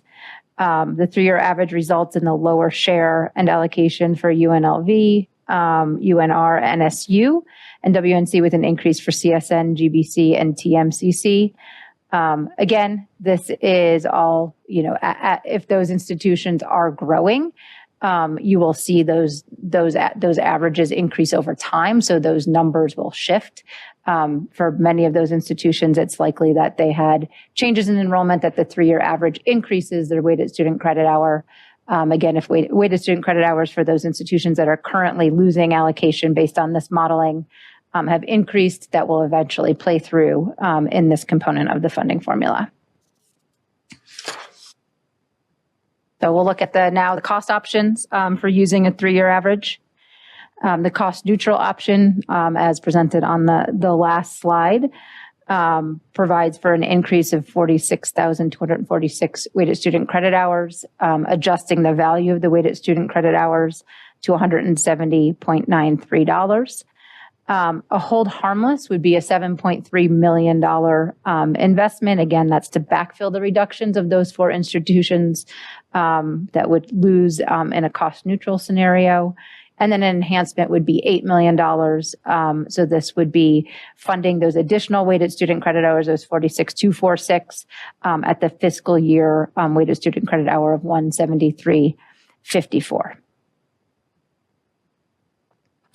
So again, we will pause here for comments, questions, concerns, or other things you would like HCM to consider as we move towards the July working session.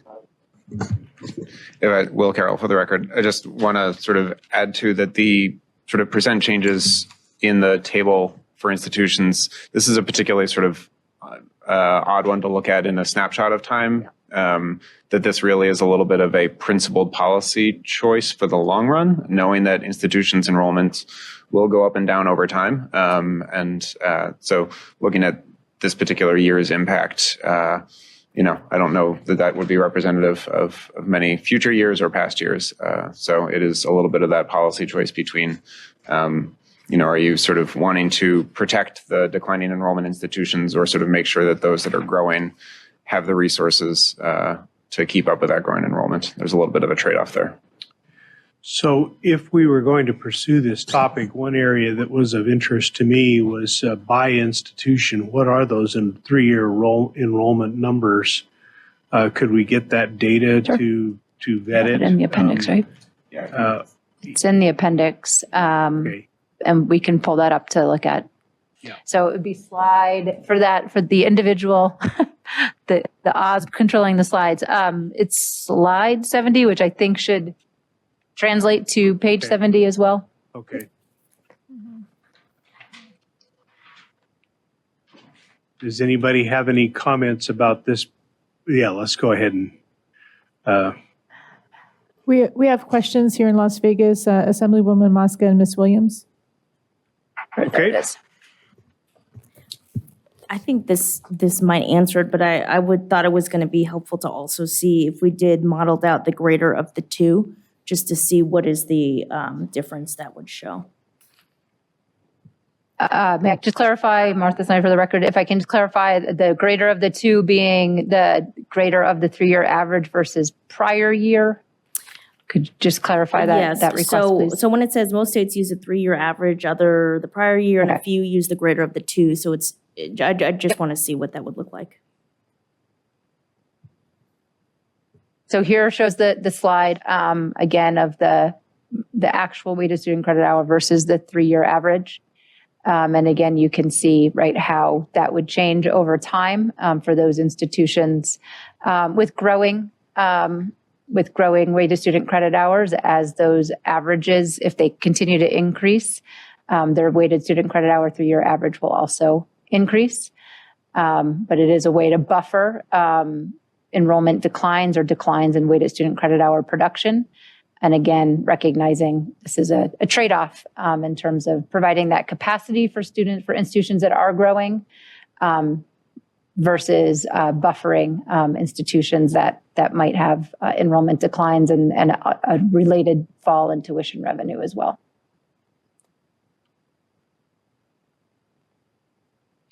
Other questions from Las Vegas or comments? Do you want me to? It's okay.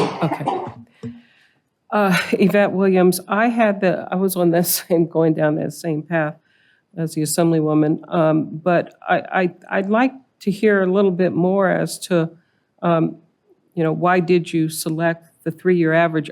Was that the only determination was based on the fact that our institutions are growing, which we hope they continue to grow. But I'm curious as to what did looking at the prior year look like? What would that look like? What would those numbers look like? And then what would using the greater of the two? Because just looking at this, I threw my money on the greater of the two. So I'm just trying to better understand why you came to the determination that the 3-year was the best. And if it was just based on growth, then fine. But I'm just wanting to understand better, a little bit more about what the options are and what that looks like with the other two.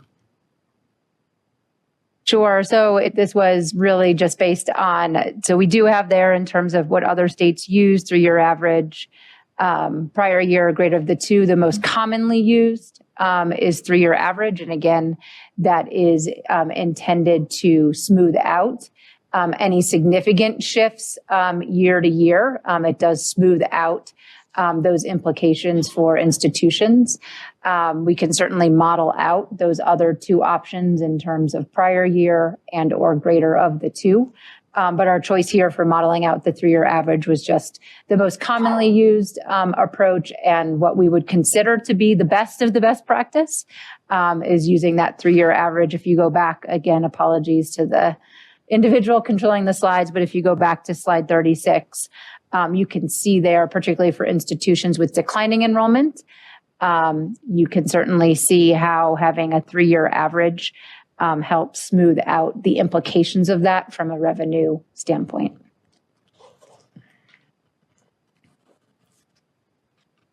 So did I hear you say that you would provide the other two scenarios as well? That is correct. Okay, thank you. We're Nevadans and we kind of do things a little differently than other people. Any other questions or comments from the committee? No questions or comments yes. in Las Vegas. Kyle? Yeah, Kyle Dalby for the record. I have a question. So our current formula, when I look at it, having worked on it in the ground for so long, if all the schools are up in enrollment, then it would, depending on where you are, you could actually lose money on the deal. This attempts to mitigate that. It looks like it does, depending on the enrollment levels, because one level might get higher. Like as a small school, again, a big school goes up, it may draw one way, I may be up, other schools are down, I may benefit. So I like that idea. Was there any possible thought of 3-year average where each year was like maybe prorated or counted more than any other of the 3 years, like the immediate past 2 years, or? Yeah, there are, yes. So Oregon is a state that does kind of, I think, more heavily weight the most recent year within the 3-year average. So they still have some of that smoothing piece of it. So was there consideration? No, we did not consider that. Can we consider that? Yes. Well, the reason I'm not asking specifically, again, I don't want it to make it sound like, but specifically, but we had a very big year last year. Sure. Where those resources can't be in play. So that would be a big year for us to maintain that enrollment. But if we were to do a 3-year average, we might actually come out behind to where we couldn't actually continue with those students going forward. I mean, we wouldn't be able to support those students as best as we could. So I thought maybe it would be a way to, and other schools are a similar situation. If you're up in enrollment the immediate past year, you need those funds sooner than later. And then if it were to decline going forward or steady out, then it would correct itself. Sure. Yep. Is that possible? I mean, I don't know how much math is involved in that. Math is never a limiting factor, particularly for Will Carroll. For you. Yeah. Thank you. Yeah. So The for the answer is record, yes. Patty Charlton, Chancellor. So, I know that, again, we've got our Director of IR in the room. And I think that for those of you who have been a part of the system for a while, is under the old formula methodology, we actually did a weighting. We had a 3-year weighted average that was utilized to give more significance to the most recent year. And so it really kind of helped in some of that evening out rather than just on enrollment projections, because it did provide in those cases where you have, and I think this is also what you see in here, is if you've got an institution that has a spike in enrollment and flattens it out, or declining, it gives some bridge opportunities to soften the blow over time. But there's lots of different methodologies that could be used. It's just making sure that we've got the data. I will say nothing has been perfect. And we always find a reason that that's just not what we want to do today. So we've done the 3-year weighted average, we've done projections, we've done averaging, and we've done the weighted student credit hour moving forward. So we'll figure it out. Maybe we will have the perfect solution somehow in Nevada. Okay, we can run those various calculations. Are we ready to move forward, Chancellor? I don't think we have any other comments up in Reno. No comments here. Thank you. Okay, let's move on to slide 39. All right. So we'll be going through outcomes-based funding and the performance pool through this section. So you can go ahead to the next slide. And again, for our recommendation for the sort of balanced framework, we are recommending that there be 20% of the total funding be allocated through an outcomes-based funding formula, which would be determined by a relative growth calculation. And we'll go into the details of that in a little bit. We have heard from institutions and some committee members and other feedback that there are concerns with this sort of separate pot for outcomes-based funding. We presented as part of the framework because it's a best practice for the field to have some funding that is aligned with state goals and desired outcomes for institutions. So we'll be giving our best effort to explain why we think it'll be a good fit for Nevada. We believe it addresses some of the frustrations that many have with the current performance pool. And we also want to address some of the concerns that folks have raised with a separate sort of pot of funding for this. So we'll be going through all of that in this presentation. Next slide. Oh, great. Okay. So we're going to start by revisiting some of the concerns that have been raised. Sorry, go back one slide, please. Thank you. The first concern being that earn back. Institutions are frustrated with having to earn back funds that have already been assigned to them through the weighted student credit hour formula. The second being that there's not actually a true incentive from the performance pool because you hit your target, and even if you exceed your target, you're not getting additional funding for that. So you can never earn more than that sort of capped amount based on the weighted student credit hour. And the third is that that funding should be provided for institutions that are knocking it out of the park and exceeding their targets. So the sort of recommendations that were pulled from the conversations and institutional recommendations were to eliminate the performance pool or fund it mostly with just new money. Some folks had some sort of structural changes or tweaks that were proposed as well. If you go to the next slide, please. We wanted to address, again, some of the recommendations to eliminate or fund performance only through new money. We see this has some real drawbacks, especially given what we heard in the last meeting from Chris Fatton about the budget picture next year. Like removing performance funding entirely or funding it with only new money just leaves the state in a position where it is unlikely that performance funding would be a driving factor in the formula in many years. Some states are in better fiscal position than others, but certainly we see that states that fund it through only new money end up funding it at very small levels, 1% to 2% sometimes, or not at all. The state of Nevada has some significant progress to make on attainment and equity gaps, as we saw in a table that Martha walked through earlier. So having a part of the formula that is focused not just on supporting the enrollment and providing the services to the students that need those in order to close those gaps, but on incentivizing the actual completion of the degree as well is a really critical piece of any funding formula. And we've had a lot of conversation today about sort of the need to increase the overall funding level for institutions in Nevada. And we have seen states successfully secure increases with a new funding formula because it is a little bit of a sort of, we are holding ourselves accountable for these outcomes, and we are getting additional money in exchange for that sort of fair, transparent, accountable funding formula. So it can be a little bit of an advocacy tool itself to increase levels. So on the next slide, we have sort of our recommendation, which as part of a complete and balanced breakfast or framework, you fund performance through a separate outcomes-based funding component, recommended at 20%, which is what obviously the performance pool is right now. That'll be allocated based on relative growth, which again, I'll revisit the details of in a minute, but a relative growth outcomes-based funding model does allow for continuous improvement, or it creates the incentives for continuous improvement. The more your institution improves, the more funding it will get in the funding formula. It maintains a lot of mission differentiation. The institutions will maintain their specific metrics, and they could even differentiate the weights a little bit more if they wanted to. So it allows for that flexibility. There's no longer a need to earn back the weighted student credit hour funding. That will be its own 40% part of the pie. the relative growth model allows you to sort of implement this immediately without creating major swings in funding, but will still sort of have the incentive for improved performance in the long run.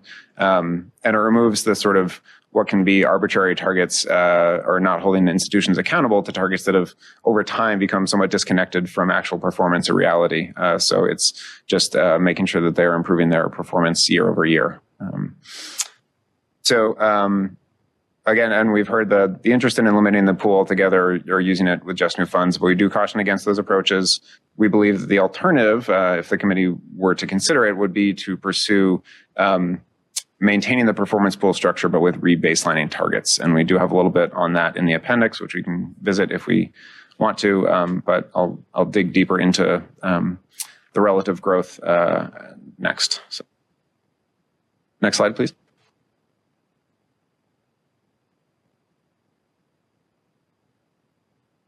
So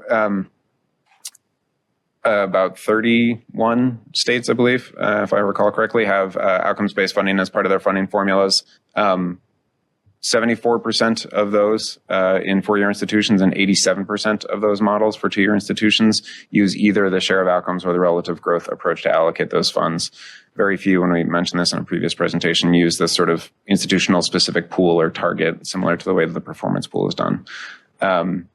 And in neither of these is there a need to set the targets for the institutions, but rather in share of outcomes, the approach is to tally up the total points, divide that, that's your share of the pot, and that's how much funding you get.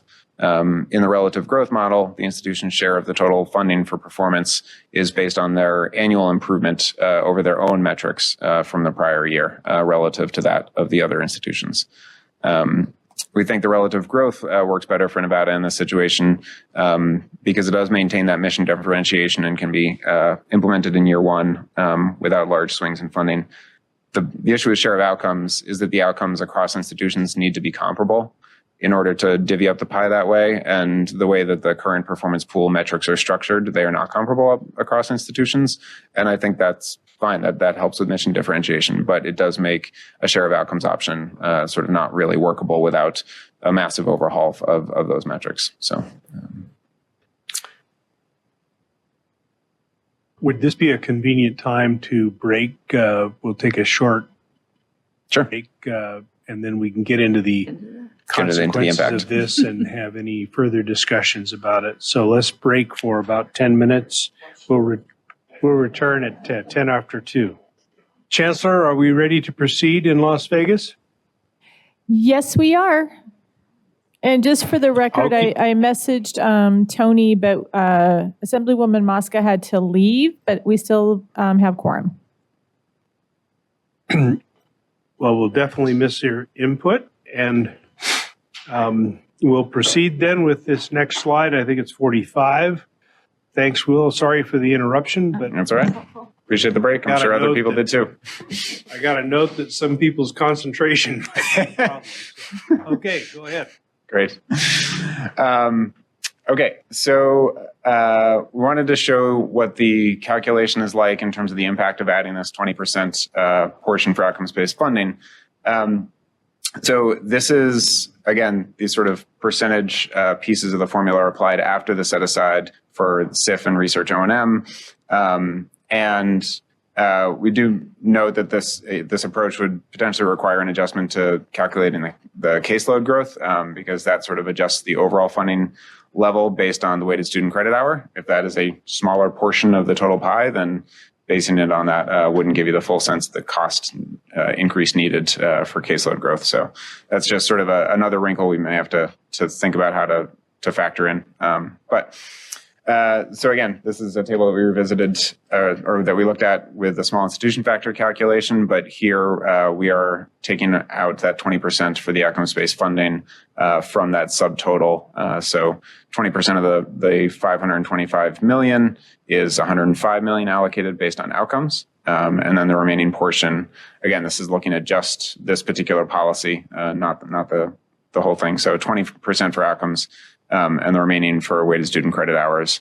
And you can see that the impact, the weighted student credit hour value goes down from 173 to 138.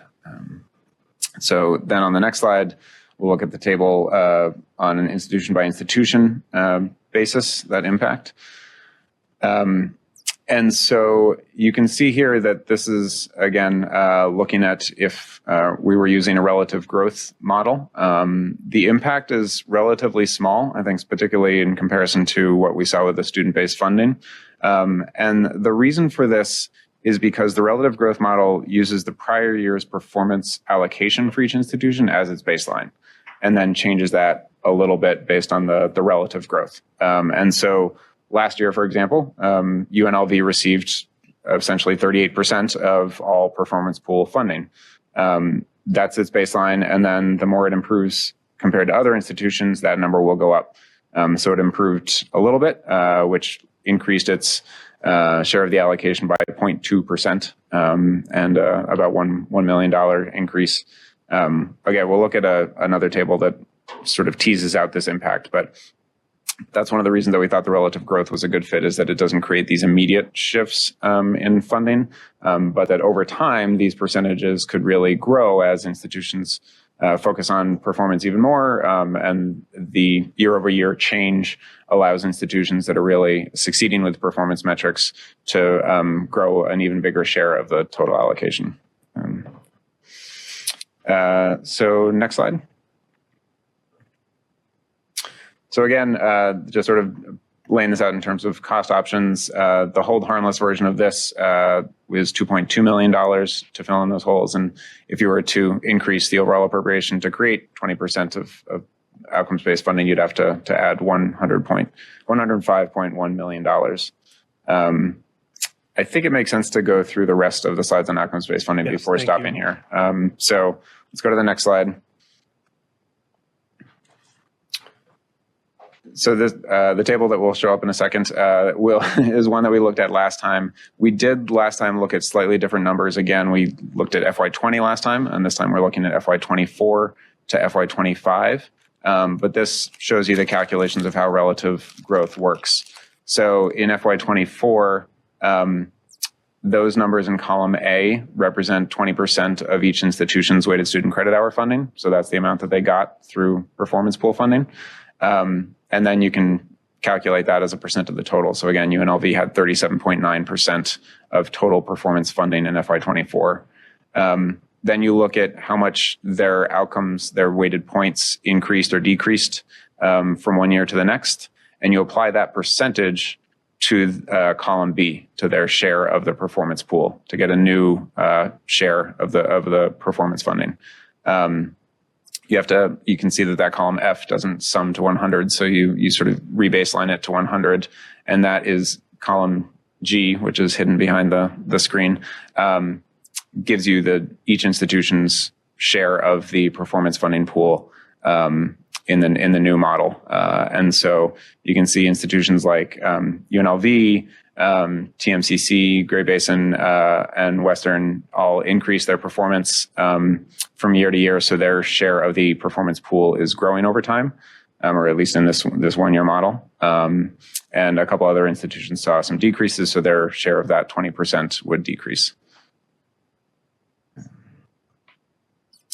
So I'll go to the next slide, where we wanted to address some of the concerns that folks have raised about creating a separate outcomes-based funding component, and just sort of speak to some of the ways that we think those concerns may be addressed. So one of them was that creating the direct competition between institutions is not of interest to folks. We'd sort of frame it as this changes the competition that institutions are having with each other, but doesn't increase the sort of scale of the competition in any way, as weighted student credit hours really is a sort of, again, a distribution model based on your share of the total weighted student credit hours. So it actually gives institutions a separate avenue to compete for funding rather than having it all be based on weighted student credit hours. So the current structure has actually, in fact, I think, disadvantaged institutions whose performance has been relatively stronger than their enrollment growth. So there are a number of institutions, as we'll see in the next table, where they would have done better under an outcomes-based funding formula because that sort of second pot of funding is one where they were really excelling compared to enrollment and weighted student credit hours. The second concern is that it's unpredictable and difficult to budget. And we looked a little bit at the volatility of weighted student credit hours versus performance points over the past couple of years. That table or that graph is in the appendix. We found that the two metrics are pretty similarly unpredictable and volatile from year to year.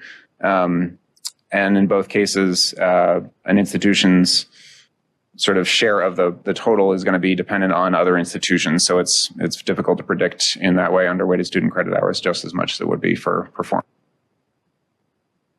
And then the final thing is that it's possible to improve your outcomes, but still lose funding when you're competing with other institutions. Again, that is also currently true under weighted student credit hours. And actually, I think one of the, maybe on the flip side, it's possible for institutions under a relative growth model, say with COVID, outcomes for everybody goes down, right? People drop out, lower graduation rates. If outcomes decline for all institutions, you're not losing your funding as you would under the current performance pool, but you can still see an increase in funding if you decline less than everybody else. So it's always about your relative level of performance. The incentive to improve performance is always there. So one way to look at that. If you go to the next slide, again, just wanted to sort of provide some data on this sort of the two pots of funding competing for funds between weighted student credit hour and performance pool points. Some institutions would have benefited from a relative growth or an outcomes-based allocation. This looks at the change in share of total weighted student credit hours and the change in share of total performance points from 2014 till 2022.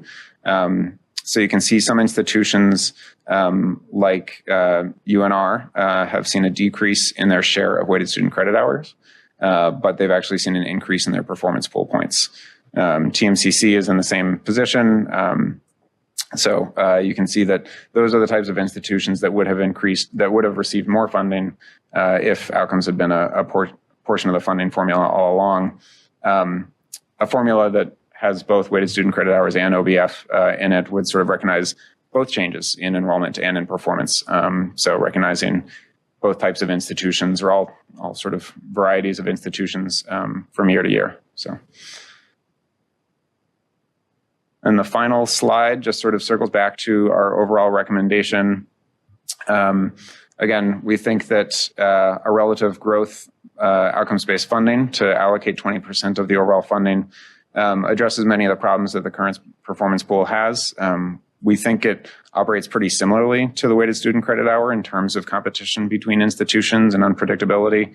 But we think it will incentivize a focus on student outcomes and garner better support from the legislatures if this way. And we think, again, as part of a balanced formula structure with weighted student credit hours and student-based funding, institutions will have many different avenues for sort of pursuing their funding based on their situation. So I'll pause there and take any questions. I'll invite questions, but I did want to, as a matter of disclosure, I've had a number of interim meetings with HCM and staff on a variety of topics. This was one of them. And I will say that I advocate and support what they recommended here as a huge shift away from the current performance-based funding approach. I felt like the holdback approach was problematic in many ways. I think that's been a uniform and consistent objection heard throughout the interviews and the like. What I like about this is that there's still a level of performance that is on the front end, it's on the top end, and it then tells the legislature, it tells the public that we are still focused on achieving performances that have been identified. Now, that said, I think it's been a long time since our institutions and our policymakers have looked at what those performance measures should be. And I think that's a footnote to all of this that I think that's something that needs to be visited, but that's outside the scope of this committee's work. I also was pleased to see that the fiscal impact of this is marginal at best, and frankly, provides a good opportunity for the presidents, the business officers to plan and operate, but still recognizing that there's some opportunity here to achieve this. I respect the recommendation that was made by faculty concerning having a pot that people would compete for through performance. But as I visited with HCM, it was persuasive to me that in other cases, the amounts being put in those pots are not very big. And even over time, when there's budget constraints, the pots aren't filled. So it becomes a non sequitur. My view is this is a better approach. The institutions are showing through transparency their performance, and the fiscal impact is to be able to secure maybe some additional funds. When you also put this in the context of the last decade of performance, all the institutions were meeting those performance goals for the most part, except for a couple of minor instances. So why don't we do something that gets on the front end and offers this kind of a transparent approach? Sorry for the long-winded comment, but those are my comments. I don't know how other members of the committee feel, but I invite their input. Any Chair Hardesty, comments we in have, Las Vegas? yes, Mr. Christensen. Hi, Glenn Christensen for the record. As a recovering CFO, I'm all about accountability and incentives, performance. It's great. But to your point, Mr. Chair, this performance pool has been really more optics over the last 10 years. And what I know is that looking at the funding and listening to our presidents and everything, they need every penny that they can get. Now, how it's been done thus far is basically through the performance pool. It really isn't. It's just kind of something that gets them to the numbers they need. If the amount of 20%, maybe if we were in a state that were funded better and there was more flexibility there, I think that would maybe make some sense. The other thing that I get concerned about when we talk about accountability and maybe cutting back funds from one institution versus another, there's students that get hurt in all that. And I don't think that's what we're trying to do. Anyway, I think there's always the option to look at performance through the legislature and the appropriations that they make. But for my purposes, I think a smaller percentage in the performance or none at all would be fine. Mr. Christensen, then if I hear you, you'd like to see some additional calculations, maybe on a 10% level instead of 20%, just to see what that looks like? My understanding is we're going to go back and look at the allocations from the 40-40-20 anyway. And I would like to see that to go through, and one of the components in my mind would have been maybe 10% or zero. I'm just concerned about making sure that, with the limited funds that we had, that they can, that these institutions can get as much of it that they can plan on and operate. You bet. Any other comments, Chancellor? Yes, Ms. Fretwell, then Ms. Williams. I agree in part with Mr. Christensen. This is Betsy Fretwell for the record.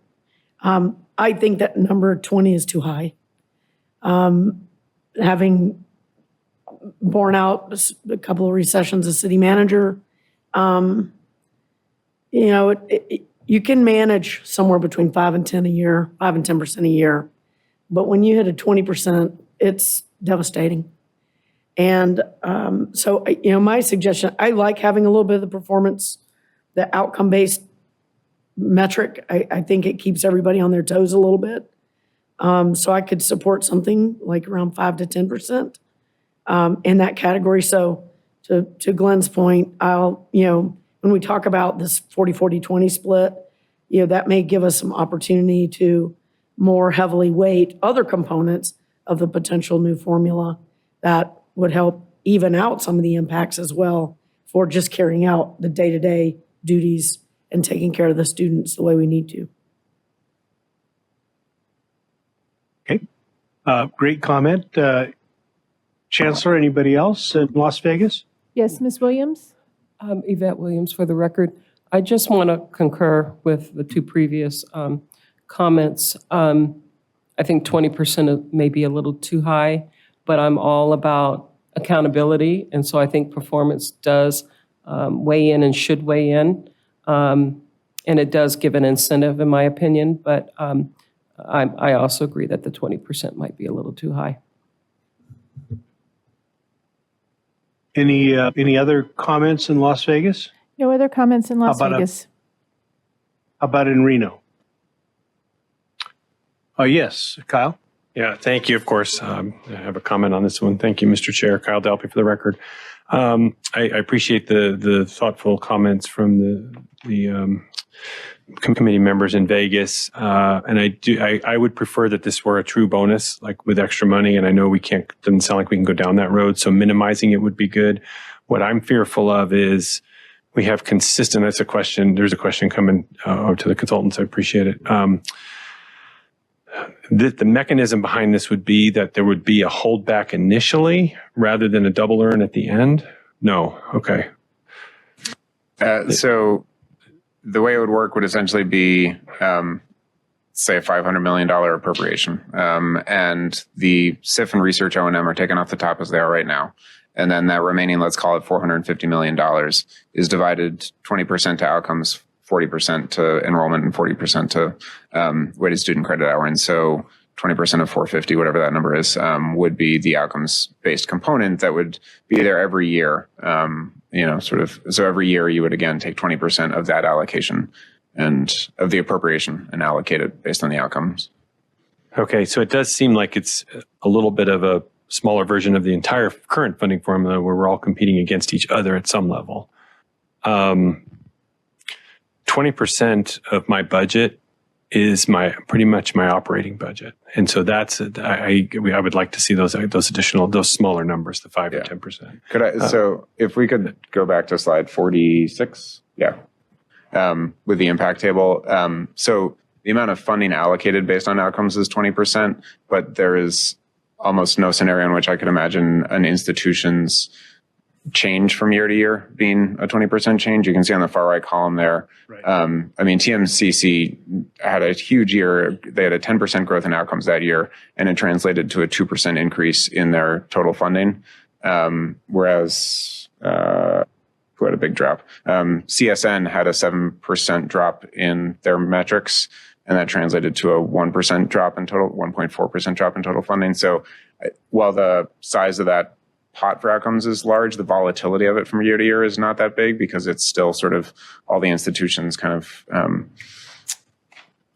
change over their baseline relative to each other makes it a little bit less of a big impact. Okay, now I will note, hearing Mr. Christensen's comments that we have all of us, there is a few exceptions, but in looking at the last round of the performance pool, we all exceeded it by like almost double digits. I mean, we hit 100%, 128%, 115%, and there was no additional, but we keep pushing that number up, fearful of losing it. And so there is the incentive piece there and the outcome piece. So I appreciate that we're talking about those outcomes based because we're constantly pushing that. I just want everyone to know that it's not like we're just trying to hit that 100% and get by. We're still pushing it, and it seems to have snowballed itself up. Okay, I'm interested in the follow-up on this one later on. Thank you. Any other comments in Reno? Yes, Rick?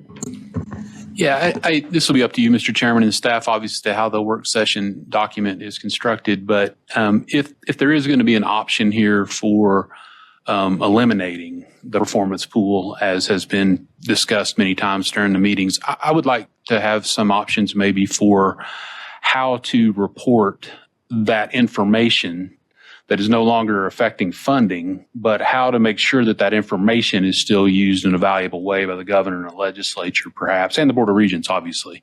And I don't have a framework in mind for how that would be exactly, but I would hate for all the work that's gone into creating this and the data collection and everything else to just completely go to waste if the decision is made by the committee to not use it for funding purposes. Okay. Appreciate that. Any other comments in Reno? All right. And any other comments in Las Vegas, Chancellor? Yeah, so Chair, first, Mr. Christensen, and then I'll provide a comment too.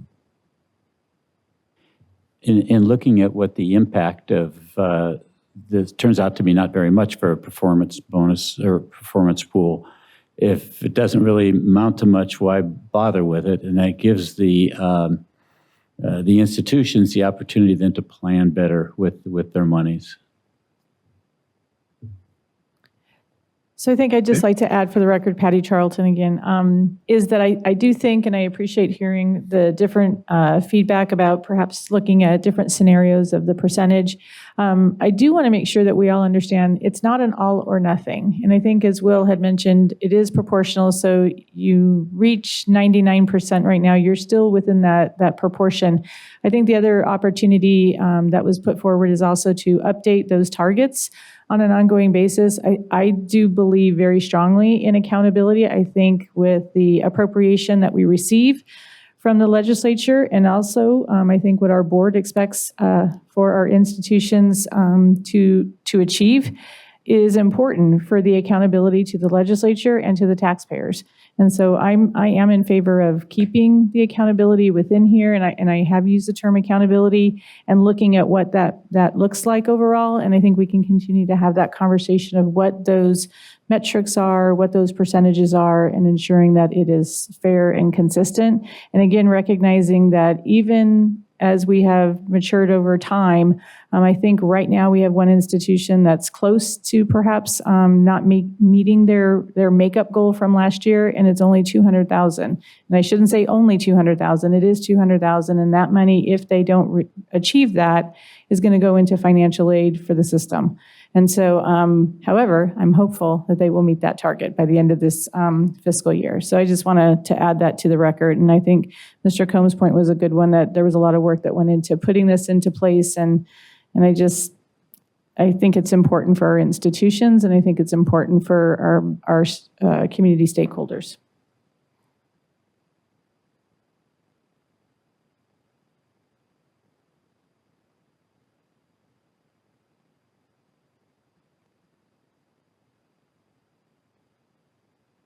Wrap up the slides. Well, we'll put it all together. So slide 52, please, or actually slide 53. We'll look at the complete framework with all these recommendations combined.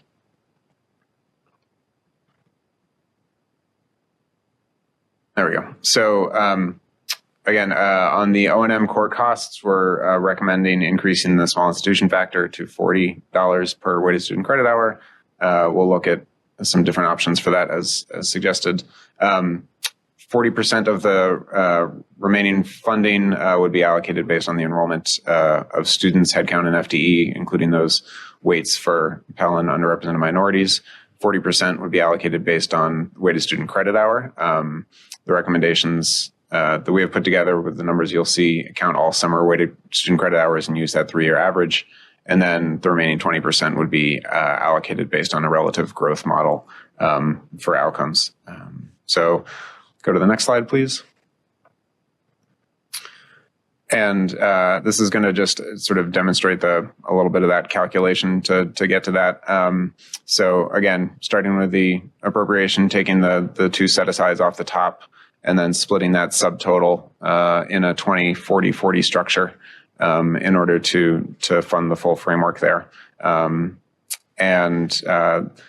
we're going to show in the next table the impact of just the 40-40-20 framework, so not including the SIF increase, not including the 3-year average, and not including the summer credit hours, just so that you can kind of see this is really the majority of the change. You can go to slide 55, please. The majority of the change in the all pulled together framework. It comes from the student-based funding.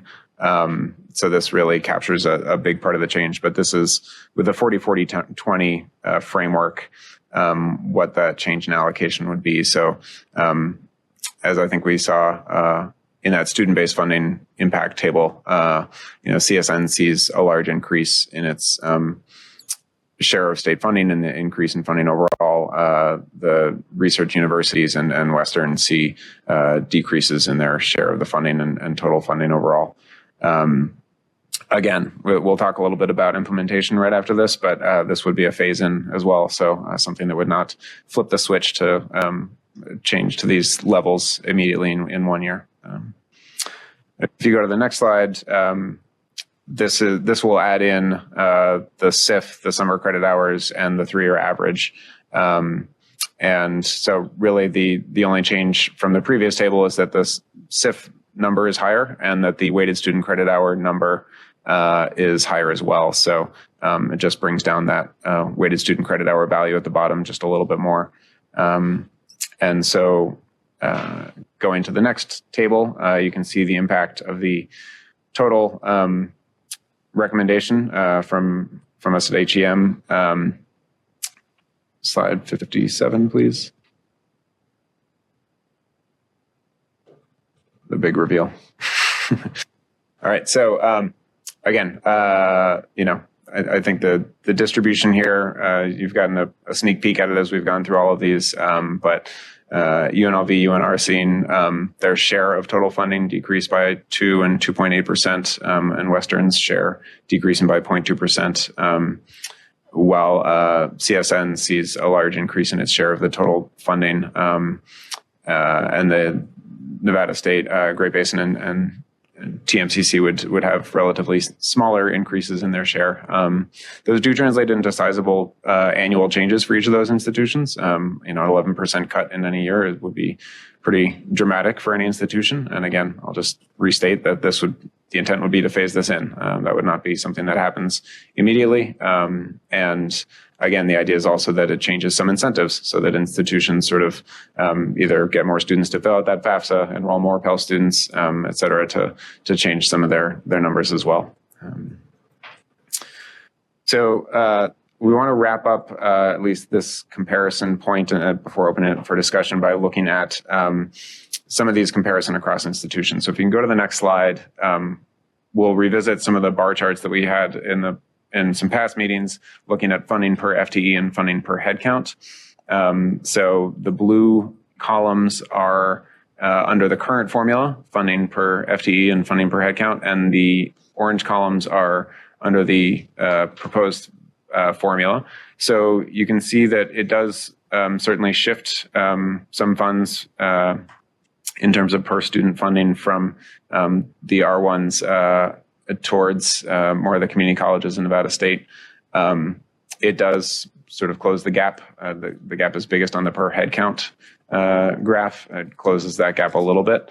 When I made these graphs, I expected a bigger closure of those gaps, and probably did too. But the reason for it being a little bit less dramatic, I think, is because of that relative growth, right? That 20% that's going through the outcomes is following an allocation in year one that is pretty similar to weighted student credit hours, the way that it's allocated right now. Over time, that will change as that sort of, as performance gets further and further away from the way that it's allocated right now by weighted student credit hour. But this does show you that it is starting to close a little bit of that per student funding gap across the institutions. And excuse me, on the next slide, I think the chancellor noted this at the outset, actually, that there's some evidence or a case to be made that the community colleges in the states have been underfunded in Nevada, and you can see that in looking at this funding, the education appropriations per FTE. This looks at the 2 years and 4 years in Nevada and compared to nationally. Nevada has a gap between how much is funded at its 4 years versus its 2 years, but both sectors have this huge gap also between, not huge, but a gap between overall funding at the national level. And I think this just raises a point. Mr. Irvin noted in his public comment that, Nevada's funding for both sectors is one of the lowest in the country. And so there's certainly a need to both close the gap between the institutions, but close the gap between the sectors, but also close the gap with the national funding levels overall. So we think that a well-designed funding formula can help allocate the funds more equitably across the sectors or within the institutions, but also hopefully generate more support for increased investment to close that gap with the national numbers as well. So I will pause there before we talk implementation and see if there's any questions.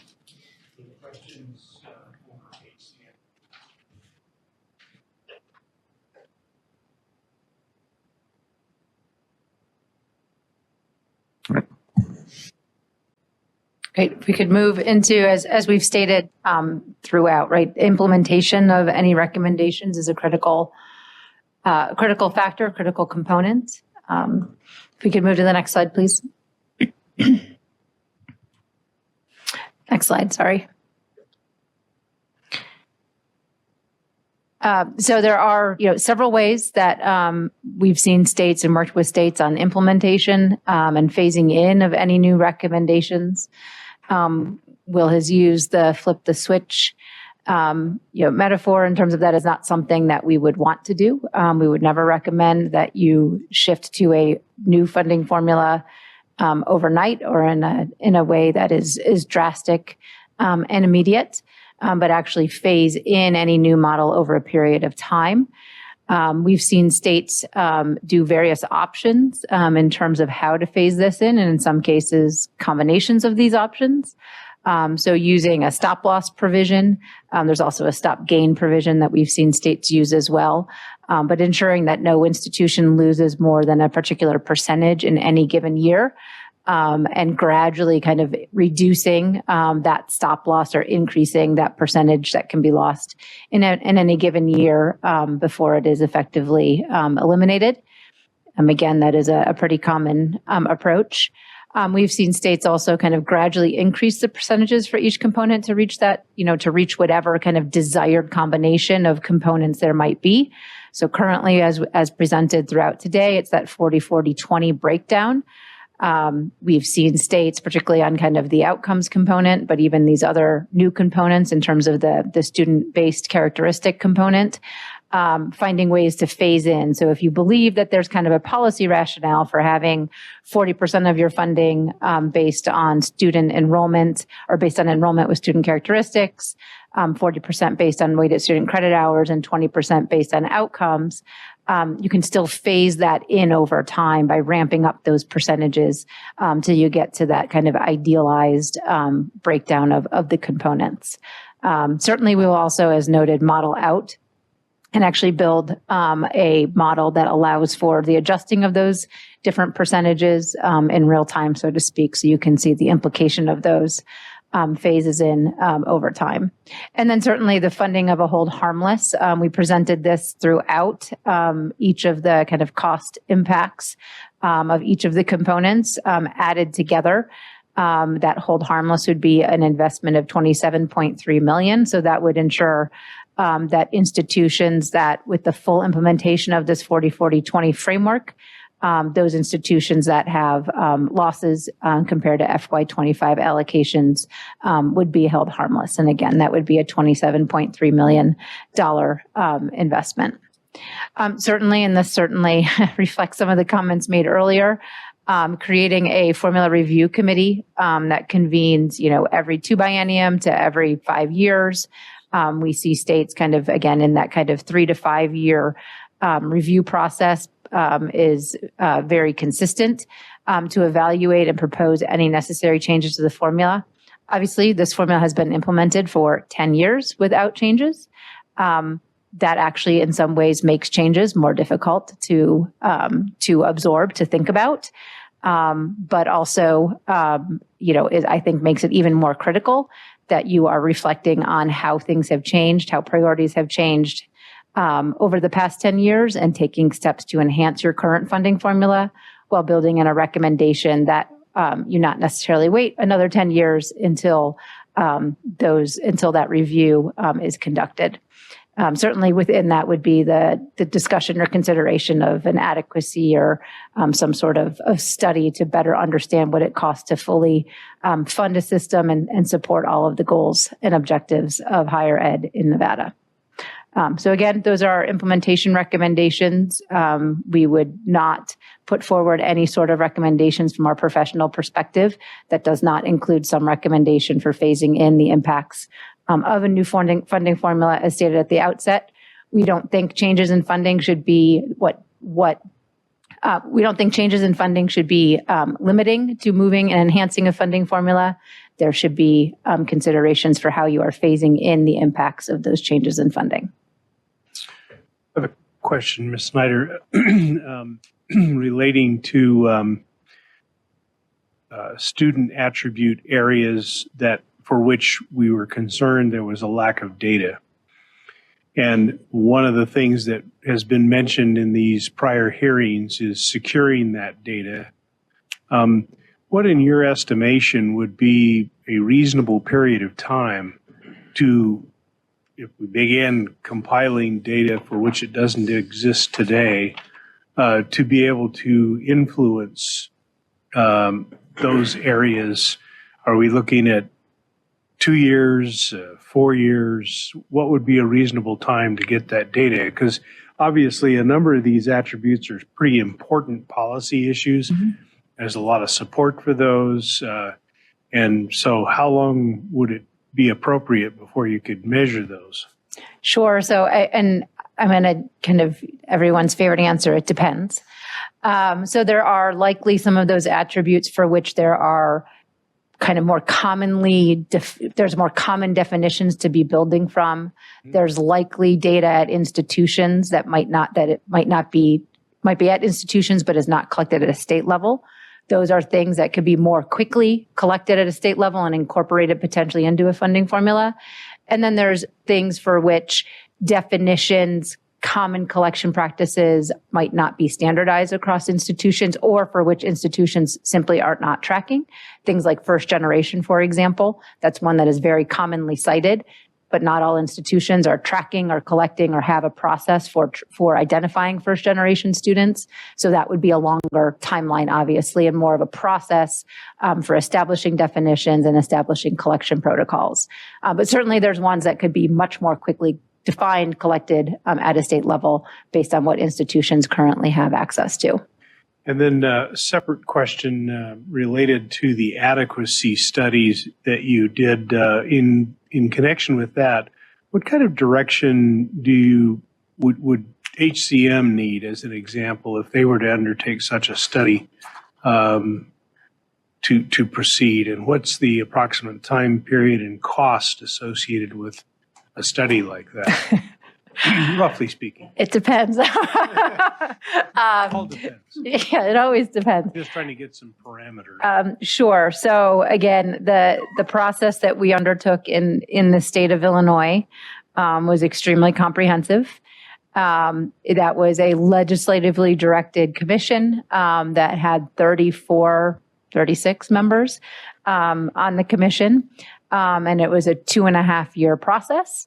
The cost was pretty significant, both in terms of time as well as resources that went into that. That versus what Texas did. Texas's was a much more streamlined process. It was not nearly as comprehensive. It was only focused on one particular aspect of adequacy, and that was shoring up the gap in some base level of funding from local resources that different community colleges have access to. And that was more of about a 10-month process, also legislatively directed and driven. So again, it depends. The more comprehensive one, I don't think it needs to take 2.5 years. No offense to our lovely friends in Illinois. Plus, they provide a framework for which a state like Nevada could potentially work from. But I do think about a year-long process is a minimum of what you're looking at to really capture the types of things that you would likely want to capture in an adequacy review. I don't know if there are other members of the committee who have interests in that I've expressed in such things as an interim recommendation and a further study of the funding formula, a adequacy study. We always have this great debate in front of the legislature about whether the funding is adequate or not. I think it would be nice, if it were me, to be able to present a case that is well supported and well thought out, supported by nationally recognized consultants about that. And it also allows us to develop some goals. So I'm thinking out loud, since that's the process we're engaged in today, about including such topics in our report that go beyond the narrow focus of the charge we were given. So if you have any suggestions along those lines, it would be welcome to hear them on January 25th. That one. July. Yeah. January. Been a long day. July 25th. That's okay. I don't know. Do other committee members have comments or observations, Chancellor, about this or other topics? I'm pulsing the room. Ms. Williams and then Mr. Christensen. Thank you. Yvette Williams. I love that idea. When you said interim recommendation, I was on board 100%. So I would fully support that. I would like to add, in addition to the adequacy and funding, equity and funding as well. And perhaps a recommendation that we do a one-year analysis to make sure that those areas that are most important to this committee work are being addressed and what those outcomes look like. For example, how is the weighted formula working for students? In particular, we seem to be back and forth on performance, so maybe we look at performance. Maybe there needs to be some adjustments in the 40-40-20 or whatever we end up deciding on, those kinds of things. But I think maybe a year in review might be a good way to maybe define whether we're at least on the right path, and then perhaps going into, if every 4 years, or 5 years, whatever you all decide. But I think that would be a few things that would be important in those recommendations as well. And I know we'll talk more about it next month, but I just wanted to put that on the record now for purposes of our consultants. Thank you. Thank you. Mr. Christensen? I was just going to say I totally support the chair in his suggestion. I didn't know if we needed a motion or anything like that, or we could just do it. If you needed a motion, I'd be happy to make it. The representative of the Attorney General's office admonishes against a motion. So I'll exercise the privilege of the chair, Mr. Christensen, and just say I'm going to do it. How's that? Okay. Any other comments from Las Vegas, Chancellor, before we wrap up today? Yes, Regent Goodman. I'm sorry. Go ahead, Regent. Sorry. Thank you so much, Chair. I'll make this quick. It's been a long day, but I just wanted to highlight just a couple of things.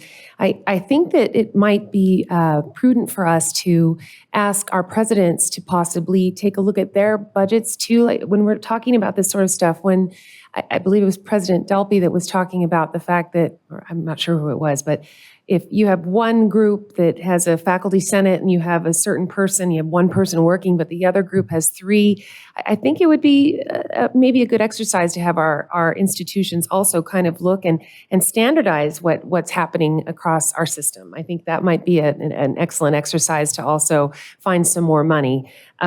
Initially, I do think that we do need to mitigate that 2-year delay on funding. I think that the inflation is vital to be addressed.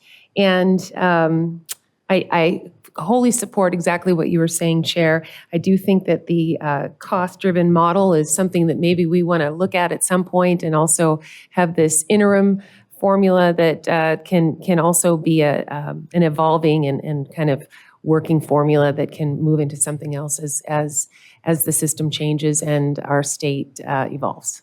Thank you. Thank you. Regent Del Carlo?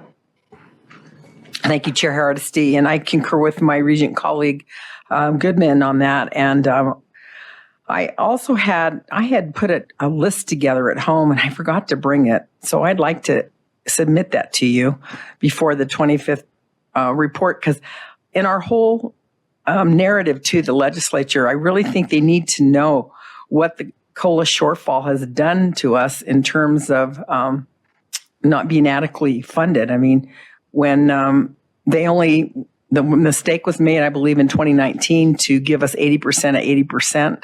So it's 64% and it ended up being less. And that's a huge number. It's a really huge number. The unfunded mandates I saw in 1 year was $4 million.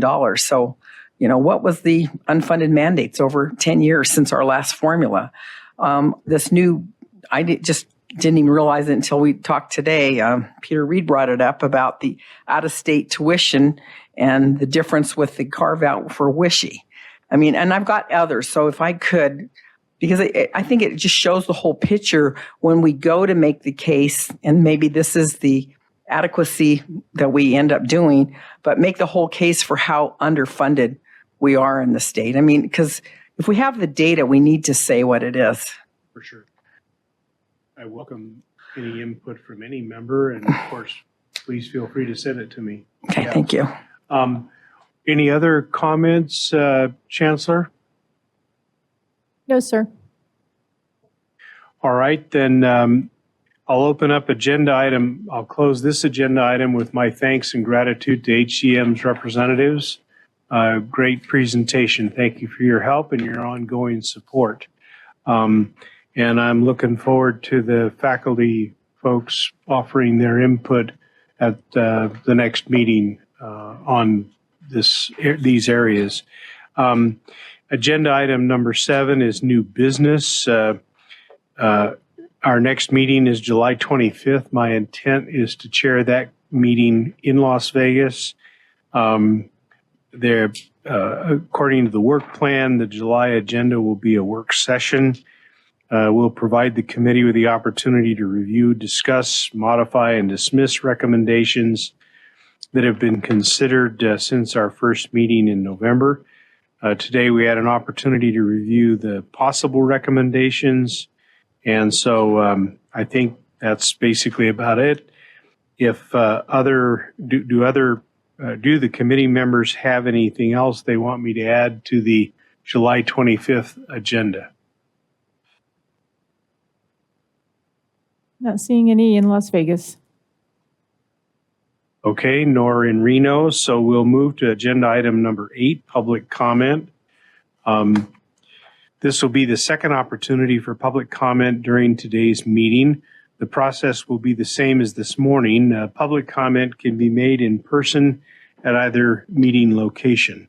Additionally, those wishing to provide public comment telephonically may do so by calling 669-900-9128. At the prompt, please enter the meeting ID number, which is 910-0378-4066, and enter passcode number 777777. If you need those numbers repeated, please refer to the top of the first page of today's agenda. Before beginning your public comment, please state your name for the record, spell your last name, and please limit your comments to 3 minutes. At this time, I'd like to invite those wishing to give public comment in Las Vegas to approach the witness table. Are there any persons in Las Vegas who would like to offer public comment? There's no public comment in Las Vegas. In Reno? Yes, sir. Thank you, Kent Irvin, ERVIN, Nevada Faculty Alliance. Certainly, we will be looking at the details of the HCM recommendations as well as the discussion today and providing further analysis and comment. But while it's fresh, I have a few comments about today's discussion. We appreciate the recommendations about looking at lower percentages for the head counts and performance factors. HCM percentages don't appear to be based on any analysis of actual costs for example, serving underserved students compared with other students. Maybe a part-time student needs just as much advising as a full-time student, but the question is, what is the cost for that? Is it 40% of the budget? I don't think so. We estimated that funding the 350 to 1 student to advisor ratio costs less than 3% of the total budget. All student services now are about 8% of the budget.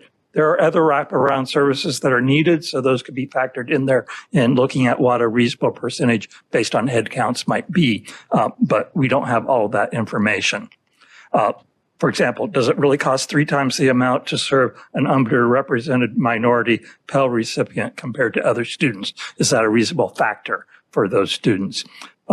The percentages should reasonably reflect the actual costs. So we certainly agree with the suggestion for, in the future, a full cost or adequacy or equity study. To the extent that performance pool or the outcome-based funding is included in the recommendation, the performance metrics for relative growth need to be revised so they are not simply reflecting absolute enrollment numbers, which many of them do now. So rather than looking at absolute numbers of degrees, you need to look at graduation rates. Otherwise, you are just repeating factors that are already included in the student credit hour or head counts or weighted student credit hours. You can look at percentage completions of at-risk students rather than the absolute number of those degrees, things like that, to make sure that the growth relates to real progress rather than just the overall enrollments that presidents have less control over. There are a lot of technical details with implementation, and not just for the summer course funding, but how it would work within the state budgeting process. For example, with the recommendation from HCN, how would caseload growth maintenance be handled with the shift away from weighted student credit hours? Right now, the total budget is created with an adjustment for the change in weighted student credit hours. How would that change? Certainly, if 20% is based on performance factors, but that doesn't grow in the same way, that could hurt your overall budget in the longer term. Finally, higher education is underfunded in Nevada compared with all 50 other states. Direct state appropriations per FTE enrollment are below average. State financial aid is maybe about average overall, and student fee revenue is way below average. That's a good thing. But if we want to keep college affordable for Nevada students and provide high quality higher education, then state appropriations need to be increased. Getting funding for some of these recommended formula changes as budget enhancements is one way to get there. And so that certainly should be part of the recommendations. Some of these enhanced formula changes contingent on full funding. Thank you. Thank you. Anyone else in Reno who would like to offer public comment? All right. And System Administrator, is there anyone on the phone who would like to offer public comment? Yes, there is, Mr. Chair. Caller with the phone number ending in 8853. Please press *6 to unmute. State and spell your name for the record, and you have 3 minutes to address the committee. Doug Unger, D-O-U-G, U-N-G-E-R, UNLV Chapter President of the Nevada Faculty Alliance. I'd like to inform the committee that I'm phoning from Berlin, Germany, 5,600 miles away, but nothing is more important than the work that you are doing. It's a little past midnight here. And I've listened to the whole committee session and just admire so much the attention to detail and the intelligent questions and the nature of the presentations. Thank you to Chair Hardesty and everyone for participating in this process. This said, I would like to reiterate that I think the 40% of student-based funding is too much of a shock to the system. The overall reduction in percentages allocated to the R1 universities will really hurt them, especially UNR. The 11% total reduction to UNR in addition to the budget difficulties they're facing now, will be quite devastating, even with a gradual implementation. I would recommend thinking about a 20-60-20 ratio as perhaps a good compromise to be able to gradually increase funding for the community colleges. I'm busy sitting here imagining what it would be to add 23% to CSN's budget, how an institution could actually absorb that much that quickly, and that could even in itself cause problems. I think the head counts can be nuanced. I can tell you that we have data from UNLV, 52% of our nearly 25,500 undergraduates are first generation students. 9% of our undergraduates are disability resource students, and both need additional advising and additional wraparound services. My second point is I really do think the summer school transition is going to be a mess. Even to think that there might be some possibility for a give back of fees to help sponsor research and all the other things that the soft money is used for at our R1 institutions will be extremely difficult. I'm sure Senator Dondero-Loop can tell you how difficult it is to get the GFO and the LCB to agree to any kind of revenue givebacks under this kind of a circumstance. Even legally, I don't even know what the language for being able to do that would be. So I would really like to reconsider the summer school transition in a different way, perhaps rethink it. Thank you so much for your service, and thank you so much for all the good work on the committee. I can't express enough the appreciation of UNLV faculty and the Nevada Faculty Alliance for all your work. Thank you. For your participation and your comment, any other persons on the line, administrator, who'd like to offer public comment? There are no other callers at this time. Chair Hardesty. Okay. Chair Hardesty, I'm if sorry, I go could, ahead. Ms. Williams would like to add a public comment. Okay. I'd like to just first express my appreciation for having the opportunity to participate in the work with all of you. I worked with many of you over the years and the advocacy work on education justice, and it has just been a real delight. It's been an eye-opener for me as well. I've learned a lot, and looking forward to the legislative session coming up to be able to make this presentation and advocate for higher ed. But I especially would like to thank you, Chair Hardesty. It's always a pleasure to work with you. And of course, Chancellor Carlton, for inviting me to be part of this committee. And I just wanted to say that before the work session next week, or next month, I should say. Thank you, Ms. Williams. Any other public comment then, Chancellor? Okay. Then with that said, there being no further business on today's agenda, I'll adjourn the meeting with my thanks and appreciation to the committee members and all of the participants. We really appreciate it. We'll see you in January, or June, July. One of those that starts with a J.